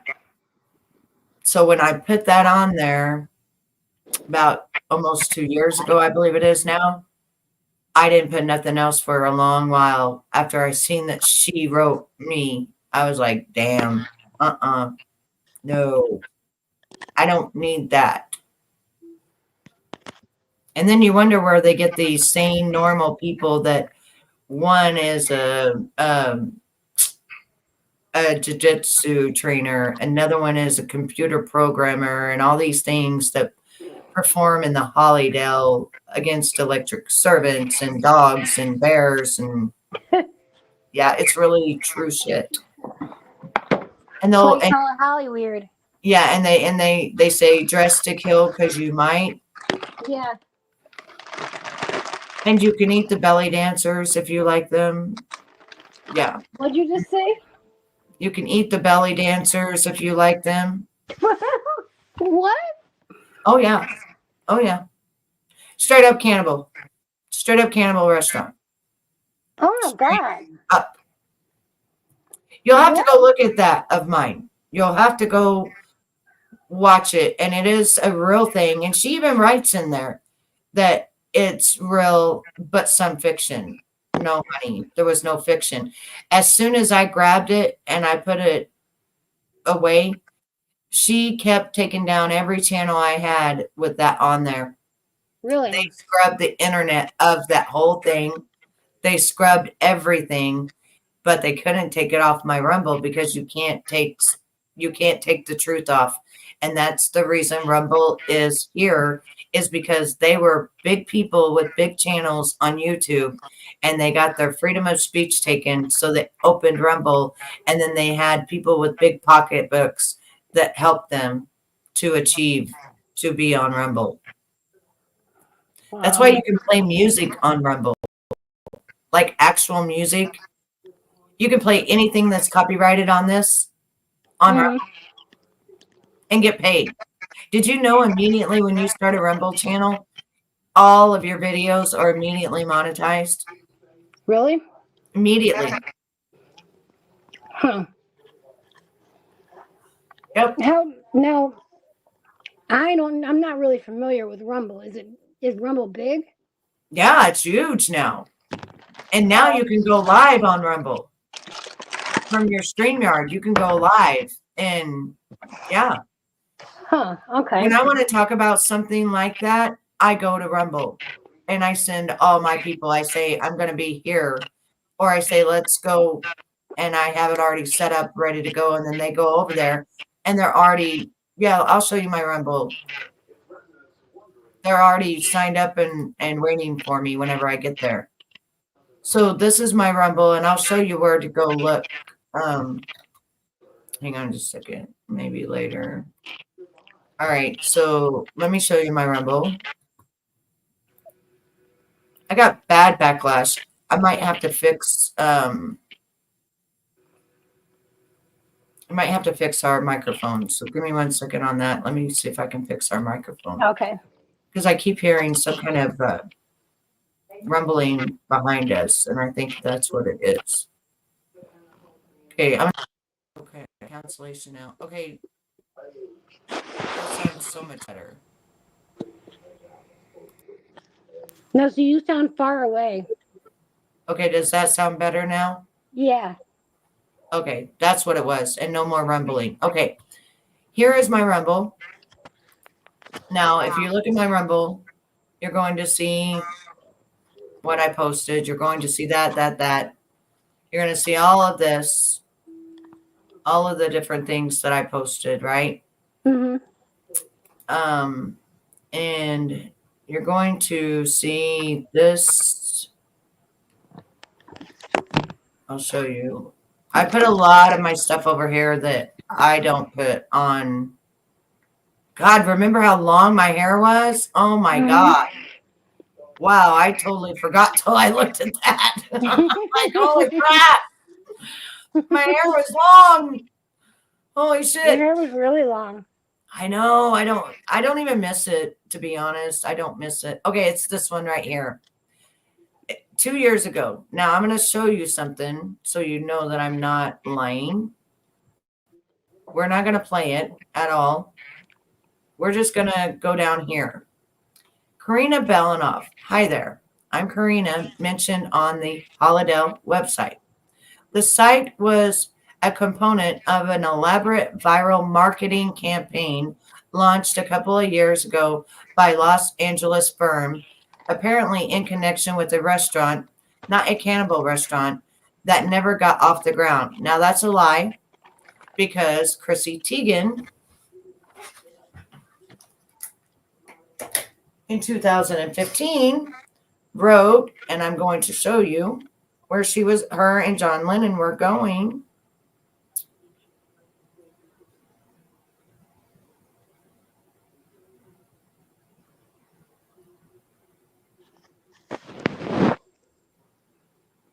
Gotta find my screenshot here.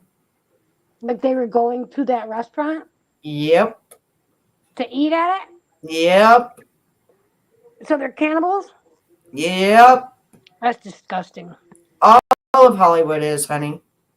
It's disgusting. Okay, here we go. Johnny and I are on our way to the hashtag Hollydell at Karina Belanoff is serving a nice 4-year-old cheese pizza with adrenochrome. What the fuck? That's a real tweet that really happened, and that's real. Wow. Do you see it? Yeah. Well, they thought they had scrubbed everything, but I remembered that I had saved it somewhere safe. Anyways, so then she writes, some of the characters mentioned on the site were fictional, but some of us are real. We didn't appreciate being depicted in such a manner. Our attorneys contacted the marketing firm and the site was taken down. No, your site was renamed, but not before it had loads of views. For what it's worth, and loads of views came from me, by the way. Loads, like we're talking 250,000, 300,000 each time. And she took down my YouTube each time because she is okay with Google to be able to do so, right? For what it's worth, I have no objection to you posting the video here. Of course not. You can't take it down. It actually provides an opportunity to discuss it. God bless and keep up the good work. Yeah. And Now, so what was her point in even messaging? to let me know that she was the one that took down all my channels and she was on my ass. That's what that was for. Now, private chat, I'm going to give this to you, and I want you to watch it on your own time. All I'm doing is going through the website and reading it, and that's it. That's it. That's all I did. And it wasn't fake, as I showed you. This text message is not fake. It was called what? Hollydale? The Hollydell. Look at that. That's not fake, honey. And back then, they used to write adrenochrome. And who eats 4-year-old cheese pizza? Can you tell me? No one. Okay, well, you know what cheese pizza stands for? Yes. I do. Oh, that's what they went to do on March 6, 2015. Has 666 likes and 125 retweets. Yeah, did you catch that? Yep. 666. 666. Yep. And when I found right this, there. when I found this restaurant, do you know what else happened? I went through Karina Belanoff's stuff and I found out who her mother was. And I went to Wikipedia and it said that she was the highest of the Illuminati and she pulled all the puppet strings for the Illuminati. And after I found it and reported it, they scraped it from the internet. Jeez. Her name is Somerset Belanoff. And they say that she's the only one allowed at the White House without being told that she's coming. And Putin says that she's beautiful but scary. And everyone says that she's absolutely gorgeous. There's only 2 pictures ever of her. And she is the cousin to the queen. What's her name? Somerset Belanoff. And it's that other girl's mom? Okay. And Karina owns the restaurant, but also owns the people. The Hollydell. And guess what it's under? So the Hollydell is actually a psychiatric ward. And you'll learn about that.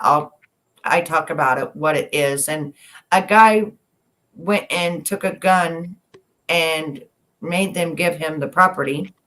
And then he went and won a card game and he won demons and they did the work. Underneath it, you have to go by train to get to this.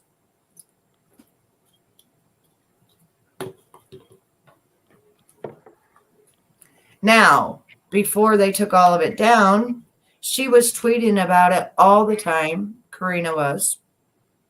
She was hashtagging it all over the place until myself figured out what it was.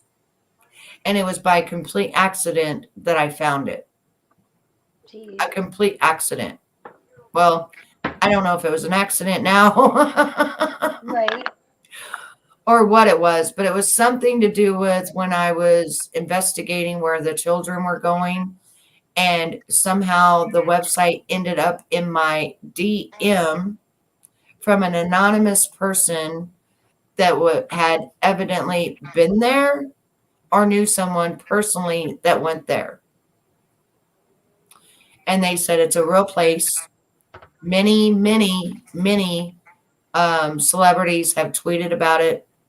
And this woman, Karina, is on Twitter. Go check out her Twitter. I lost you, honey. This scares me. This scares me. Oh, is your friend okay?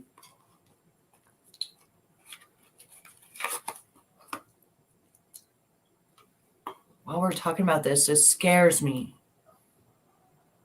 Hang on, I'm going to put it back on in case you want to come back up, Mo. If you don't want to come back up, I totally understand. But I'm going to make me some coffee because I need some, and I'm just making a cup. So I'm going to put my baby to bed, too. I'll be right back.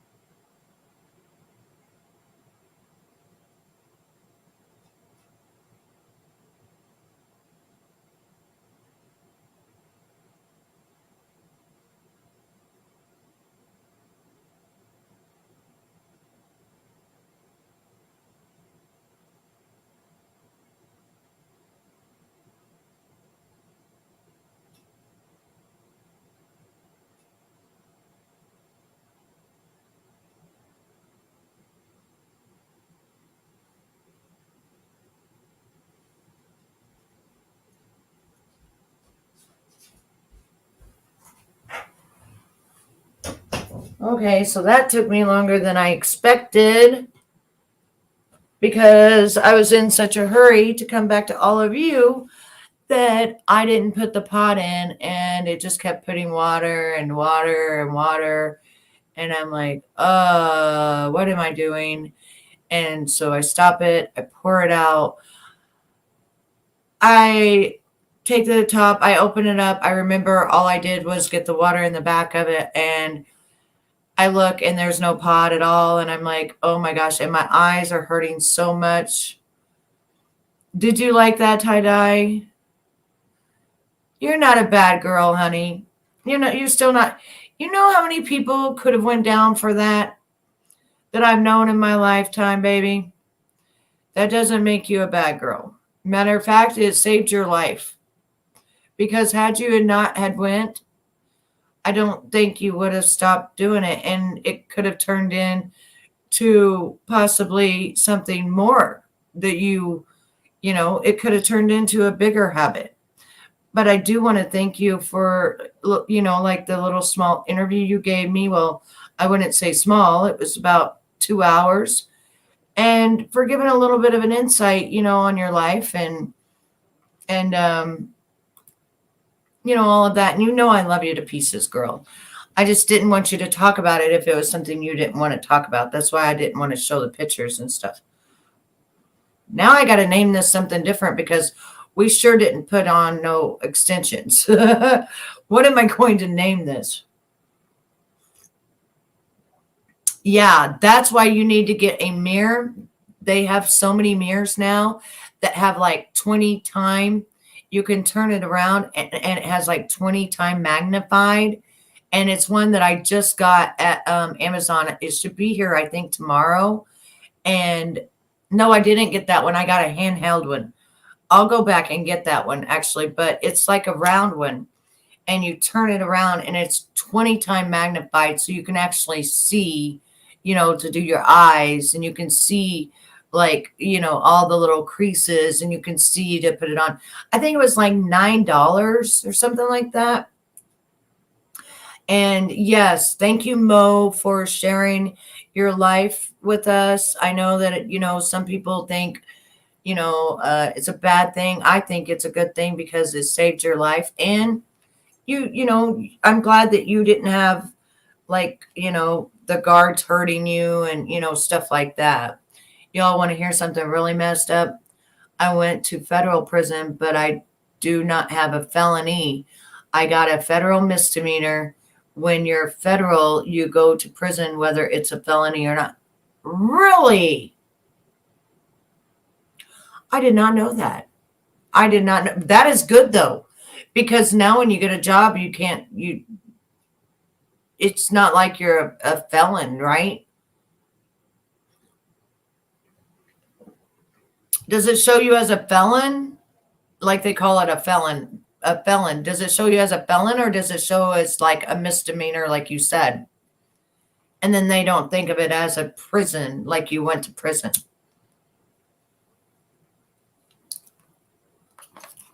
Do you want to come back up, honey?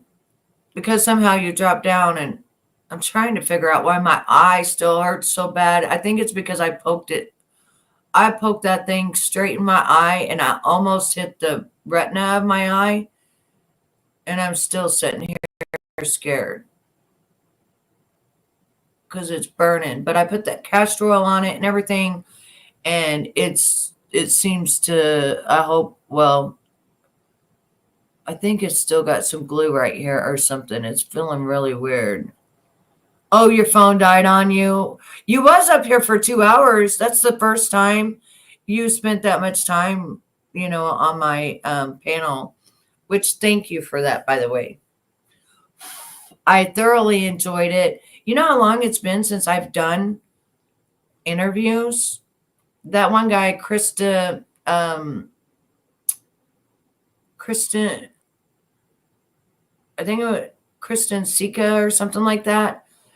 That was done, last year, I believe. And that's the last interview that I've done. And before that, I hadn't done an interview, like a real life interview, for 4 or 5 years. You're welcome. I loved it. See, I want to get back to doing stuff like that. I love doing interviews. I love it. I love to know other people's thoughts on things and what other people have been through and stuff like that. I love it. I'm really good at interviewing. I think that's my forte, but I'm really scared to do any more with what's coming out now because it's all coming out now. I think when I see something in the news or something, I think I'll just do a recording real quick and throw it up for all of you and let you know like what happened in the news, you know, what happened with who or whatever. So maybe you can start getting a little bit of news from me and, you know, like other things. I'm trying to just think of things that I thoroughly enjoy that will make me want to put up videos and stuff because I was getting to where honestly I was burned out and I was getting to where I felt like people didn't like me, and that doesn't feel good either. It didn't get me down. I learned from my mistakes and now my life is much better. I'm back to working as a medical assistant and I am going back to nursing school to get my RN. Amen. I'm so happy and proud of you, Mo. And I'm so happy of the new job that you have, working with babies instead of the opposite. I bet you love it so much more. I bet you absolutely love it. See, it like feels like there might be like some glue right here still. And I think that's what's hurting. I don't think, and I bet you love getting up and going, you know, going to work and seeing all the little babies. I bet you hate it when they're sick, but I bet you love it that you're there to help to, you know, so that they don't stay sick. And you're probably learning a lot because all babies are different. I got to give this eye a good rub down, but I'm telling you where I poked my eye right there, right there. I poked that. I poked it hard. Do you see where it's busted right there? Damn, it hurts so bad. Right there, I poked it. Markella said that eyes are the best to heal. So I'm hoping that Markella is right. Yeah, because at that place, you had to help people to, you know, yeah, you told me that. See, you know me and my stupid brain injury. I don't know who tells me what. You told me. Mo told me. Okay, so Mo, how long will it take to heal? Because my eyeball is so sore and my eyeball hurts so bad and I'm so scared because I poked my eyeball.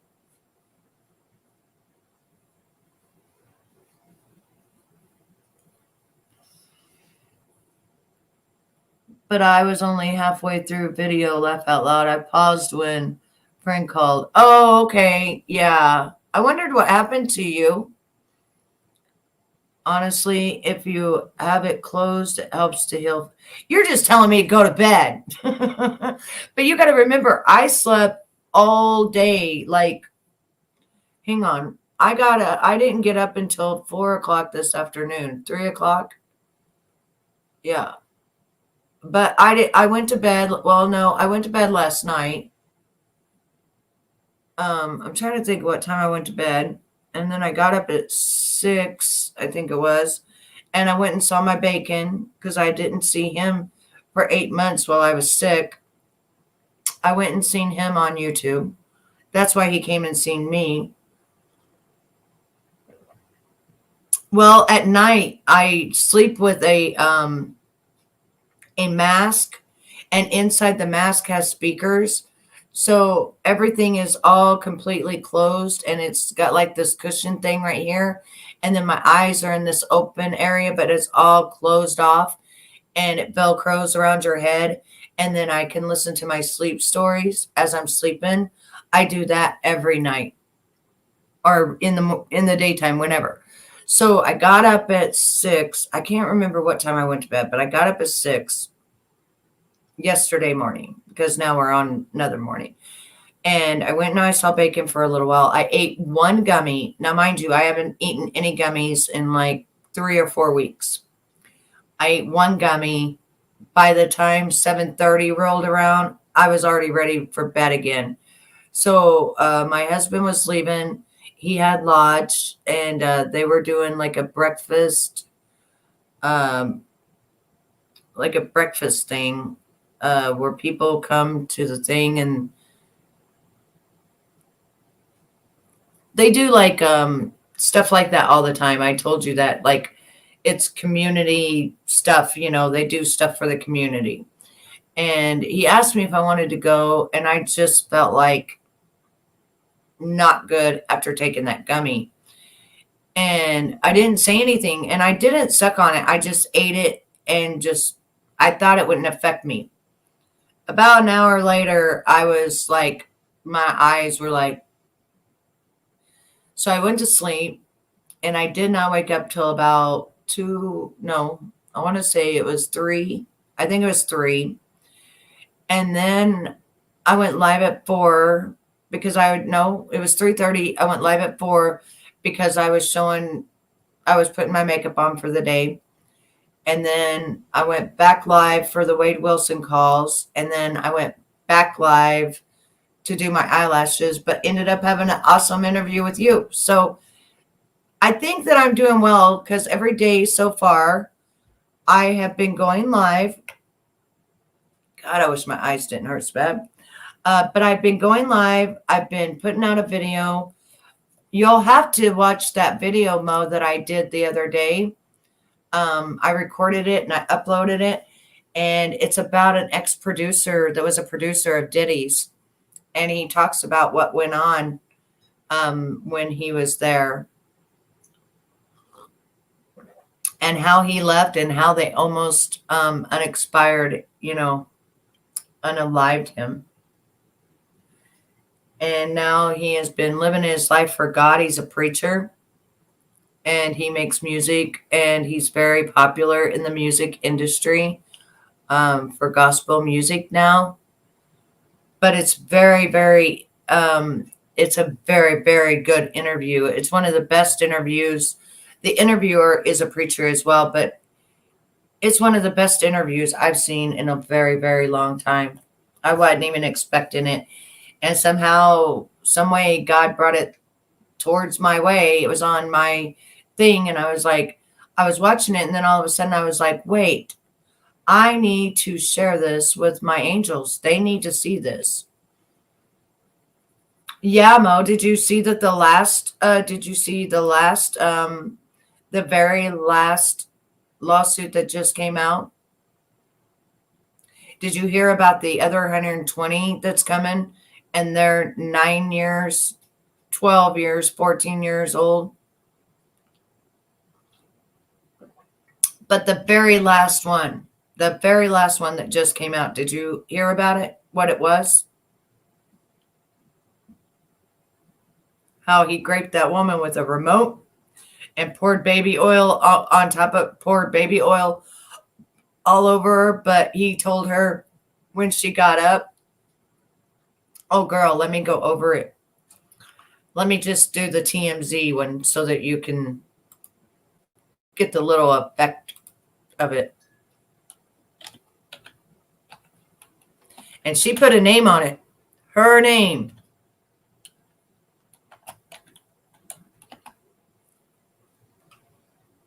He always was saying, put a name on it.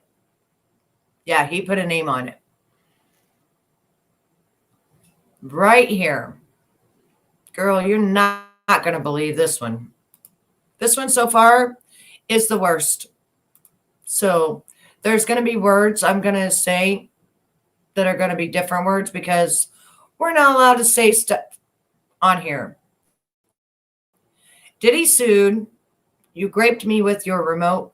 You raped me with TV remote after Tupac murdered Dis. Diddy used a TV remote to rape a woman as payback for her telling him she believed he had something to do with Tupac Shakur's murder, at least according to the name Ashley Farham, who claims Diddy sexually assaulted her in a gang-bang style rape after she dissed him on a FaceTime call.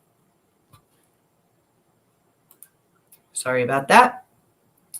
According to the lawsuit obtained by TMZ, Farham met a friend of Diddy's at a bar in February 2018, and he called Diddy on FaceTime, but Farham says she wasn't impressed by the man's famous friend, telling Diddy to his face she thought he played a part in Pac's death. Farham claims Diddy told her she would pay for her Tupac comment and overall dismissal of him, and she says 1 month later, Diddy's friends set her up for Diddy to rape her.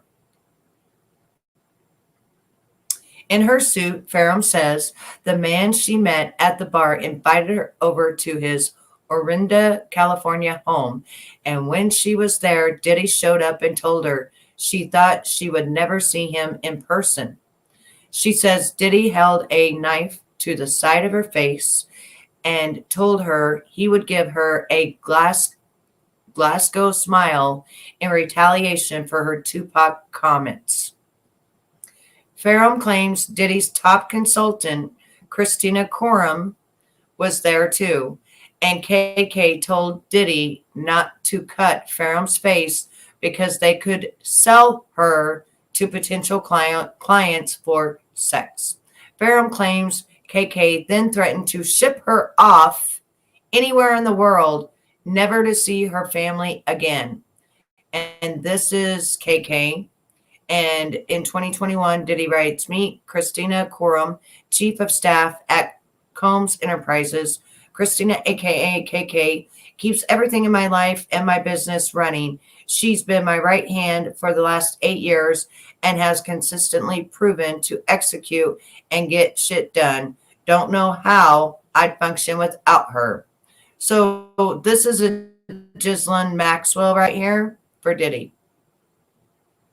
In the docs, Farham claims Diddy took off her clothes, removed the knife from her face, and then got a bottle of liquid from a large fanny pack and covered her body in a liquid substance. She says Diddy and KK tried to insert something into her throne that they referred to as an IUD, but it malfunctioned. And then Diddy picked up a TV remote and violently inserted it into her throne, using the remote to violently rape her. Farham claims Diddy told her that her life was in his hands and that he could take her and she would never be seen again. And then he later violently raped her anally and instructed 2 other men to do the same, which she says they did. She also claims another man with Diddy raped her vaginal throne. After the alleged gangbang style rape, Farham claims Diddy and his buddies left her limp body inside the home as they went in the backyard to smoke weed and cigarettes. She says when she finally regained her bodily functions, she grabbed a knife and an oversized t-shirt and tried to leave, but had to get past Diddy to reach the exit.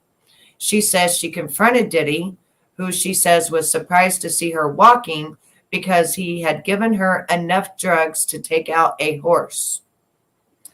Farham claims Diddy told her he hadn't had any ass that tight in a while and offered her money and told her to say everything was consensual.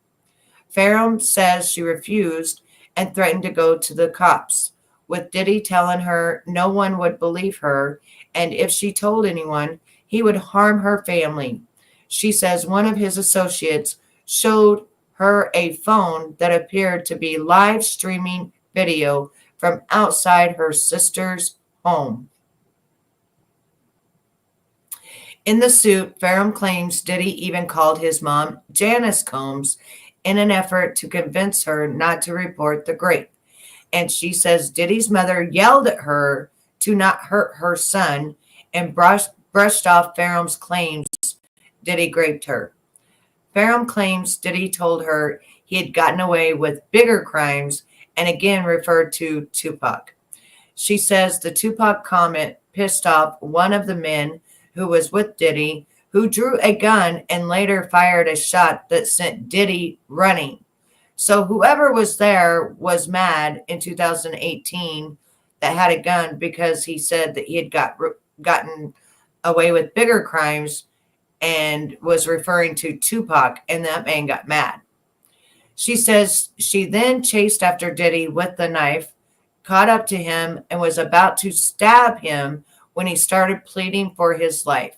She says she had a moment of clarity and ran for the exit, but Diddy chased her down and she wielded the blade at him, grazing his abdomen. In the docks, Farrum claims she was on the street and yelled for neighbors to call the cops. She then heard Diddy's SUV speeding away from the home. Farrum claims a sheriff came from the Contra Costa County Sheriff's Department, responded, and she told him she had been violently gangbanged by Diddy and others, but she doesn't believe the CCCSD investigated her claims. She also says she reported the rape to Walnut Creek Police and the Orlando Police Department, but was told no law enforcement agency had opened an active investigation into any of her reports. Farrum's attorney in the lawsuit are Ariel Mitchell and Sean Perez.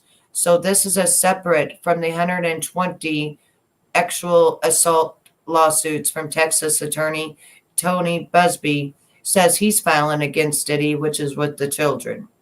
In response, Diddy's camp tells TMZ numerous lawsuits, many of them by unidentified complainants, have been filed against Diddy in recent months with claims spanning from the false to outright absurd.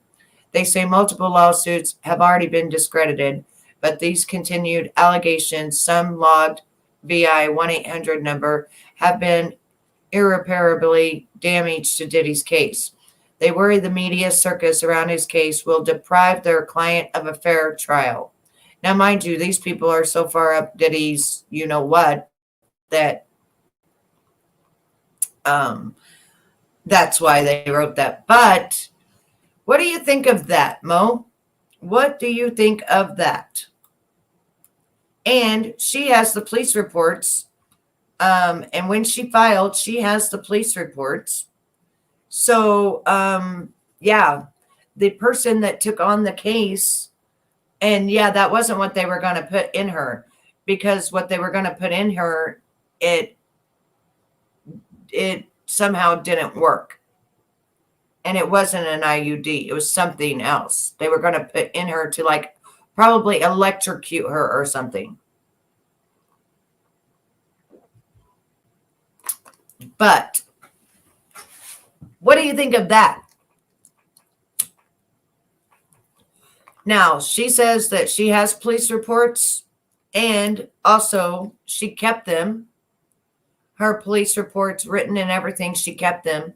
And she grazed him with the knife across his abdomen. And I bet you if you go and look, he probably has like a little scar across his abdomen. Or he might have bought scar cream like I did. I bought scar gel and the tape.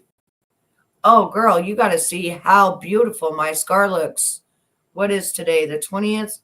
I had it done 18 days ago. Let me show you this what it looks like right now. Now, this was my worst one, if you remember. This was the one that was the 2.5 inches. Let me show you. See, now you can barely see them. Right there's one. Right there's one. Right there was one, but you can barely see it. And then here was the big one. Look at that. Where is it? Where is it? That stuff actually works. And then this tape has silicone on it. And it's also a scar tape. And I just stick it on there. And I keep it on there. But look at this. Look how good this looks. Matter of fact, I'll put some gel on it before I put the tape back on it. So I bought the tape, I bought the gel, and your girl has been fixing this up. This is called advanced scar gel that they actually use that the surgeons and stuff use. I got it on Amazon. I was skeptical. I didn't believe it would work, and this looks totally different. You massage it in for about 2 to 3 minutes to make sure you get it really good and massaged in. And also, you see my chin right here? I had a scar right here that went down, and I can't even hardly see the scar. It's like almost disappeared completely. Now, my mom said when I got cut, it was actually down here. And as I grew, it grew up on my chin. So I guess our skin grows upward because I was like 1 and I fell off my little horse, rocking horse, onto the concrete, and I split open right here my neck, and they had to sew it up. And as I grew up, it went up here, right here. And now that I've been using this on that, girl, it's almost gone. Look, it's right there. You can barely see it now. This stuff is insane. This stuff is like, I don't know. It's like miracle stuff. Like, it's insane how well this stuff works. All my bruising is gone, thank goodness. But I do still have, I'll show you. I do still have a little bit of gas on my belly, but if you notice, it's starting to go down. And then I also put the scar cream on these little things and on this little one right here. And then on my belly right there. And you can't even see now where it was. Like, he did a great job. It was very painful, though. I will say that. It was. And I think the scar stuff is going to really work. And, well, it's doing amazing. I thought that cut was going to look horrid. I thought it was going to be horrible. But he is a surgeon, and he said that when he sews you up and stuff, he sews you up on the inside, he sews you up on the outside. And he said it's like plastic surgery. He does the best he can so that you don't get scarred up. And also there's like a little bump right here where they went in, and he said to rub that around, that's scar tissue, and that eventually it would like stop being like a bump as long as I rubbed it around. There's one right here too on this. It feels like a bump, but he said just keep rubbing it around, and then this one right here, keep rubbing it around, and then eventually they'll be gone. But do they not look amazing? They look amazing compared to what they look like, girl. When I first got cut up, I thought, oh my gosh, like I'm going to be like, this is going to scar, and it's going to be a bad scar, and it's going to be ugly. But I use that scar gel that is working. And this is the scar tape that I bought. So, I don't know. You just cut it off. You know, it's just this this is a roll of tape with silicone. And it says for better adhesive and effect. And plastic surgeons use this to put it on you whenever they get done cutting you usually. They didn't put anything on me because they put like a liquid Band-Aid on all my stuff. So I didn't have any bandages, but all doctors do everything different. Plastic surgeon and dermatologist recommended best scar reduction treatment. Now, this also is what I'm using. So it could be between this and the scar gel together. As you've seen, I mean, it's looking beautiful, and it's only been 18 days. So they said that a fresh scar takes about, what did they say, 3 months for it to completely like heal and go away. And then it said that a old scar, which is this right here, that's almost gone now, they said that it takes about 6 months. I've only been using this for, not 18 days. I didn't start using this stuff until my stitches actually fell out, because they were those stitches that what is it called? Those stitches that you get and then they dissolve, like dissolving stitches. That's what he put on mine, was dissolving. And I don't think that they got completely dissolved until, I want to say it was about 10 days. I think it was about 10 days, 10 or 12 days, maybe even 14 days, because it hasn't been very long ago that the stitches finally, came off. That was what was black in my pictures and stuff. The black was the stitches. As soon as those came off, that's when I started using the scarring gel and the scarring tape.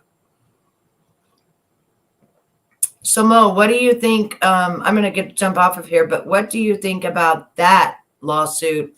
And she's got the proof from the police department and everything else like that. What do you think about that? And also, did you know they can pull up the FaceTime call?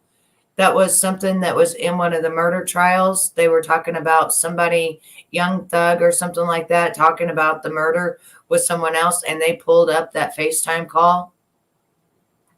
And that's pretty much what convicted him, because he admitted it on that FaceTime call. So, like, they can pretty much pull up anything off your phone, anything that you've ever done.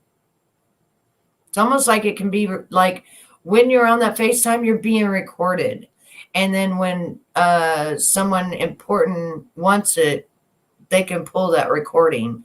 And they did do that in the trial. I think it was Young Thug that they did that too. So they can definitely pull up, if her attorney reaches out and asks for it from her cell phone company, they can pull that up. They can pull that up of that phone call on that date and her saying that and him saying what he said.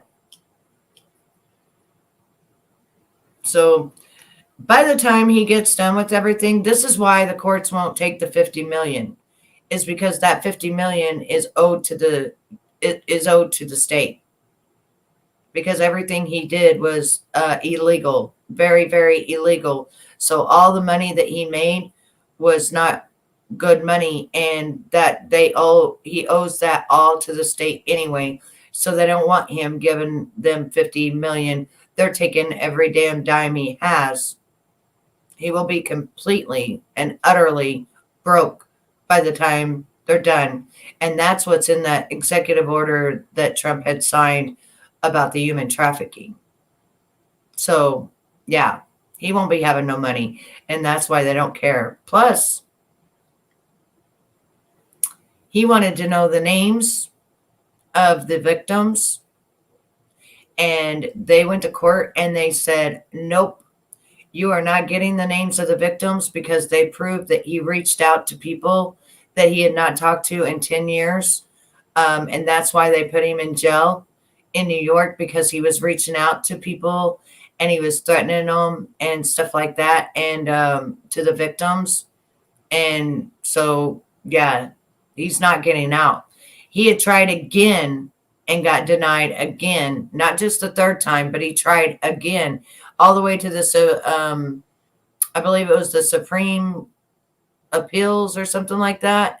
And it was a man judge, and the man judge said, no, you're not getting out. So therefore, no, he's not getting out so that he can hurt more people or get more people, And I wonder, hey, Charlotte, how are you, honey? I wonder if they've gotten, that KKK, that assistant of his for 8 years, that's like a Ghislaine Maxwell for him. I wonder if they've gotten her, if she's turned and flipped, because either way, she's looking at prison time. And he don't need to flip on anybody, because they have so much evidence with the tapes, the videos and stuff, that it don't matter if he rats or not. It don't matter. They got it all. So they don't need him to tell them anything. They've got it on videotape, How's Charlotte doing? How are you doing, babe? What's going on in your world? you want to come up and chat for a little bit, or you just want to sit here and listen to me run my mouth? I was talking about the new lawsuit. You'll have to rewind it to see the new lawsuit about this last lawsuit that happened with Diddy. Really quite disgusting. And I'm sure more is going to come out that's even more disgusting eventually, and it's just going to be just a whole thing. But anyway, the 16 people that are here, thank you for being here. I appreciate you. I don't know why you're afraid to chat. I know sometimes I don't feel like chatting. Sometimes I just sit and watch as well. And I just don't feel like chatting. I poked my eyeball with a very, very sharp, Japan sharp thing that pulls your eyelashes apart, and you can stick a eyelash on there. And oh, thank you, baby. Well, I'm waiting. Actually, they rent my hair at the salon. The cut I did myself, but they rent my hair. And so I got the stuff. I just got a few more products I need to get in. And then I'm going to pull it through a frost cap. And all of this is going to be chrome silver. And it's going to be all frosted with the dark and then the chrome silver on top, so that this baby girl can let it all grow back out. I have it like, it's still there, but I have it like 2 inches, like right to here is my natural. And I'm going to let it all grow out. It looks great on camera, but in person, it looks hideous. But thank you, babe. A student at Paul Mitchell's did it, and she was supposed to put chrome, dark, and then red. And she did this to me with the red. See if I can find it right there. She like got it on my scalp right there. That's my scalp. And then it dripped all the way down on this one piece of hair. And it's still on my scalp, as you can see. And this one piece of hair. And it goes like this and over. And it's just really, it's freaking hideous. Yeah, it's bad. No, I've got the actual stuff. I'm going to use Blonde Solutions. I'm just waiting for the toner. I bought 2 different toners. I bought the rose one, but I'm not going to be using that one because they was out of the chrome. And then they just now, 2 days ago, came out with the chrome. Those are $80. They're about this big, but they're $80 a bottle. And I bought the rose and I bought the chrome.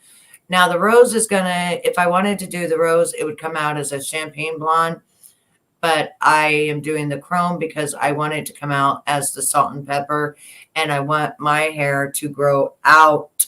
Like I want it to actually grow out and be my natural. I want it to be that beautiful. I have a gorgeous, if you look right here, I have a gorgeous silver that's coming in. This is all mine right here. This is all natural right here. They didn't touch any of this. This is all natural. All my natural. Oh, no. I bought this from, it's called Blonde Solutions. Let me show you. And if you go and do research on it, this is what it looks like right here. And let me show you what it does. It is a pigmented lightener with violet in it. The thing that they're out of right now is the developer, and people are price gouging like a mofo on eBay right now, and they're selling them for $90. And I'm not going to pay the $90 because they're only $18 for a bottle. So I'm waiting every day. I keep going to see, because every day if they get something in, they'll put it on the website. And if that eventually doesn't come in, then I'm going to buy another one that's got the violet in it. But I also have to buy a bowl that comes with a mixer, and you can precisely set it at a timer, because this and the developer has to be mixed for 4 minutes. I'm not going to do it myself because I don't want to do it wrong. So I'm going to buy the mixer that will actually mix it and do the 4 minutes. That mixer was actually kind of made for this product. This product came out about 4 years ago.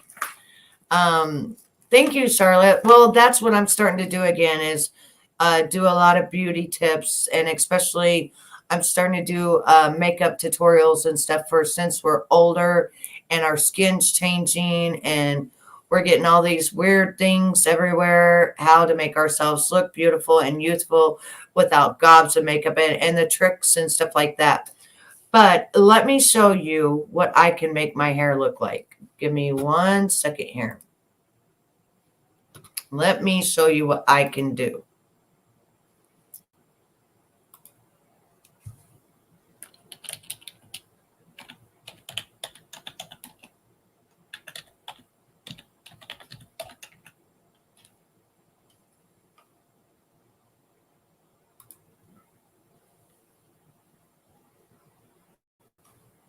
Okay. Now, this is what I can do if I want to. I don't know if I'm going to go this much, this bright and this white, but I may, because my hair is going to be dark. I'm pulling it through a frost cap, and it's going to be a rubber frost cap at that. If you're a hairstylist that has anything to do with blonding services, then I'm sure you've heard of Blonde Solutions. They have a pigmented developer, and it helps tone the hair like nothing before. The hair turns out super icy, nice and white. No yellow pigment left over in the hair. You guys have to try it, and I'm going to show you a bleaching tone where I use my Blonde Solution products. Look at that. Like, it's so amazing. You talk about. You guys can follow me over on Instagram at Christy at the Cottage. So that's Here's my client before, and yes, she does have extensions in. I'm going to let you know ahead of time that I'm going to do a separate video removing and reinstalling her extensions. So here's her before without any of her hair.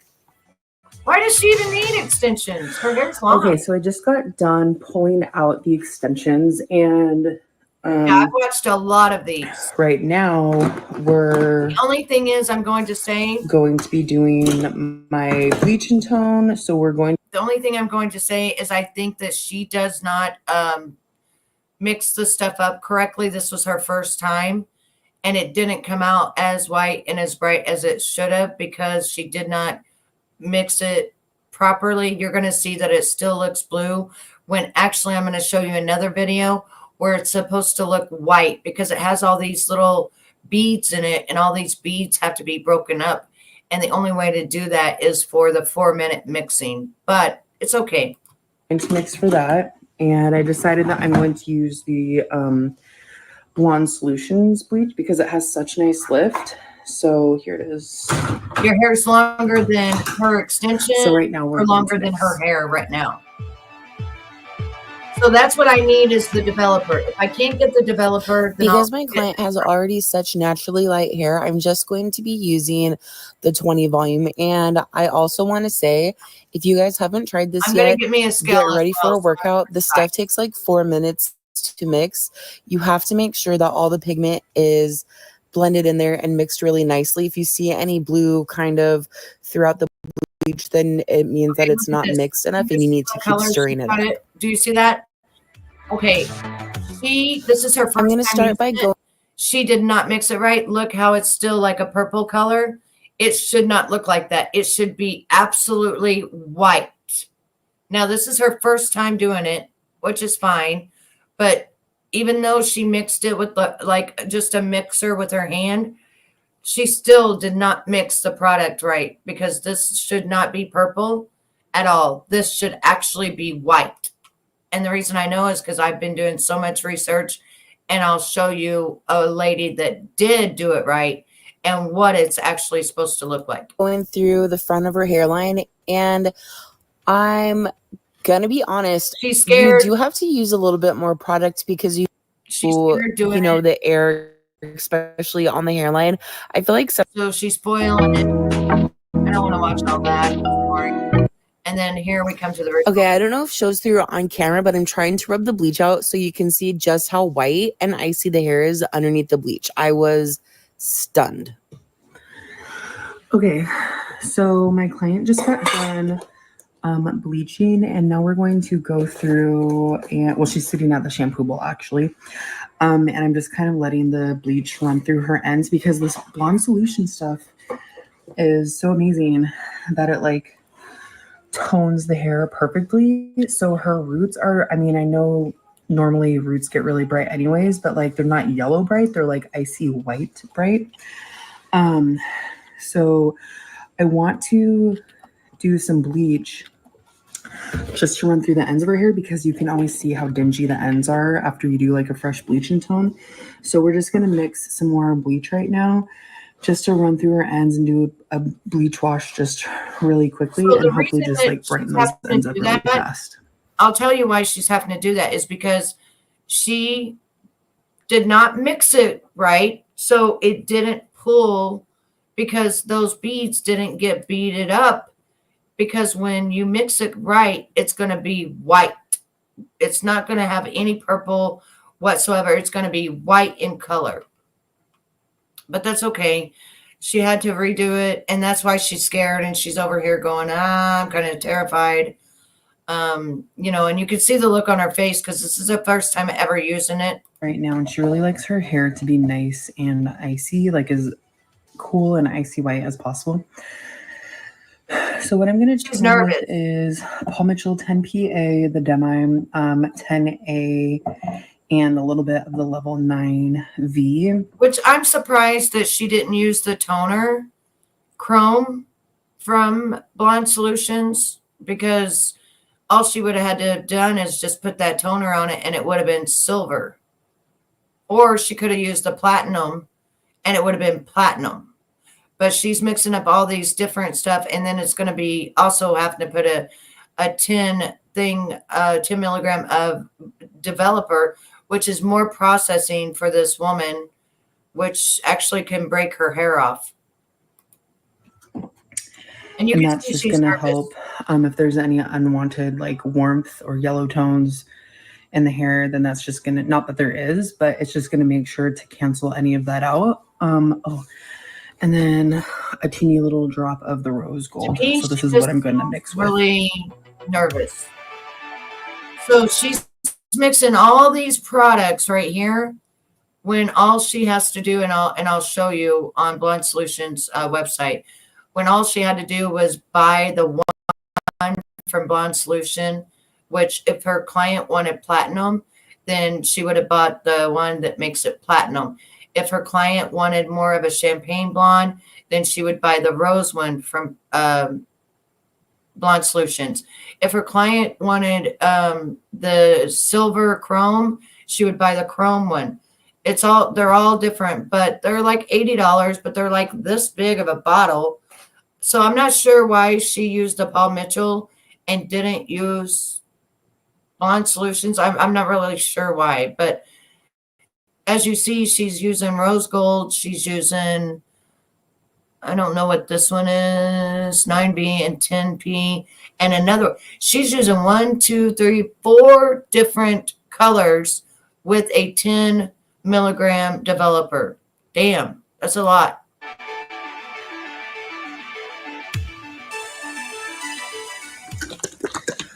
Okay, the way that I mix my formulations for her toning is I did about equal parts of the 10A and 10PA, maybe just a teeny little bit of the 9V, and the smallest little drop that's not even a measurable amount. And another good thing about her using the toner from Blonde Solutions is that they have coconut oil in them and everything else. So it's actually building your hair back as it's toning.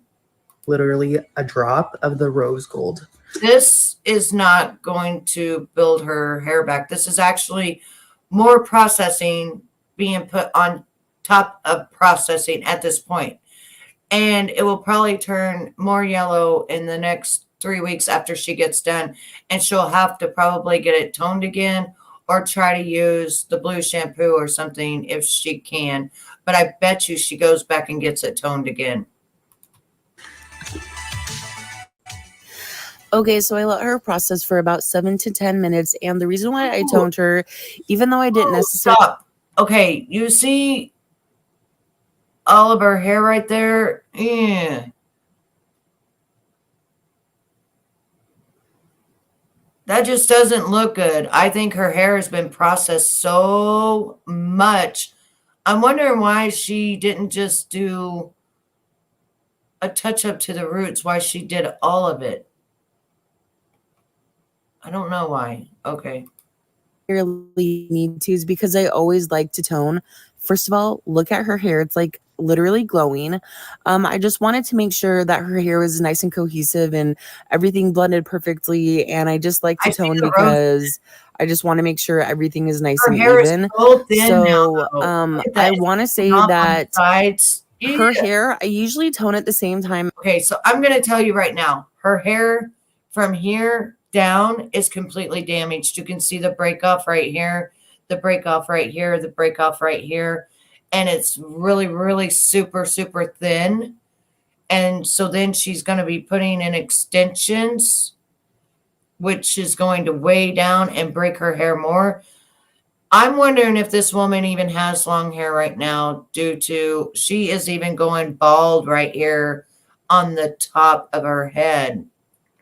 Wow. Every time. And I will say that yes, her hair Oh shit. gets Look at that. You can see nice. See all that breakage right there? See all that breakage? That's not necessarily from this bleaching. That's from all bleaching. Her hair is pretty much at the limit of no pigment left. And it could fry off. And bright and super blonde and cool and everything, but like using the blonde solutions, this is totally different than any other time that I've done her hair. She likes her hair as icy as possible, and this literally, I've never seen her hair glowing. It looks fluorescent. It's literally looks clear. So this blonde solutions definitely makes a difference in how bright and white and icy we're able to lift her hair. Look at that. That lift is beautiful. Like, I've literally never seen her hair look that icy. She's obsessed with it. See, she's going bald. So the blonde solutions does take a little bit of time to get used to using it and to understand the application and saturation and all of that. But I mean, look at that beautiful work. It's amazing. If you guys are interested in the extension part of the service, then I will. The only thing is there's so much, look at all these flyaways. There's so much breakage on this poor girl's hair that if I was her beautician, which I'm not, and I'm not a beautician, my mom was, so I learned a lot throughout my lifetime. But on her hair, she needs to use like the Redken Extreme because it rebuilds and rebonds your hair together, and it's such an amazing product. Now let's go to another one that is a blonde solution. Okay.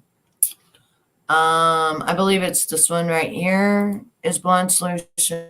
Hey guys, welcome back to my channel. So I'm looking crazy, looking real crusty. So you must know what that means. We about to bleach his hair. But today's video is going to be a little bit different because we are going to be using some different products. We're going to be using the Blonde Solutions bleach. That's right, so baby. Yeah, I'm excited because typically I just use stuff that you can get from the beauty supply store. And this stuff is like that grade A, okay? Yeah, and let me tell you, even on that kind of hair, it bleaches it out white. Like white. I kid you not. It bleaches it without damage. Yeah. Also, today's a little bit different because I'm going to be showing you guys how I cut my hair. Yeah. I'm no professional. It was really bad. Like it was really bad. But this is just my routine. It was really bad. I mean, I hate this. So let's go ahead. I'm not going to say her life. I start by just picking out my hair bad. because I'm about to cut all this blonde off. And so when I'm brushing this out or combing it out, I'm being very gentle. One of the things I want to say is I think she'll probably end up going back and having some of that redone, because that, the toner only lasts for so long, and then she didn't mix the product up good enough for it to be the white color. That should have came out. That could have came out even with her hair being already blonde. That should have pulled like this. But see, you got to mix it right. My daughter takes before and after pictures. Yeah, it's very important to do. But see, she did not mix it right. That's the whole problem. You've got to buy a mixer and mix this product. You cannot just do it with your hand. It just doesn't work. It just doesn't. I wouldn't even try. After I've been watching all the videos and seeing what it actually looks like when you get it all mixed up with a mixer and it's white in color, there's no way I would do that, because she didn't even get it to where it toned it like it should have. That's why she had to use all that toner. Because I don't want to scratch my scalp. Let's make sure. Let's see if she All can right, find it. once I get the hair all It. guys know, as you guys see by the title, we are going to be using a different bleach today. Thank you so much to Blonde Solutions for sending your girl these products and allowing me to try a different type of bleach. So I'm excited. They sent over the Blonde Solutions 20 volume developer. That's what I need. They also sent over their I'm getting. That's what I just bought. I'm waiting for that to come in. So everything she's doing right now is how my hair is going to look with what I pull out of the cap. So we can watch her. Toner in chrome. And of course, they sent over their pigmented lightener in the shade violet.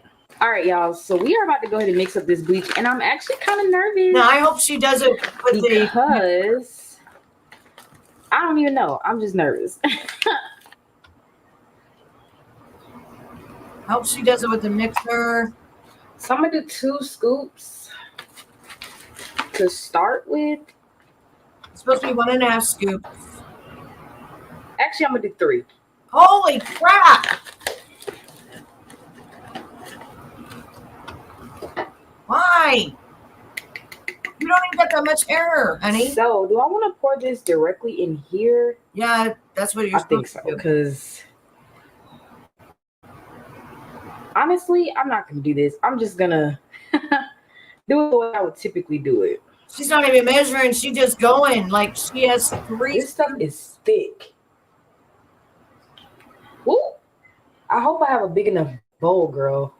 I may have been a little too overzealous. And it says to mix it for 3 to 4 minutes. Yeah, with the mixer. It definitely smells like bleach. I honestly thought it was going to smell nice. I don't know why. Oh. I've literally never seen bleach this color before. Oh.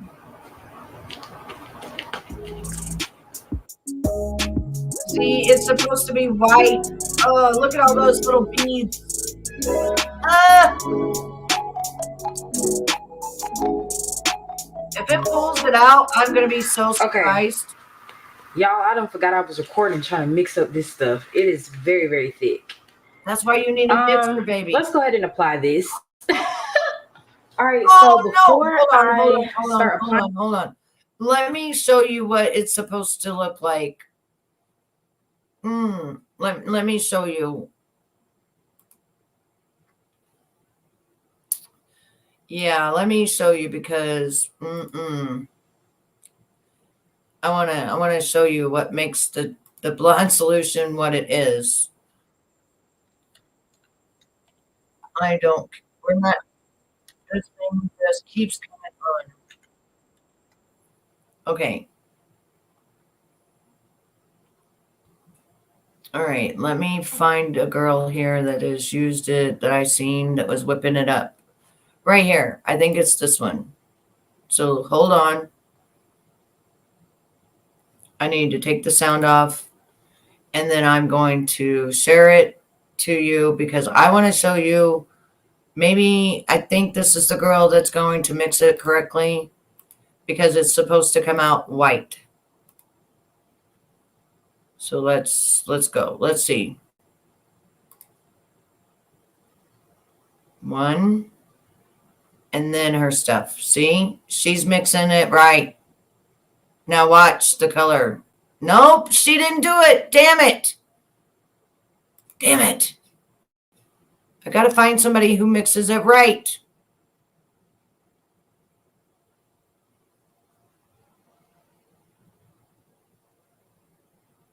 Mixing blonde solution. Who's mixing it right? Jeez.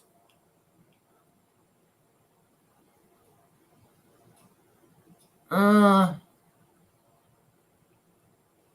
on. I seen it just the other day.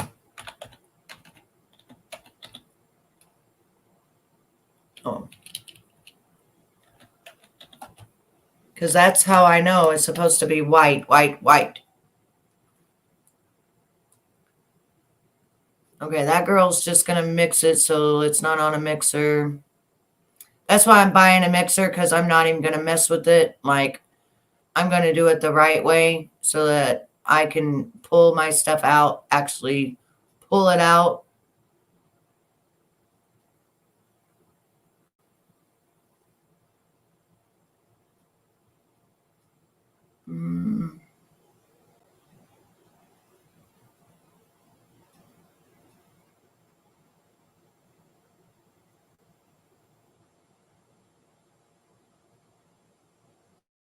That's what mine's going to look like, pretty much like that. But it's going to, this blonde is going to be silver. It's going to be silver. However,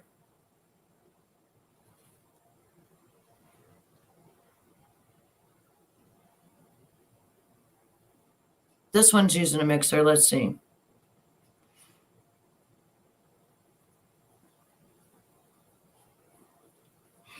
That's another mixer that you can get instead of like the one that I'm going to get. The one I'm going to get is already got the bowl, and then you put it on top and it automatically does it. But she's going to do it by hand. But watch.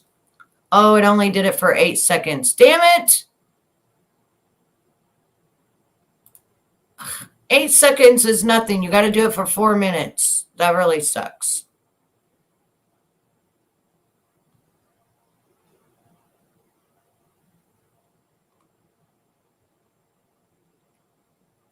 Dang it. I want to show you what it's supposed to look like. Blend solutions, mixing it with a mixer.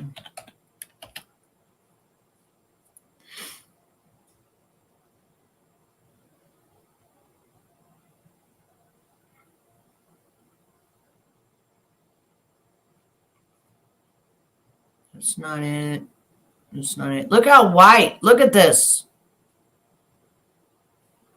I mean, I'm talking, this stuff gets white. White, like icy white.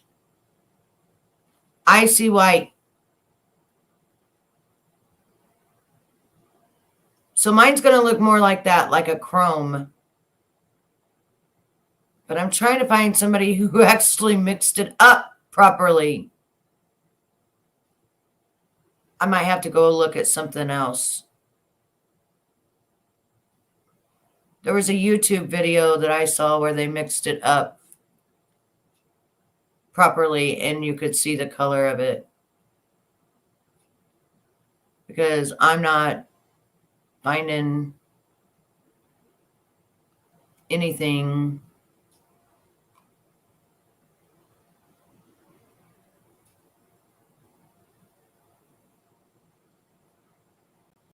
So the chrome is what I'm going to be using, this right here.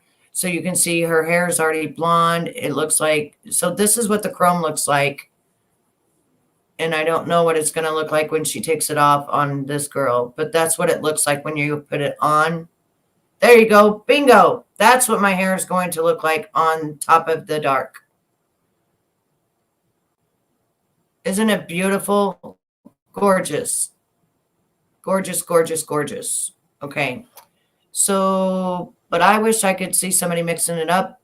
But I'll probably have to go to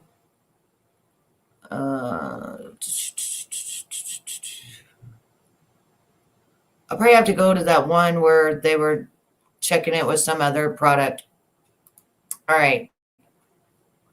Let me go to that one where they were checking it with another product because that was on YouTube. Or actually, hang on. No, it wasn't. It was on Facebook.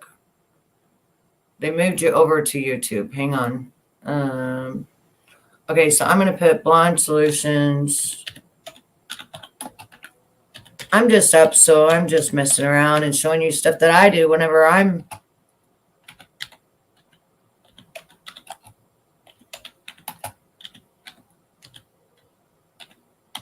just doing my own thing. Mixing the product with a mixer. I just want to show you that that's a lot of times why people are having a problem because they're not mixing it. I think this is the one I wanted to show you and I didn't get to. Let me see. I don't know if this one's it. Let me see.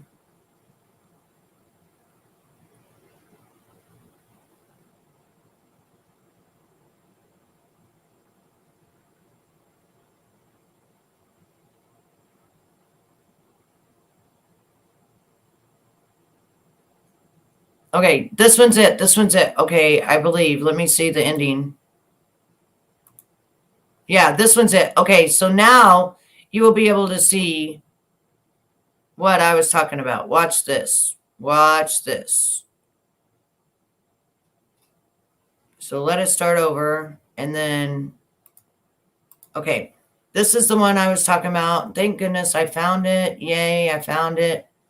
All right. Yes, it's going to look like my white and silver wig. That's what it's going to look like. My white silver wig. But this is what blonde solution is supposed to look like.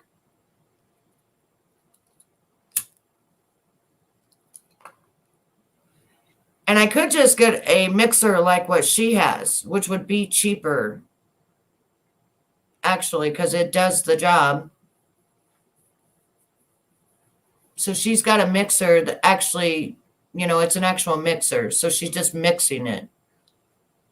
Now watch how white. Look at this. You see that? Look how white. Now look how white that is. That's when you use it. That's when it's ready. You see how different that looks compared to the other people that's mixing this up? This is what it's supposed to look like when it goes on your hair. Because if you don't mix it properly to where all of those balls of violet explode, then you're not getting the actual full effect of the blonde solutions. You're really just getting kind of like the same thing as if you was just bleaching it. You're not getting the actual violet that's going to take out the warmth as you're lightening your hair. And that right there, you see how white that is compared to how other people are doing it. That's what it should look like. This right here is what it should look like at the end. Before you use it, it should be creamy and white. So I'm going to save this just for myself to make sure that I have this. I'm going to save this on all bookmarks. That way I have it.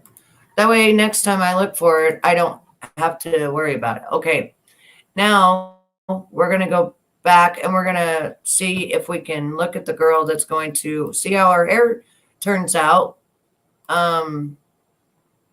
That's mixing it up right now. This bleach, y'all know I gotta take my Aquaphor and protect these edges and this skin.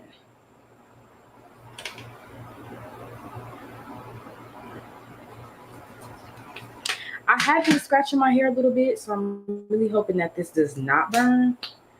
Because girl, I've been scratching, I ain't even gonna lie. So this is what the bleach looks like. Okay. Nope. Gloves going on. And now Go you know for it. this. You know what this is going to do. Let me tell you what this is going to do. So pretty much what she has is, since she did not, mix it like it was supposed to be, it's just going to work as a normal bleach. It's not going to be the actual blonde solutions because of the fact that it's not supposed to be purple when it goes on. As you've seen, it's white, like solid white. But hopefully it works out for her. I mean, it seems like it does. So she's going through the process. And it seems like it did. I don't know what she's doing here. Let's see what the hair is looking like. I'm excited. Doing here? What did she do? Wondering why I'm squinting is because this stuff is very strong. It's 427. I guess we're gonna leave this till about 627. Y'all know how I do with my Kroger bag. Okay, so let me explain. She said she's going to leave it 2 hours. This stuff does not start working until 30 minutes after it's on. And so the longest that you can have this on your hair without double processing or hurting your hair is 2 hours. That is factual, because it doesn't even start working until the 30-minute mark. And that's what they say. So they say slower process, better results. Most bleaches you can only have on your hair up to an hour, and then you got to re-bleach. Glasses over the bag. So I've never heard of putting on a bag. I'm not sure if it's to put more heat to make it activate. I'm not really sure, but all right, I'll see y'all in 2 hours. Alrighty, guys, so it is now 6:16. So I'm a little early, but I'm just curious to see what my hair is looking like. So I don't know if I mentioned this in the beginning, but this bleach is supposed to bleach and tone at the same time. See And I have a feeling that it actually did do that. I think I'm gonna let this. Do you see why it's so yellow? It's because she did not mix it right. She would have only had to have it on for about an hour and a half, max tone, max hour and a half, if she would have mixed it to that white, because then that violet stuff could work, taking out all the brassiness. Right now, it's yellow. Sit for like another maybe 45 minutes. Oh, just shit, out of 3 hours? curiosity, because my hair. Now, another thing about bleach. Even with this bleach will stop working at a certain time. So if most bleaches are only supposed to work for an hour, it's good. After that hour, don't keep it on your head, because it's not going to work anymore. It's done. This one, you can work up to 2 hours. After the 2 hour mark, it's done. She's only got about another 35 minutes of actual processing time left. Because remember, it was 4:35. She checked it at 6:15. So the most she's got, is about another 30 minutes of processing left. And then it's just going to stop working. Hair actually was not very yellow. So we're about to see.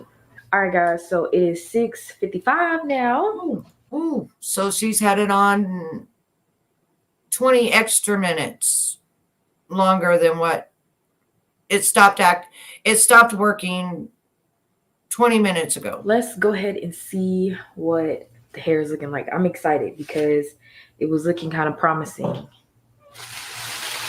So I'm gonna go ahead and wash it out, and whatever color we get is what we got, because yeah. And when I wash it out, I'm not gonna use any shampoo or anything. I'm literally just gonna use water. Okay, now that's her mistake, because it does say you have to shampoo and condition very well before you put on any toner or anything else. You have to thoroughly wash out all the product with the shampoo and conditioner, and then you put your toner on. So we just rinsed it out. Let's see what it's looking like. It looks good. Wow. It's still kind of yellow on the back, but I think I'm impressed. it looks great. really, I mean, Wow. This is one process, y'all. but it could have been better. You're kidding me. It could have been better if you would have mixed it right. Like, This is one process. yeah, but you left it on for 2 hours and it's still yellow in the back, but it would have been all white, honey. Okay. I'm going to let this dry. I don't know if you guys can tell. Why didn't you wash it out? Now, like I said, this is one process, and I'm very, very impressed. First of all, why didn't you use shampoo and conditioner? Well, you know it can burn your scalp and all kinds of stuff, honey. I wish you would have used shampoo and conditioner. With this first process, but the hair has like a low-key pinkish undertone. Yeah. I'm not sure if you guys... Yeah, I can see the pink. Okay, I'm gonna let this dry and then I'm gonna decide what I'm gonna do. All right, guys, so this is the color that I got with my first round of bleach. Remember I told you I kind of had like a pinkish undertone? I want to cancel that out. Not really cancel that out, but I want to bleach it again so that my hair is more on the white side. Oh, if she would have just done it the first time, it would have been white. And it's all about the mixing. Oh, no. Now, ugh. But she has to do it again because the bleach quits working. Yeah, so I'm going to do a second round of bleach. I already have it mixed up. That's not mixed up. There's so much beads in there. Look at the powder right there. That's not mixed up. Here. I use the same developer. I was told not to watch the same bleach, the same everything. Your hair. The only thing I'm gonna do different is put a dollop of coconut oil. But you have to wash out all the product and shampoo and condition it, and then don't wash it for a few days after that. But you have to wash out the product. I came home from that girl doing my hair, and she did not wash out the toner. My head was burning for like 12 hours. I didn't understand why. And then I realized she did not wash and condition my hair, that the toner was still on my hair. So the toner stayed on my head for 12 hours, 11 hours, something like that, burning my scalp. My scalp is finally healed, but it was so tender and so red. And that toner was just setting on my scalp. In my hair. Yeah, I know. I wish I had 2 gloves. I wish somebody. I mean, I've already based my hairline so that I don't get any burns, or I can try to avoid. Oh no! Did she just burns? She just put coconut? Oh no! Okay, she said she put coconut oil on it so she didn't get any burns. You know what she just did? She just cut the process off. Anytime you put coconut oil in your hair and you're bleaching, you stop the bleaching. And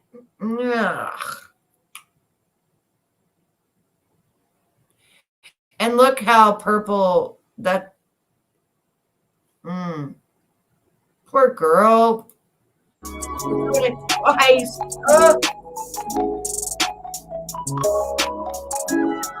Oh my goodness. I feel bad for her because no one told her. No one told her, I guess. So it is 4:03. We about to wash this out. How long did Whatever color we get is what we're gonna get. Okay. Girl. I'm glad your hair didn't fall out. Or melt off. Okay. It's burning. My eyes, my everything. We're gonna let this sit. It is 2:57, so I guess I'll let this sit for an hour. We're gonna come back, wash it out. Oh Lord. And we should be ready to rock. 4 hours. She's bleached. Bleach has been on her hair for 4 hours, not including she did not shampoo and condition after the first bleach. Shit. All right, guys. So it is 4:03. We're about to wash tired, this out. right? Whatever color we get is what we're gonna get. Okay.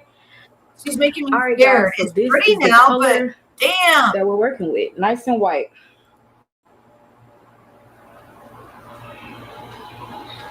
See, she could have got that all in a 2-hour period if she would have just mixed it right. She wouldn't have had a second bleaching or nothing. But you see how good blonde solution is. But if you mix it right, you're going to get that the first 2 hours. You're going to get that on the darkest, blackest hair the first 2 hours. Very beautiful. Very beautiful. All right, guys. So we are back, and I let my hair dry completely, and this is what we're working with. Oh, and honestly, it's I'm cool yellow with this right there color in the middle. But since they sent over Got the the chrome toner, we're going toner, to try good. to use their toner. I'm a little scared because it's literally black. Let me That's show okay. you. It's not going to be black. Literally black. It won't be black. It smells like bubble gum. Now, So the toners, let me read the you, instructions. They have like coconut oil in them and different hair repairs.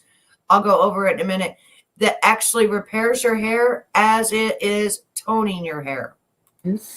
Now, I did talk to the owners of Blonde Solutions, and they said that you can dilute the toner, and technically the toner is a mask. Yes. It says Blonde Solutions liquid toner is a toning mask developed with cocoa butter. Yeah, cocoa butter. Reconstructs and neutralizes unwanted hair tones suitable for white or bleached hair.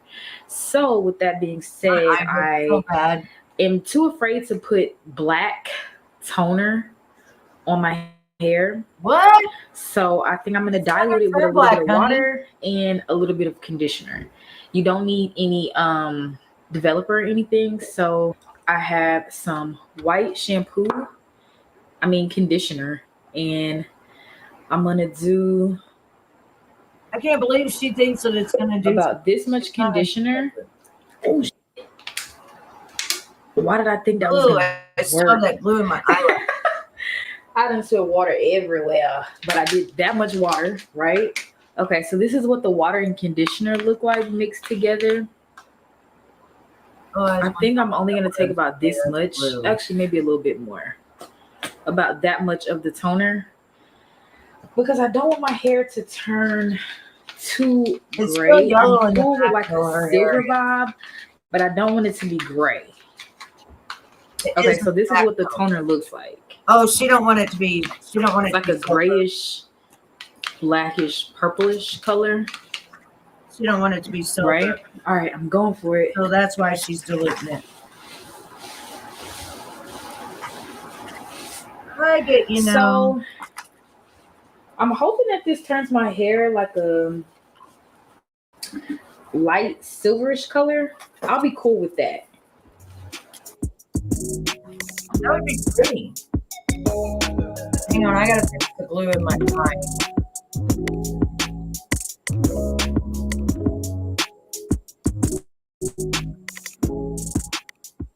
All right, so that's the toner. We're gonna let this sit for 5 minutes. It says 20. Wash it out and come back so we can style. She only gonna do 5 minutes? Oh, she let it set for 10. Okay. All right, y'all. So this is what my hair beautiful? color turned out. That. First of all, my hair has honestly never been this white. This is the whitest I've ever seen my hair. I'm dead serious, y'all. Isn't that beautiful? I am pleasantly surprised. I am impressed. And I'm satisfied. It's still got okay, so I'm going to show you how I style my hair. I'm just going to find, compared to others, where I want to put my part. That just shows how great Blonde Solutions is. It sucks you had to do it twice though, because it's not flipping it right. Fixing it. Glue is hurting. It's poking. Eyelash. I'm gonna just take a little dollop, right?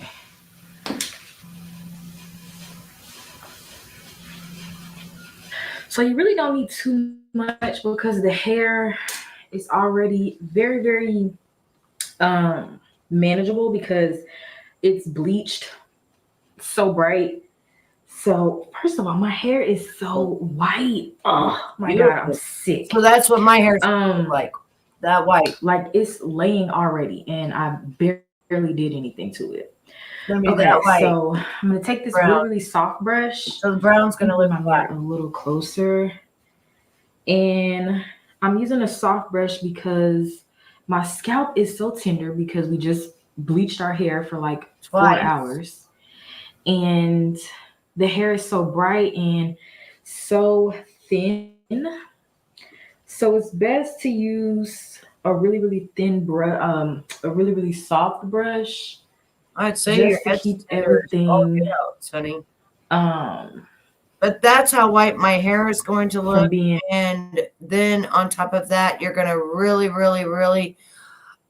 she's gonna redo it again in like probably a month and 2 months, something like that.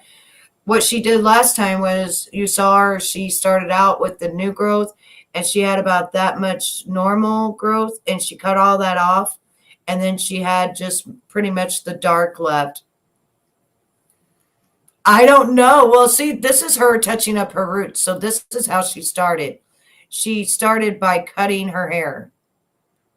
I just skipped this part. once So I this get is the hair all combed out, I cut want to it. see how much new growth I have so that I know how far or like how much hair to cut off. All right, so this is how much new growth I have. Can you see? She's got about an inch. Which honestly is a good amount for 1 month of growth. Yeah. So Mine grows I don't know. Mine grows 2 like I inches. said, I'm no professional, so I'm just winging it here, and I don't really know how low I need to cut my hair. So I'm gonna start off with a number 4 guard. It literally just says 4 right here. Let me show you. I just put it on the clipper. I think I finally got that glue off my cut some eyelash. hair. I guess I'll start off with the 4 guard and then decide if I want to cut any more hair. Honestly, it looks like I'm gonna need to. I legitimately. Well, I'll start off with the 4 out of my eyeball, and So I want to save as much black hair as possible. So I try not to cut it too low. So I'm gonna switch off all the bleach to the shorter setting and see what this Which I'm not sure why, because I didn't play that part through it. I didn't play that part. I'm not sure why she's doing I this. think I'm gonna go a little lower. Wrong. So I'm gonna switch off. Mostly just 4 guard instead of doing all that and a 3 guard. I don't know how long. I don't know why these are, but this is what. For girls, she don't even know which size to use to cut her hair. All right, on to the next. I think I'm already with 3. Through this one, and she. Because I definitely know I don't want to do 2. Look at for 20 minutes, and that's not even. So the reason this I is do what that, she started with. She had a little bit. Hang on. Haircut. She had a little bit of blonde left, but about an inch of new growth. And then over here is the final result of her hair. And look how beautiful. Just gorgeous. Absolutely gorgeous. Amazing. That's beautiful. Shout out to Blonde Solutions. Yes, Blonde Solutions is the shiznit. Okay, so let's see. Here's another one. Let's see if they're going to do Blonde Solutions, hopefully. Okay, socialites. So I just woke up and this is my hair. It's so very rare that I tie my hair up. I really have to be going somewhere important the next day for me to tie my hair up. So this is it, you guys. So I want to show you guys how I mold my hair and get my hair to how you guys normally see it. So this is it. I just went to sleep on my sheets and my pillows and didn't tie it up or anything because I knew I was going to be doing my hair this morning. So the first thing I like to do is wet it completely. Okay, so now that my hair is completely damp. Oh, this is how I like to go in with my first shampoo, which is all touch it up. Hey y'all, welcome back to another video. It is me, your favorite platinum baldy D Wood. And today I have a really cool video for you guys. I'm going to be showing you guys in detail how I retouch my roots. So if you want to see how I get this icy platinum, stay tuned. So right now I look a mess, I sound a mess. She's going to be using L'Oreal Quick Glue. I kind of been. Wonder why she's not using Blonde Solutions. So she cut her hair again, cut her hair off again. See, she cut her hair again. This is the way she does her roots.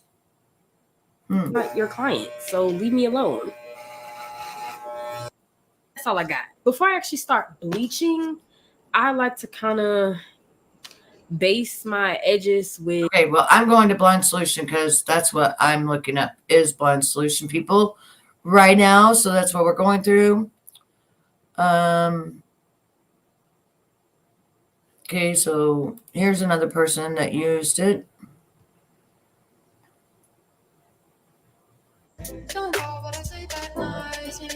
I don't know if their stuff's copywritten or not, so I don't want to take the chance. Still, goodness.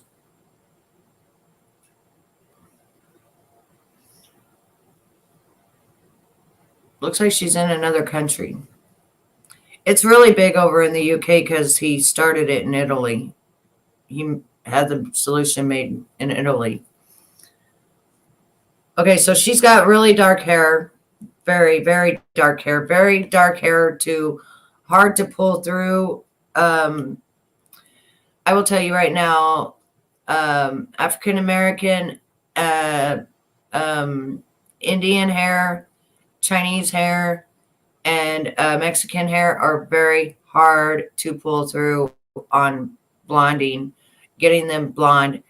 And it's because the pigment that we have in our hair is just a major, like it's either a red undertone or something like that. And it just always wants to grab and turn like an orange.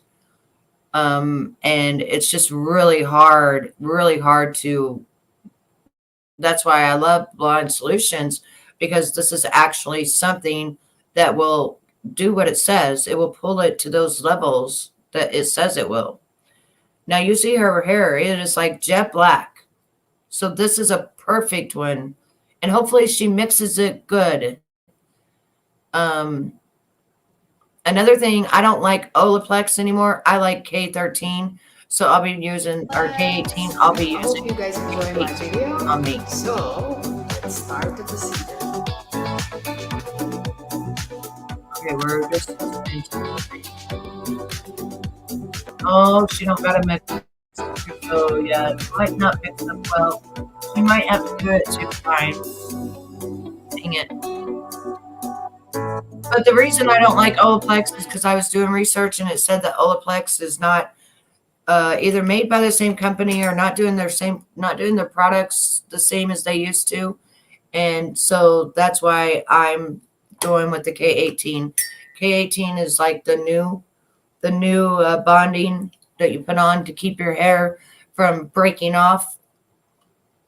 So yeah.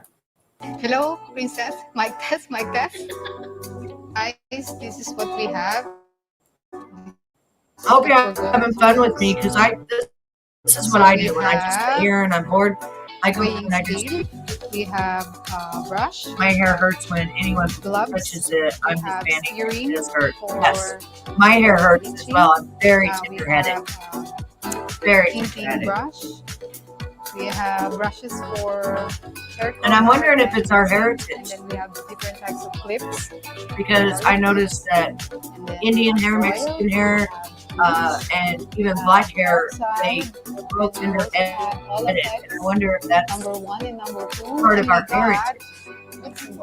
That's very important. I know it's very hard to And dye then our we have hairs. a disposable. It has a very, mine has like a red hair undertone, color and more of a red and an orange undertone. I did last And night. I bet for yours some probably oil does to make it too. Faster. Has more of an orangey, Then we got blow dryer, real warm we got undertone. curler, Even could be we red. got hair iron and blow dryer, and then some towels.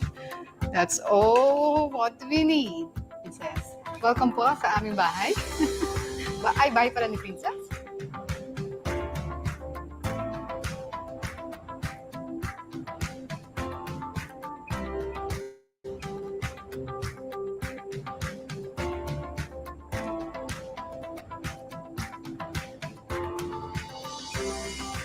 And I am going to have to be careful on how I mix it because some of this is going to already be blonde. So I'm going to put my blonde solutions on last Then later, after we mix it of the together, parts that came out that are going to be blonde underneath my, on my cap. Yes, the red tint. Yes, the red or orange. See, you can see her hair is already pulling the red tint. So she's already through like stage 2 where it's pulled through on the red tint. And then she's real dark. So she's going to definitely pull red. I'm trying to see her roots because it might look like she has a color on it. Like she may have a red color on it because her roots look a lot darker.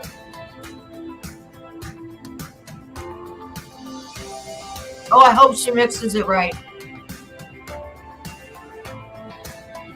Let's hope she mixes it right. Come on.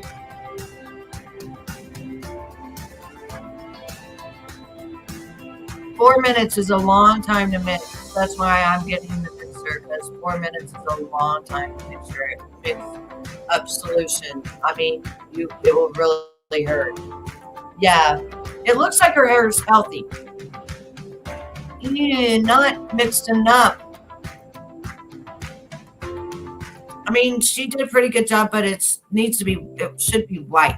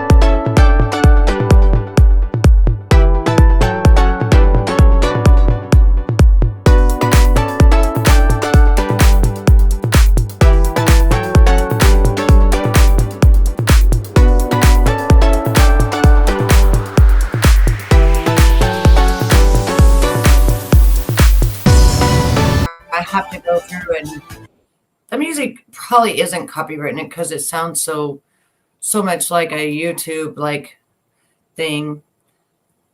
Yeah, that's what they did to me. Was the other day was foils, but look at my hair, girl. They could have pulled that out so much more, but they did not, and it's because it just was not the right shit.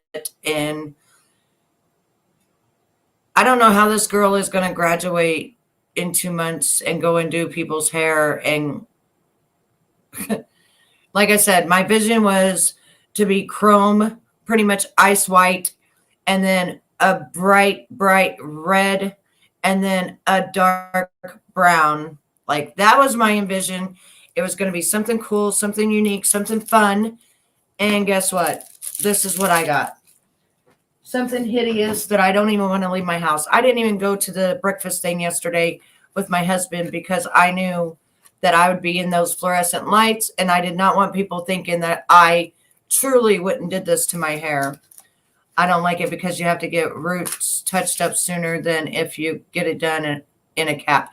Right. That's why I'm doing the cap, because I think that it's better because of the fact that my natural silver and black can grow out and it will all blend. And then I don't have to be bleaching it anymore or any of that. I only have to do it this one time. And then after that, it should blend perfect and I should be good. I should be good to go. And I think that going back to the old fashioned way of putting a rubber cap on and pulling it through is much better than this. I do not like this. I don't think that the strands actually get good enough coated. I just don't feel like they get good, because it's a brush. So you got to think about it. It's a brush going through it. I just don't think that I don't know. There's something about the foil that I just don't like anymore. I like going back to the good old fashioned stuff. And I'm wondering how long she left this on this child's hair. Oh, shoot, it's still that nasty. Oh, damn no.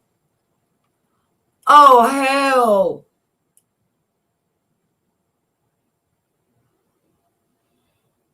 We're talking, that's the color my hair normally turns out. Cindy Lauper orange. Our first coat blonde solution. You did a great job. I love it. Well, as long as she loves it, but I would be crying. I would be crying.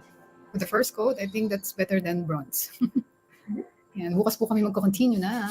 No, I would be coloring and bleaching crying. again. Yun siya. Ito na po ang aming first coat. See, they're going to do it again. You know what? If they would just mix it right, the product would work right. Oh, I hope this, because she has really good hair. Look at that. You barely see any breakage whatsoever in this girl's hair. Damn it. Just mix. This is the thing. Why don't you all just ever go and look at how it's supposed to be mixed? Because if it says mix it for 4 minutes, go do some research and see what color it's supposed to be. I did. That's what I did. I'm going to get my coffee. Damn, her hair turned out like mine. It's peach. It's like a peach color. And then they put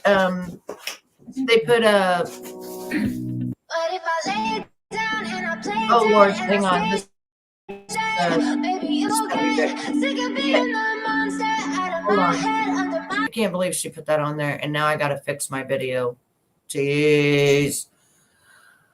They usually have open to the public 2 days a week. The teacher will check on it. Yeah, that's what happened. I went to a school. This is what happened. This is what happened. I went to a school of a girl that didn't even want to. She had somebody else do this side. She couldn't even do it herself. She did not rinse out the toner out of my hair. It stayed on for 12 hours. She did not do anything at all except fuck up my hair. And like I said, right here, it looks like that it's literally got red and it's horrid. And they wanted $114. I said, I'm not giving you $1. You're not getting $1. 5.5 hours for this shit. No. So the second time, it looks like mine right now. It's the same exact color as mine. It's all about the mixing of that stuff. So are they going to do it again?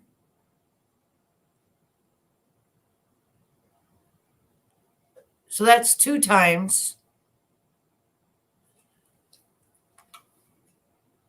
And I can't believe they had that copyright song on there. They still do. I am not listening to the copyright song. Now I got to put a different song on my stuff. Adult. I went to Paul Mitchell.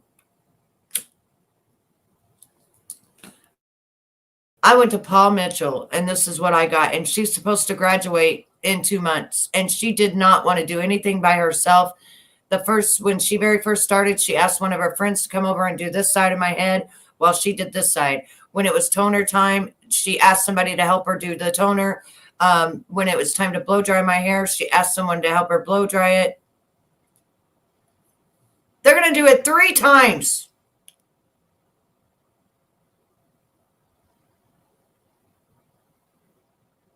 See, she's not mixing it up right. So now this is the third bleaching. The third bleaching. And as you can see, it's not mixed up right. It's still violet. Oh, they suck bad. I don't know. I mean, they should not. They asked my opinion, and I'm going to write and tell them everything she did and how she should not graduate, how she needs more practice, and she don't want to do anything by herself. She wants people to help her, and that's not the way that it works. Besides that, when I walked in, Charlotte, not one of them people had makeup on, nor was their hair fixed, nor did they have any cute clothes on or anything at all. They did not look like they did in 2007 to 2015 when I went.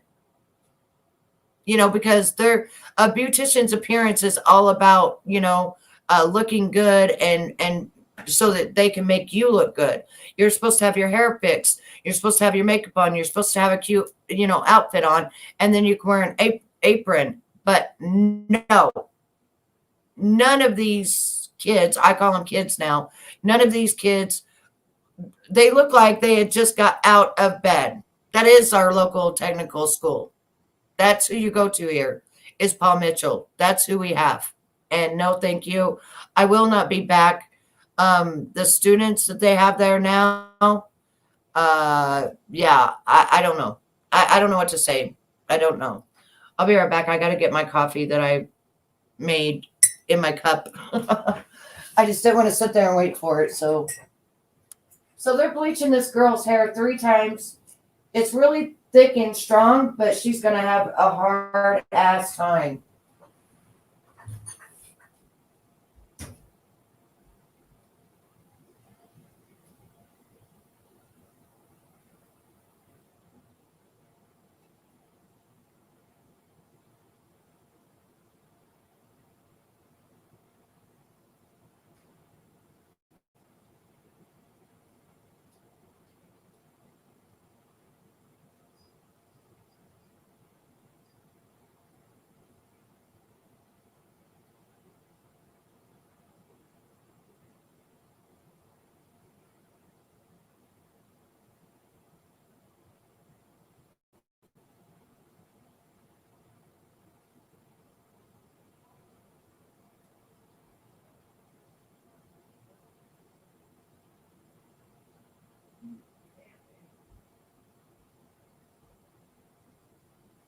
Okay, good. I am back. I got my coffee. So now she's not going to put foil on it. So it's a school where they have 10, 11, and 12th grade cosmetology students. Yeah, we don't have that here at all. It's after they graduate, they go to cosmetology school. It's called Paul Mitchell. We only have one school, and that's it. But we don't have the one that you're talking about. We don't have that. I can't believe she's doing her hair again, and this time she's hand painting it because she's thinking that foils don't work. Actually, it's not that foils don't work. It's that she did not mix the product up right, and so none of that violet is even cutting through the peach and the orange and the red and whatever colors. It's not cutting through it. And this is horrible that she's having bleach done 3 times. Her hair is going to not be very healthy whenever she gets done. Do you want to come up and talk with me, Charlotte? I think I asked you once if you wanted to. But see, now that yeah, that's all we have here. We don't have any cosmetology students that do anything in high school at all.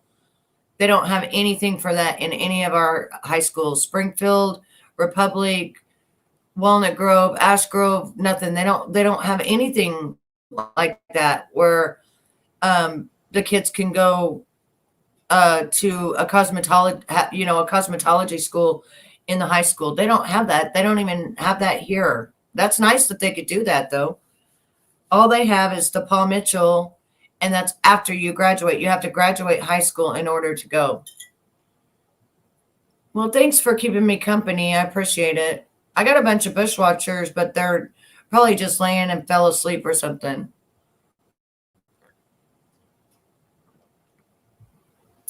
I feel really bad that this girl, our final touch hair color, what?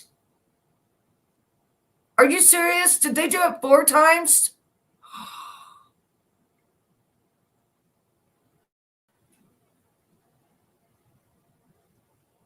Oh my gosh. Oh my gosh, they did it 4 times. Her hair is going to be so damaged. So damaged.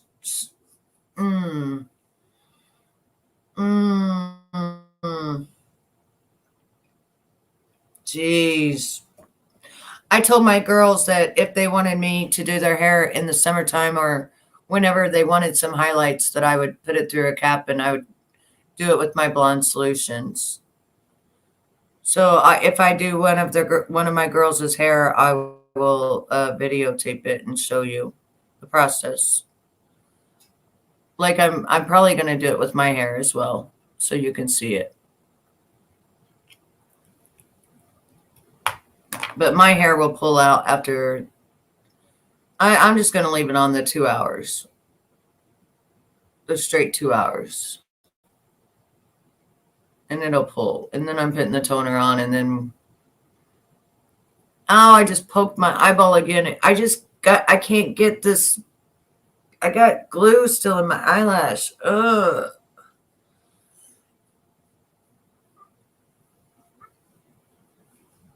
I'm glad I could put you to sleep, honey. Because I think that's what a lot of my friends did. I think they fell asleep, and so it just looks like they're here, but they're asleep.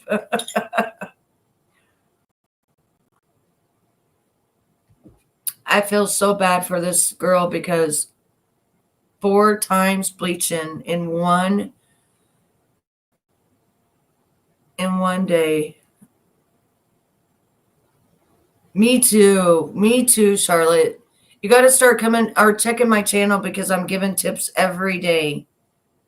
Every day I'm giving tips on makeup and hair and fingernails and just different things. I'm going to be doing the news, different things about the news. I'm just trying to stay away from really the drama, and I really want to help people to learn little tricks and things. I go do research to find the little tricks, and then I want them, I bring it back to everybody, just like I do as a reporter. I go find the little tricks, or I find tricks that I found that work great for me, and then I bring it to all of you so that, you can have those little tricks.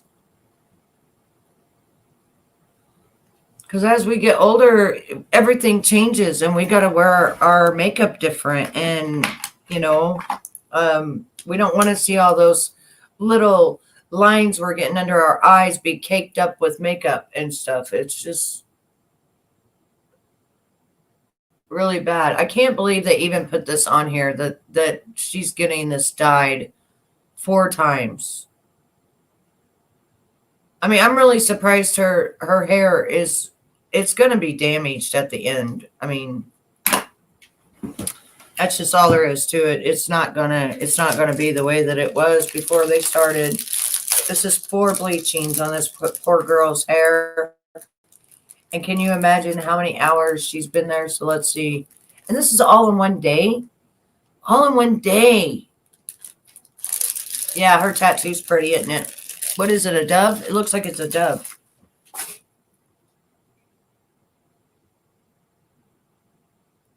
I need to get that glue right off of my eyelash right there.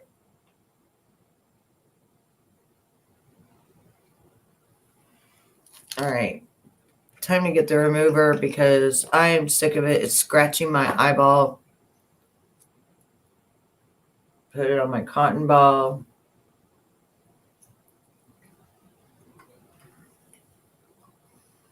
So this, what I'm using right now is eyelash remover because I've got a piece of glue in my eyelash right here that I can't seem to get out. So I'm going to do this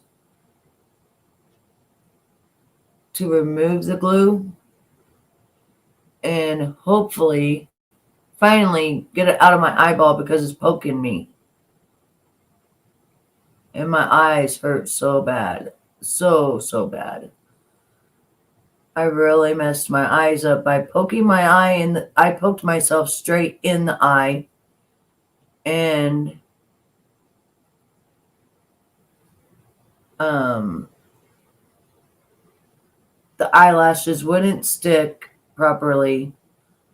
And the glue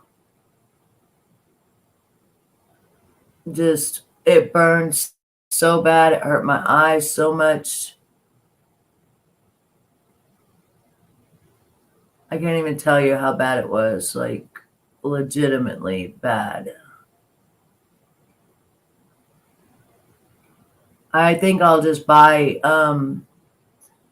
some cat eye eyelash, you know, the fake eyelash to just put on, and I'll wear those because I don't think I want to do the individual extensions. I don't like it and it hurts me. My eyes are too sensitive for all that. So yeah, no more. So hopefully this takes the glue off and I don't have all this glue anymore. Burns. Okay, after the 5th thing, they finally, did they put the chrome on it? Hold on. Did they put the chrome on it or did they put platinum? What did they put on it? What toner? So they're not going to show it. It's still. So I don't know what toner. I don't know what toner. Yeah, that's what the brush is for. My eyelashes.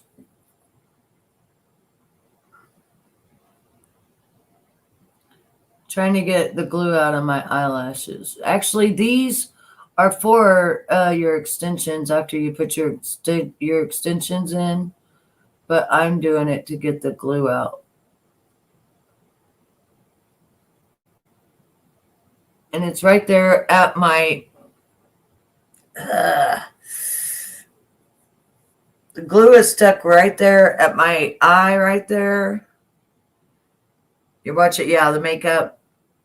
Hopefully she does a good job after 4 times of bleaching her hair in one day. Oh, this shit hurts. Oh, ow. I think it's about coming off finally. Damn.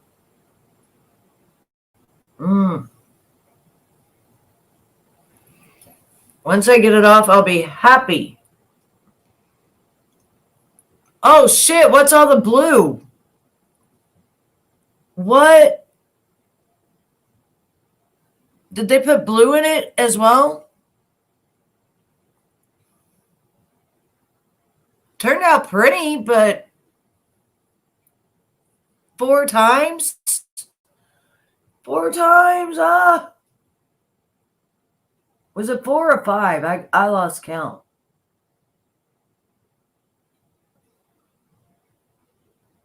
I actually lost count of what it was. I think it was 4 times that they did it. Oh. And then they put blue in it.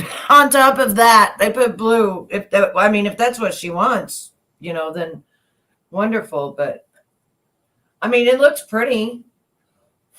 I'll tell you, the blonde solutions got her closer to the blonde than any other stuff would have. But if they would have just mixed it up right and did it the way that it says on there and mixed it into a white color, then she would have been one time, 2 hours. Poor girl had to go through all of that. So what do? They dye her hair and then they do her makeup for her?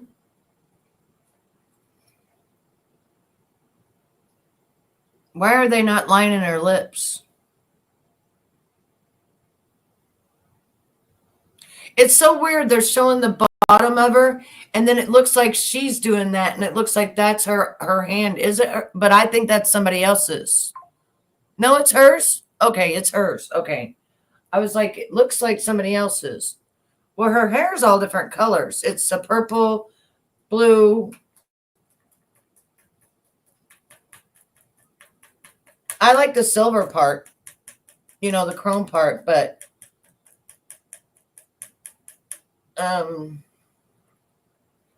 poor girl, you went through a heck and back.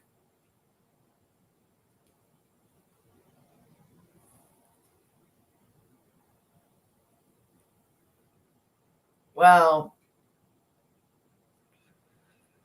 as long as she's happy. But I mean, to do it 4 times, they normally would not have to do it 4 times. Poor girl. I feel so bad for her. All right, on to the next one. Let's see what they got. This is what I do. I go through and I look at blonde solutions, who use blonde solutions. And I try to make sure that it's blonde solutions that they used. And I try to make it from black to blonde. So, yeah, blonde solutions on black hair to blonde hair to blonde hair. And I try to see like what it is that they do. Battle of the Bleaches. Blonde solutions versus blonde me. I wonder what this is. Guys, for today's vlog, we're going to be doing a partial foil, and I thought it would be neat to compare 2 different bleaches. So we're going to be using Schwarzkopf and Blonde Solutions. I mean, blonde me is a good product as well. It just doesn't pull my hair out.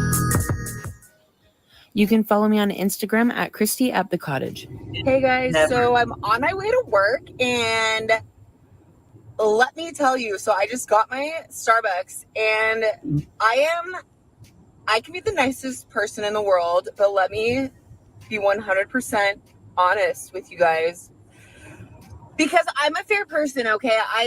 I'm proud of myself on that if I'm being a bitch, I will let you know that I'm being a bitch. And let me tell you, I can be a petty bitch sometimes. So I was just like I think at we all Starbucks, can. and I was getting my drink, and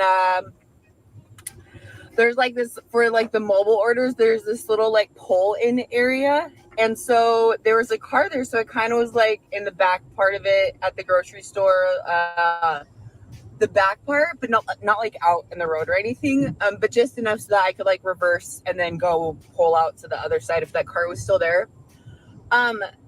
So this car was behind me, and I wasn't even like backing up yet, but like, can you hurry up? Can you just drive? Woke up and chose violence today. But this person like stopped because it was a stop sign, but then kept not going. So I was like, whatever, dude, I gotta get to work, so I'm just gonna go. So I started like backing up, and she honked at me.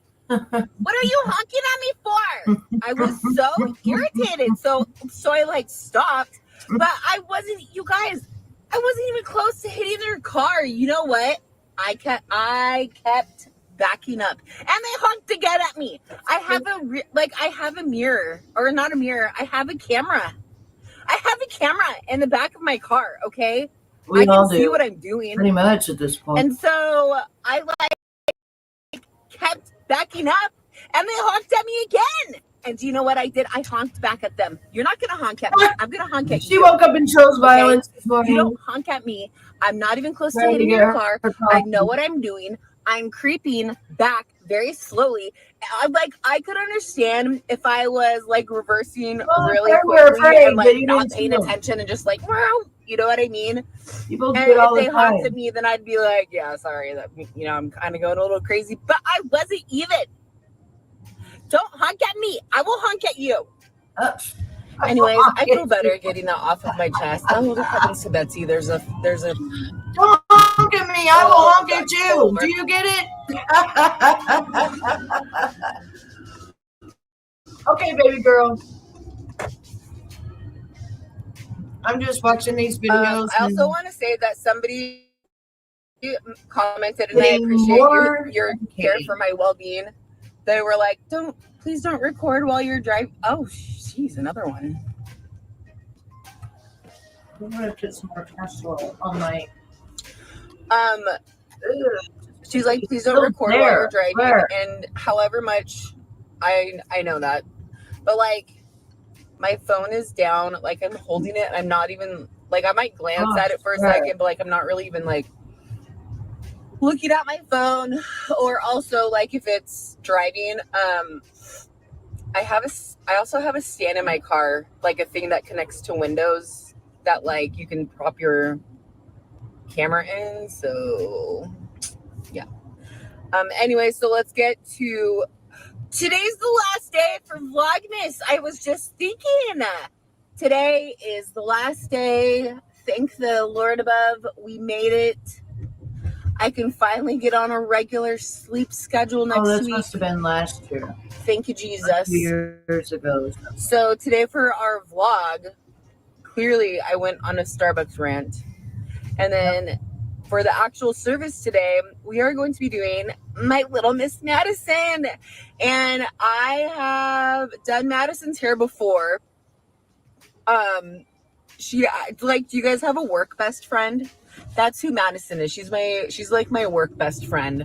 But like, she doesn't work with me anymore. She went on to work at a spa, and she does sugaring hair removal. And if you're in the local area, let me tell you, she will get your armpits, legs, whatever body parts that you want to work on.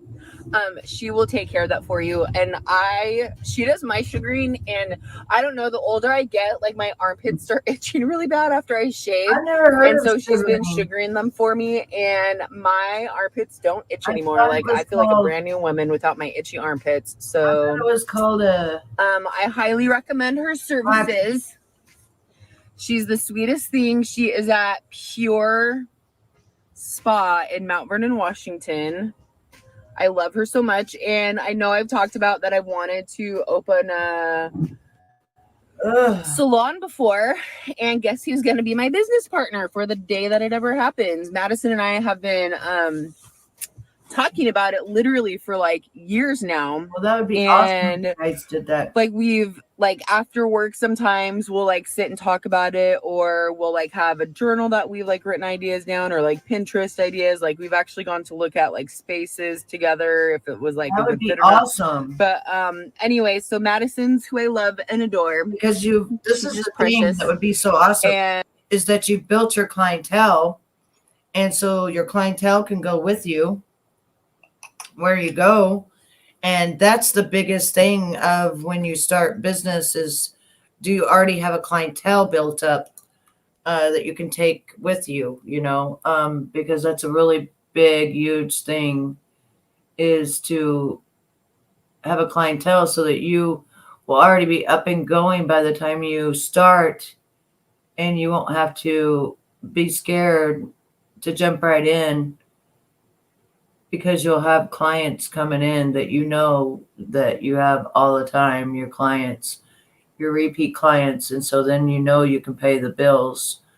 And that is awesome. And I pray and hope that you do get, you and Madison get to fulfill your dreams and get a salon of your own. You deserve it.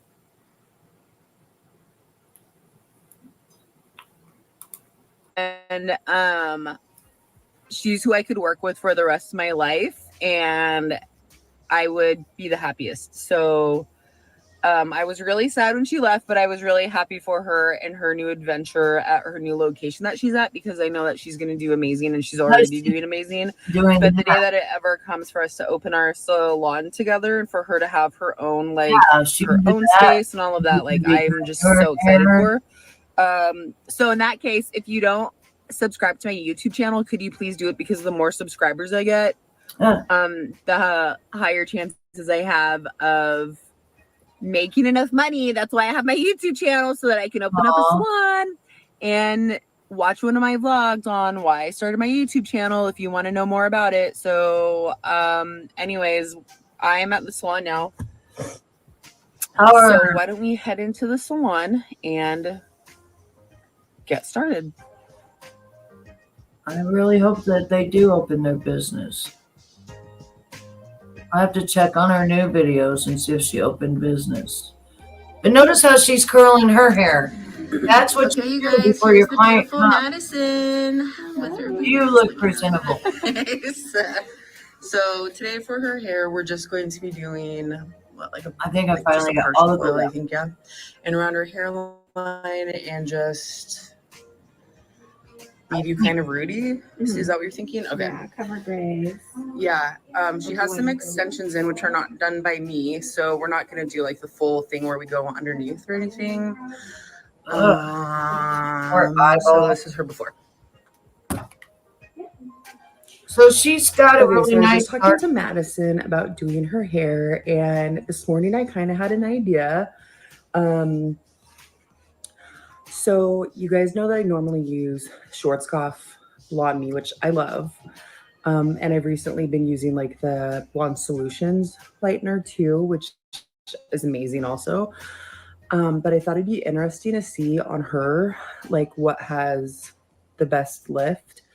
The thing is, her hair naturally is like a level 4. That's what I was thinking. And the Blonde Me gets pretty good lifts, but I felt like last time, I don't know, was it kind of yellow? I feel like there's always like a little bit of yellow left in the hair. So I just want to see like how you mix it, with Blonde Solutions. And we're not going to do it like right on her part, because she was like, is it going to process differently? And I mean, we're going to tone and everything, so it's going to be the same afterwards. I think I finally got the glue out. We're going to do it like more underneath like Blonde Solutions, and then underneath I think I Schwarzkopf, finally and got then the on glue top out. I'll honestly do Blonde Solutions. So we're going to mix for yes, now it feels good, and now it can stop for both of those. And I think to start I'm going to use I'm going to mix the Blonde Solutions, because that I think has to sit longer. I finally did. That says to like let it process for like the 45 minutes or so. For the glue. Where I feel like Blonde Me doesn't necessarily have to sit that long. So we're going to start mixing the Blonde Solutions. But honey, you got to really mix it.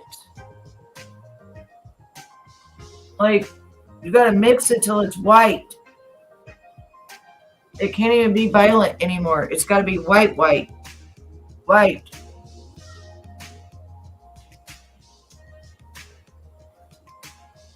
This remover for the eyelashes is great. So to start, we're just going to go through and do her foil around her hairline. And we're going to do her hairline all with the Blonde Solutions. And then also kind of do maybe like 3/4 of the side where she parts her hair Blonde Solutions. That way it all kind of processes evenly. And in case there is any much variation between the two different bleaches, it's not like she'll have any discoloration I love her section in her and hair I from she's very when thorough her color's done, because we don't want it to be like, clearly there's a difference between the bleach, so we just figured that it would be better if we do one bleach all over on like the whole top part of her hair where she parts her hair. That way it looks nice and even. Yeah, she's doing great. Because see, she's just doing her roots. And look at those little baby fine. Look at that baby fine section. She's doing great. I would go to her if I was by her in Washington. I'm not, but I would. I think she does a great job. I think she just needs to mix that product a lot more. Like, that's a big deal, mixing that product. I think I might get this stuff that you lifts your eyelashes, and that may help a lot. Just lift my eyelashes. Just lift them. I think if I lifted them,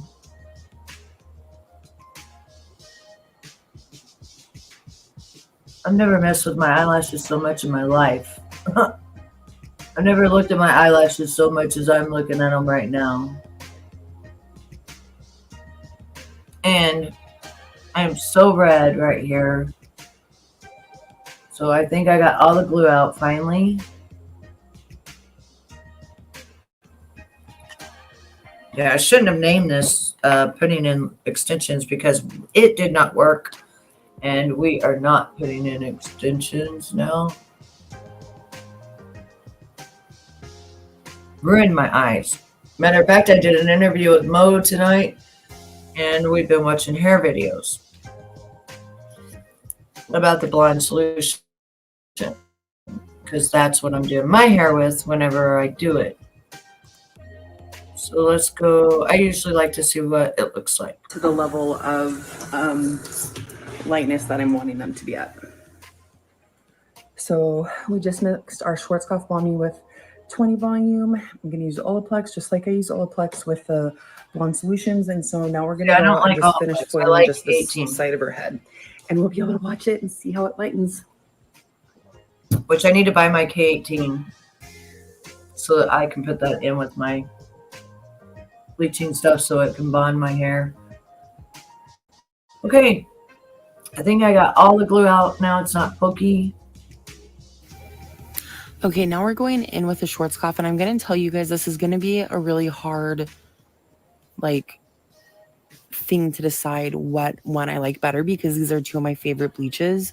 So it's going to be really interesting because I always feel like Schwarzkopf gets really nice lift, and it lifts really quickly, where I feel like Blonde Solution kind of takes a little bit longer to lift, but when it finally does get there, it actually tones really nicely and is a lot brighter, wider of a lift. So I think I'm going to be a little bit shocked where maybe I'm going to think like, oh, Blonde Solutions isn't lifting very well, but look at the Schwarzkopf is lifting really nicely. It would go so really I think I'm going to be like, oh, actually mixed it all the way to white like you're supposed to. She's not mixing it correctly, and it's not busting all of those beads. And so it's not getting the full potential. And that sucks. My good old Schwarzkopf, you know? But I think when it comes down to it, that the Blonde Solutions is probably going to win in the end because it's going to be toned nice and white, where the Schwarzkopf is still probably going to be kind of yellow.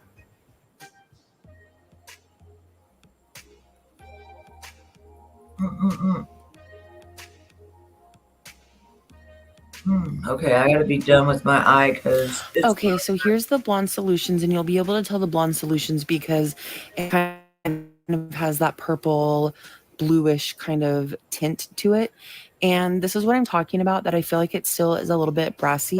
It does kind of take a little bit longer to kick in, but once it does, I swear it's magic. For 30 minutes. So for both sides, I'm actually going to reapply because Madison's hair does retain a lot of yellow. Look at this. The Schwarzkopf looks like it's lifting really good. So we're going to just go through really quickly, reapply, and then wait 10 minutes. It's all about the mixing, baby. It's all about the mixing. But of course, people just don't know, really. They think 4 minutes, okay, but they don't know that it's supposed to be white. If they knew that, they would have mixed it to it being white. But they don't know. So they just say, oh, 4 minutes, okay, I'll mix it for 4 minutes. And they think it's still supposed to be that velvety violet color, and it's not. It's supposed to be white.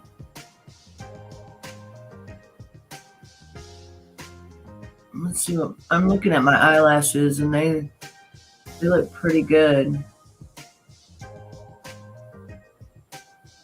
I don't never use mascara or nothing on my eyes, really. I just really don't use that stuff. But my eyelashes are they're just straight out. If they were curled, like I would actually have eyelashes if they would just go up, but they won't. My daughter's got my eyelashes. Theirs actually curls and goes upward like it's supposed to. Mine wants to go straight out like weird. So, all right, on to the next. Let's see what she picked. So I think we're just going to tone her with 10A. Yeah. Ooh, it's still really yellow. Okay, so this is kind of the final result of the lifting. This is what I'm talking about. See how the Schwarzkopf is kind of stuck at that kind of brassy yellow stage? It still has definitely like a level 9 to it, just tons of yellow still. And then look around her hairline, and over on this side, you can see how much whiter and clearer it is. Yeah. It's incredible how big of a difference you can see, that it just tones the hair so much better. And I definitely think the Blonde Solutions won. Yeah. I mean, Schwarzkopf has good lift, but like, look at that. Beautiful. It's just like a clear, already pre-toned, almost I'm like so a nice surprised level it 10 pulled that good highlight. And the Schwarzkopf is definitely still kind of brassy. Yeah, I noticed that. So she's going to have to really tone that shit down. She's going to have to use an ash to tone it. Because that is brassy. Yeah, compared to Blonde Solution.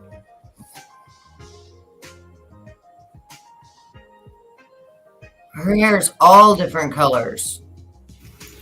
So here's the finished color. Also, I did not do the extensions. Those were done by our good friend Mary.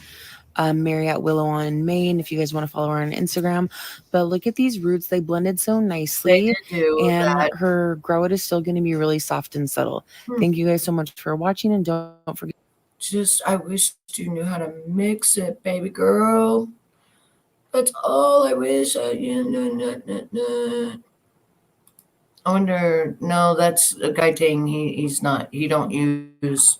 Hello to all the hair besties in the land. Hello. I'm here with Kristen. He now has his own product. So, yeah. Let's see what else we come up with. And I'm going to Blonde Solutions right now to see if they have gotten their developer in. Because I just bought the chrome that I'm waiting on. And I bought the rose like, I don't know, 2 weeks ago. But I keep checking because on eBay, they're selling it for $95 when this stuff is literally $18. They're price gouging like a mofo. Because Blonde Solution is out. And they are still out. There is no developer. See what they do got in stock. They got chrome and rose in stock the other day, I noticed. It looks like they have 2 toners. They're sold out of all of the lightener now. All of it. And it looks like all they have left is the toner. Yeah, they just have chrome and rose, and that's it. And they only have 4. So they have 2 of the chrome and 2 of the rose, I bet, because I just bought a chrome and I bought a rose, so I should be getting them soon. But now they're completely sold out of the lightener. Damn, I probably should have bought another bag of it. Shit. And they're completely sold out of the pigmented developer. Yeah, they're down to 2 products. The 2 products I'm waiting on, actually. Ugh. Anyway.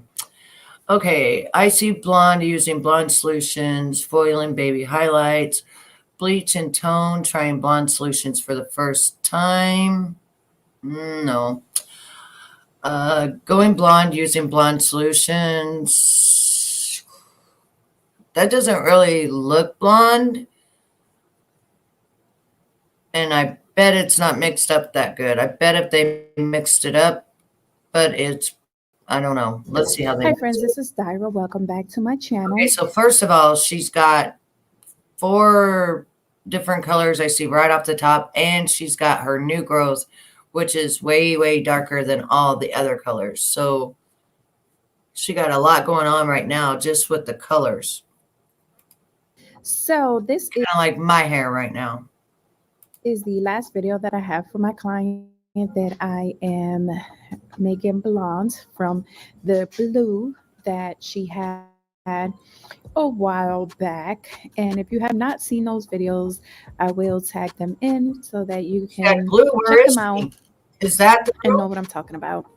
So in the previous video, I did use color remover to remove some of the blue, and there was a lot of red and green in her hair that we Okay. needed So she had blue in her hair, and then she took the color corrector and she stripped all of it off, and then it got to this because in order to put the blue in, you have to highlight it. So that's why it's got all these colors. Okay. I'll get out, but I did not feel comfortable with applying any more chemicals to her hair because I have to make sure that I keep her curl fry it pattern off. because she never uses heat in her hair. She wears her Your natural dreams, hair. baby.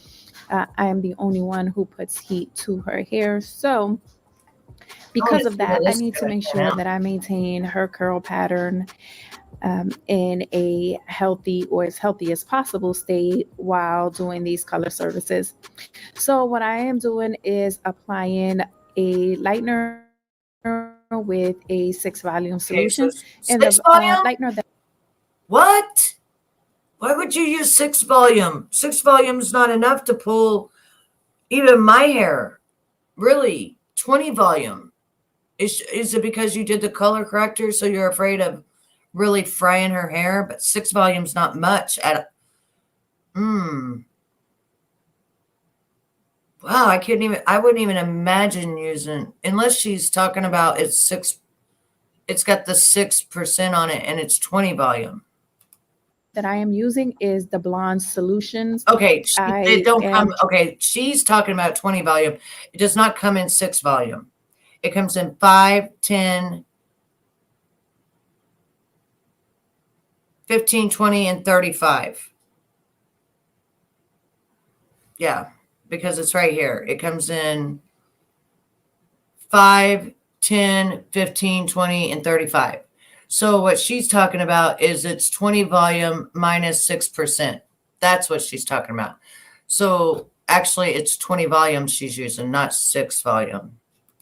Trying this one out. I did use it prior to using it on her, but this actual appointment was kind of like putting it to the test to really see what I can do. When I'm using 6 volume, the people that know about hair and stuff, they're going to be like, 6 volume?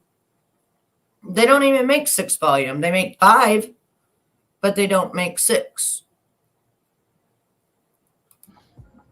And I always like to go lower on the developer just because. I do, however, so you can even see some of the blue still in her hair right there, but what they done with her hair before, she said go back and look, but I can guarantee you they lightened all of her hair and then they made it all blue or blue and blonde or something like that. And then she took the color corrector, which is also a chemical. It's got like 10 volume, like a developer type stuff in it. So it's still a chemical. And they in order to get the blue out, you pretty much have to use a color corrector. And so you put it on your hair, I don't know how long, and then it kind of strips off anything down to like the bleach.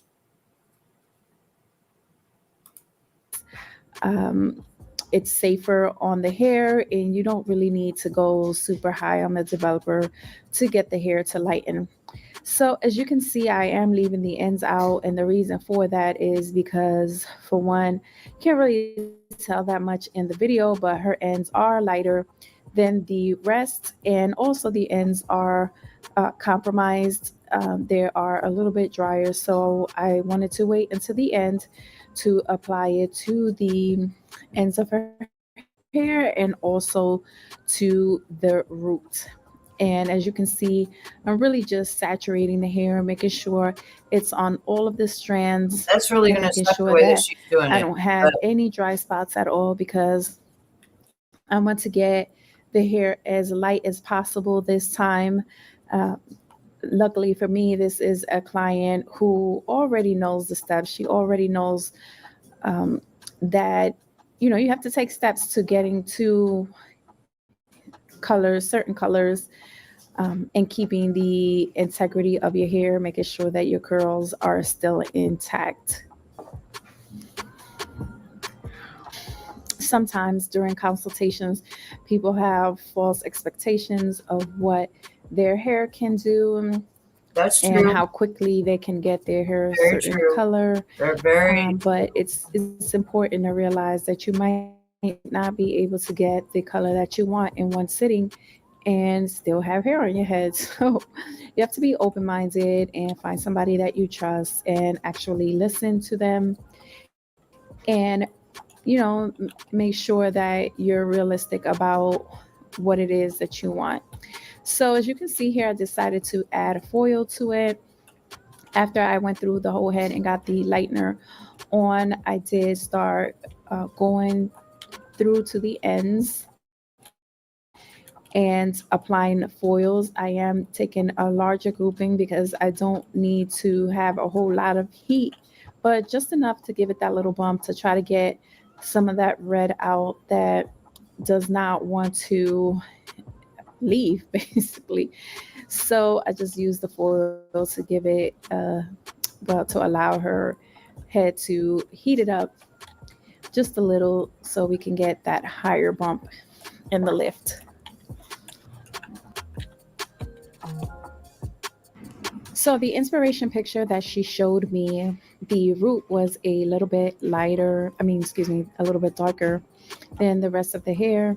So I did not apply the lightener on right away. I let the foils process till I wanted to remove them. So what I did was rinse them out, and I added the second part of the Olaplex that I put in the lightener and just let it sit in her hair while I applied the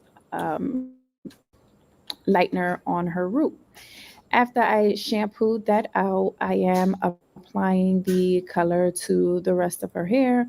And I would like to be honest and say I remember the mixture, the formulas, but I didn't. Normally I do write it down for a client, but I need Everything I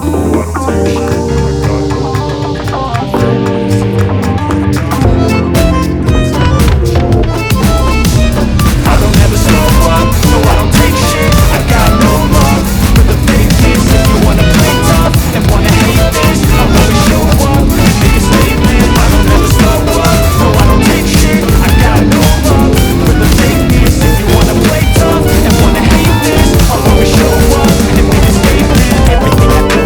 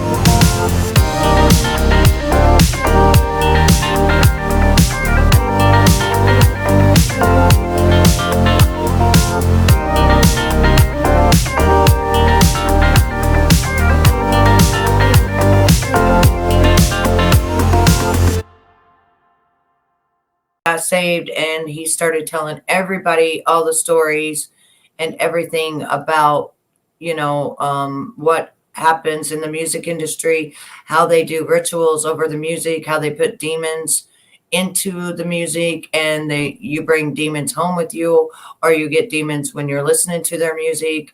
Yeah, and I just did a thing on Diddy 2 or 3 days ago that you'll want to watch. And it is an ex-producer that was producing Diddy's music and writing music for him. And he talks about how they were doing the rituals and stuff like that in the studio over the music. So yes, indeed, that is still going on today. And that, the reason Diddy's going down right now is because he sued Ciroc, the liquor company, and that's a big no-no. You bit the hand that fed him, and so you bite the hand that feeds you, you're going to get taken down, and that's pretty much what happened. I can look up John Todd real quick and see if I could put on. I won't put it on here because they're just bad. But I will, however, give you information. And you can start with this right here. There is actually a YouTube video, and you can start off right here with it and go from there. And I just don't want to put it on my channel because every time I do, it causes a problem for me. But here is a YouTube channel that has all about him, and you can go through and listen to what he has to say about the music industry and how he was head of the music industry and everything that they do and what the music is about. And, Lucifer was over the music in heaven, and that's kind of why they're over the music here. So that'll help you out a lot. That'll help you out to tell you exactly what Satanists are and why and everything about it with the Illuminati cult. Everything that needs to go. And after I do that, sometimes she's even like, no, take some more off because she just doesn't like her hair past a certain length. So that's what they get fried. I'm just trimming those away. It's dead anyway. And then I also do trim the layering in her hair. And the way that the layers are put in helps give her hair shape when she wears it in its natural styling. I'm glad that they came out with straighteners for people that can straighten their hair now and stuff if they want to. Instead of all of the, them not having really an option. I didn't think it was fair back in the days whenever white people were having all these options and, beautiful chocolate people were not. They just really started getting those options about the last 10 or 15 years, I've noticed. And I think it's because chocolate people are starting to open businesses and stuff like that. And they're the ones that's really bringing in the product to help, coarse hair and stuff like that. And I think it's wonderful that they actually got a choice now. They don't have to necessarily wear wigs. And I model wigs because I love wigs, and I just think that they're fun. They're fun for everybody. Anybody can wear wigs, and they're just fun. Like, I don't have to have my hair like this. In like 5 minutes, I could go and make my hair and everything look totally different. But anytime you do a major bleaching on your hair and stuff like that, and it's real coarse, you're going to have those split ends and stuff. Like, I will bleach my hair and I'll probably have a few split ends at the bottom, and I'll just condition them really, really good and just keep them really, really conditioned. And then eventually I will cut them off. But I think, I don't know, my hair's pretty healthy. We'll just see how it works out. I'll be using the K18 though whenever I do it. I hope that helps you, Redheaded Storm. And thanks for being here tonight. Mo was here. All right, guys, so I'm putting She did some an light interview. curls It was into her fun. hair, and I am only doing. I don't know if you was here when I did the interview with Mo when she went to federal prison, but that was a cool interview. It was fun interviewing her. And then I started watching this and stuff, and just kind of staying live and just kind of enjoying myself really and getting back in the groove of staying live. One pass of the curling iron, and I'm taking larger sections so that it doesn't I love how she's allow curling too it. much It's heat beautiful. to go through the hair strand. Oh, that's what it looked So like this is before. the glue See, that she had that I knew that they did a color corrector and took all that blue out. Wow. Wow, what a big difference. Her hair is going to look so different. And another thing that would be so beautiful for her is if she doesn't like that flat press so much, if she got those Jerry curl gel and just made those beautiful Jerry curls all over her hair. Oh, her hair would be fabulous, beautiful. wore off, blue and purple. That was the beginning of going blonde. And in the second attempt, we had to, well, the first attempt, we had it rose gold pinkish color. Oh, okay. as you So just this is saw. the second. And this is the result of her going blonde. So there's a lot. So I have that not they seen did. her Okay, yet so since then, but first off, she loved. they color corrected it to take out the blue. Then they bleached it and it turned a rose color. And then they bleached it again and it turned this color blonde, which is more of a yellowish blonde. But for her, it looks pretty. And then they took off like a half an inch of, dead hair. And then she curled it real beautiful. And it's also got all different kind of shimmer highlights and stuff too. I think it looks absolutely gorgeous. Loves an adventure and she loves trying different things with her hair. And she that's takes her hair. good care of her hair on her own. That's why she's able Beautiful. to do all of these things to her hair and still have some beautiful Wow. thick hair. So yeah, let's see what she wants next. That before and after was, oh my gosh, let's look at before again. I'm shocked. Look at that. Wow. So she took it from that all the way to this. See you in my next Beautiful. one. Always give you Wow. love and she looks like a totally different person. I mean, she looks like a younger person, like about 13, 14. She did a fabulous job on her hair. Her hair looks absolutely gorgeous. I love how she rolled it and made it look like a blowout look. I love it. It's so pretty. She did a great job. I'm going to have to write and say it looks beautiful. I'm going to have to give a thumbs up, and it turned out beautiful.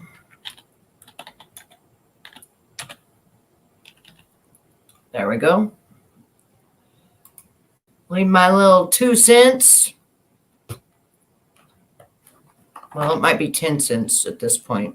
All right, so back to what we are doing. Well, I'm actually going to get off of here because I've been live 5 hours and 50 minutes. So we'll go ahead and do a 10-minute video of something, and then I'm going to keep doing my stuff, researching.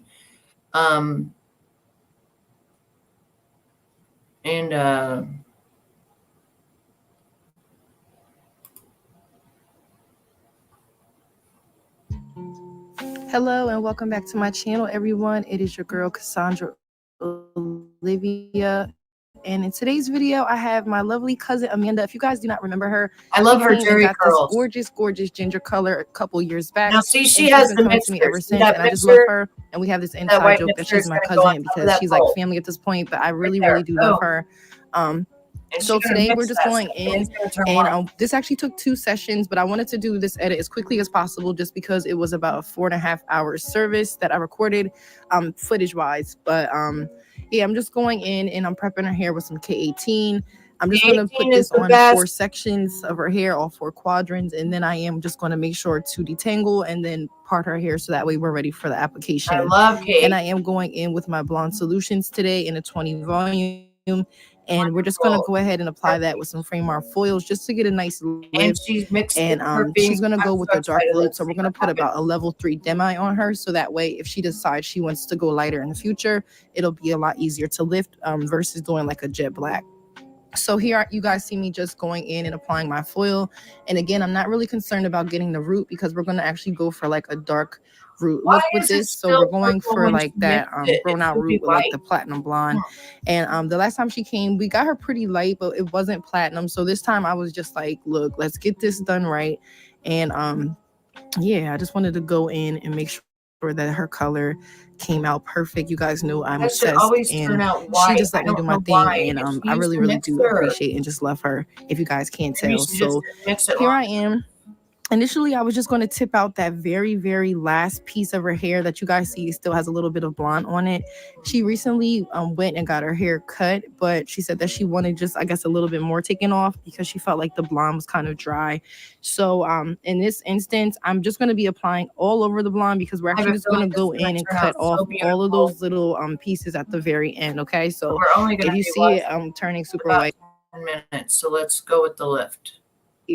3 demi during her next service. This was kind of just the pre-service, and you guys see those really, really light ends. Yeah. Remember, I told y'all don't freak. This is the part I was talking about. So typically where you guys see where it's super light, I would have kept that out. But again, we knew that we were just doing a haircut on her. So I was just like, look, I'm gonna just go ahead and apply the lightener all over, and then we'll cut this off at the end.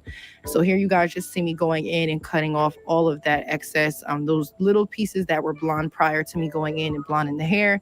And I'm just pulling everything out at a 90-degree angle and just doing the perimeter. Girl? And then I'm leaving just a tiny, tiny bit of that lighter end. It don't the even healthy look like the parts, okay? same We're just hair. essentially cutting off all of the dry parts right now.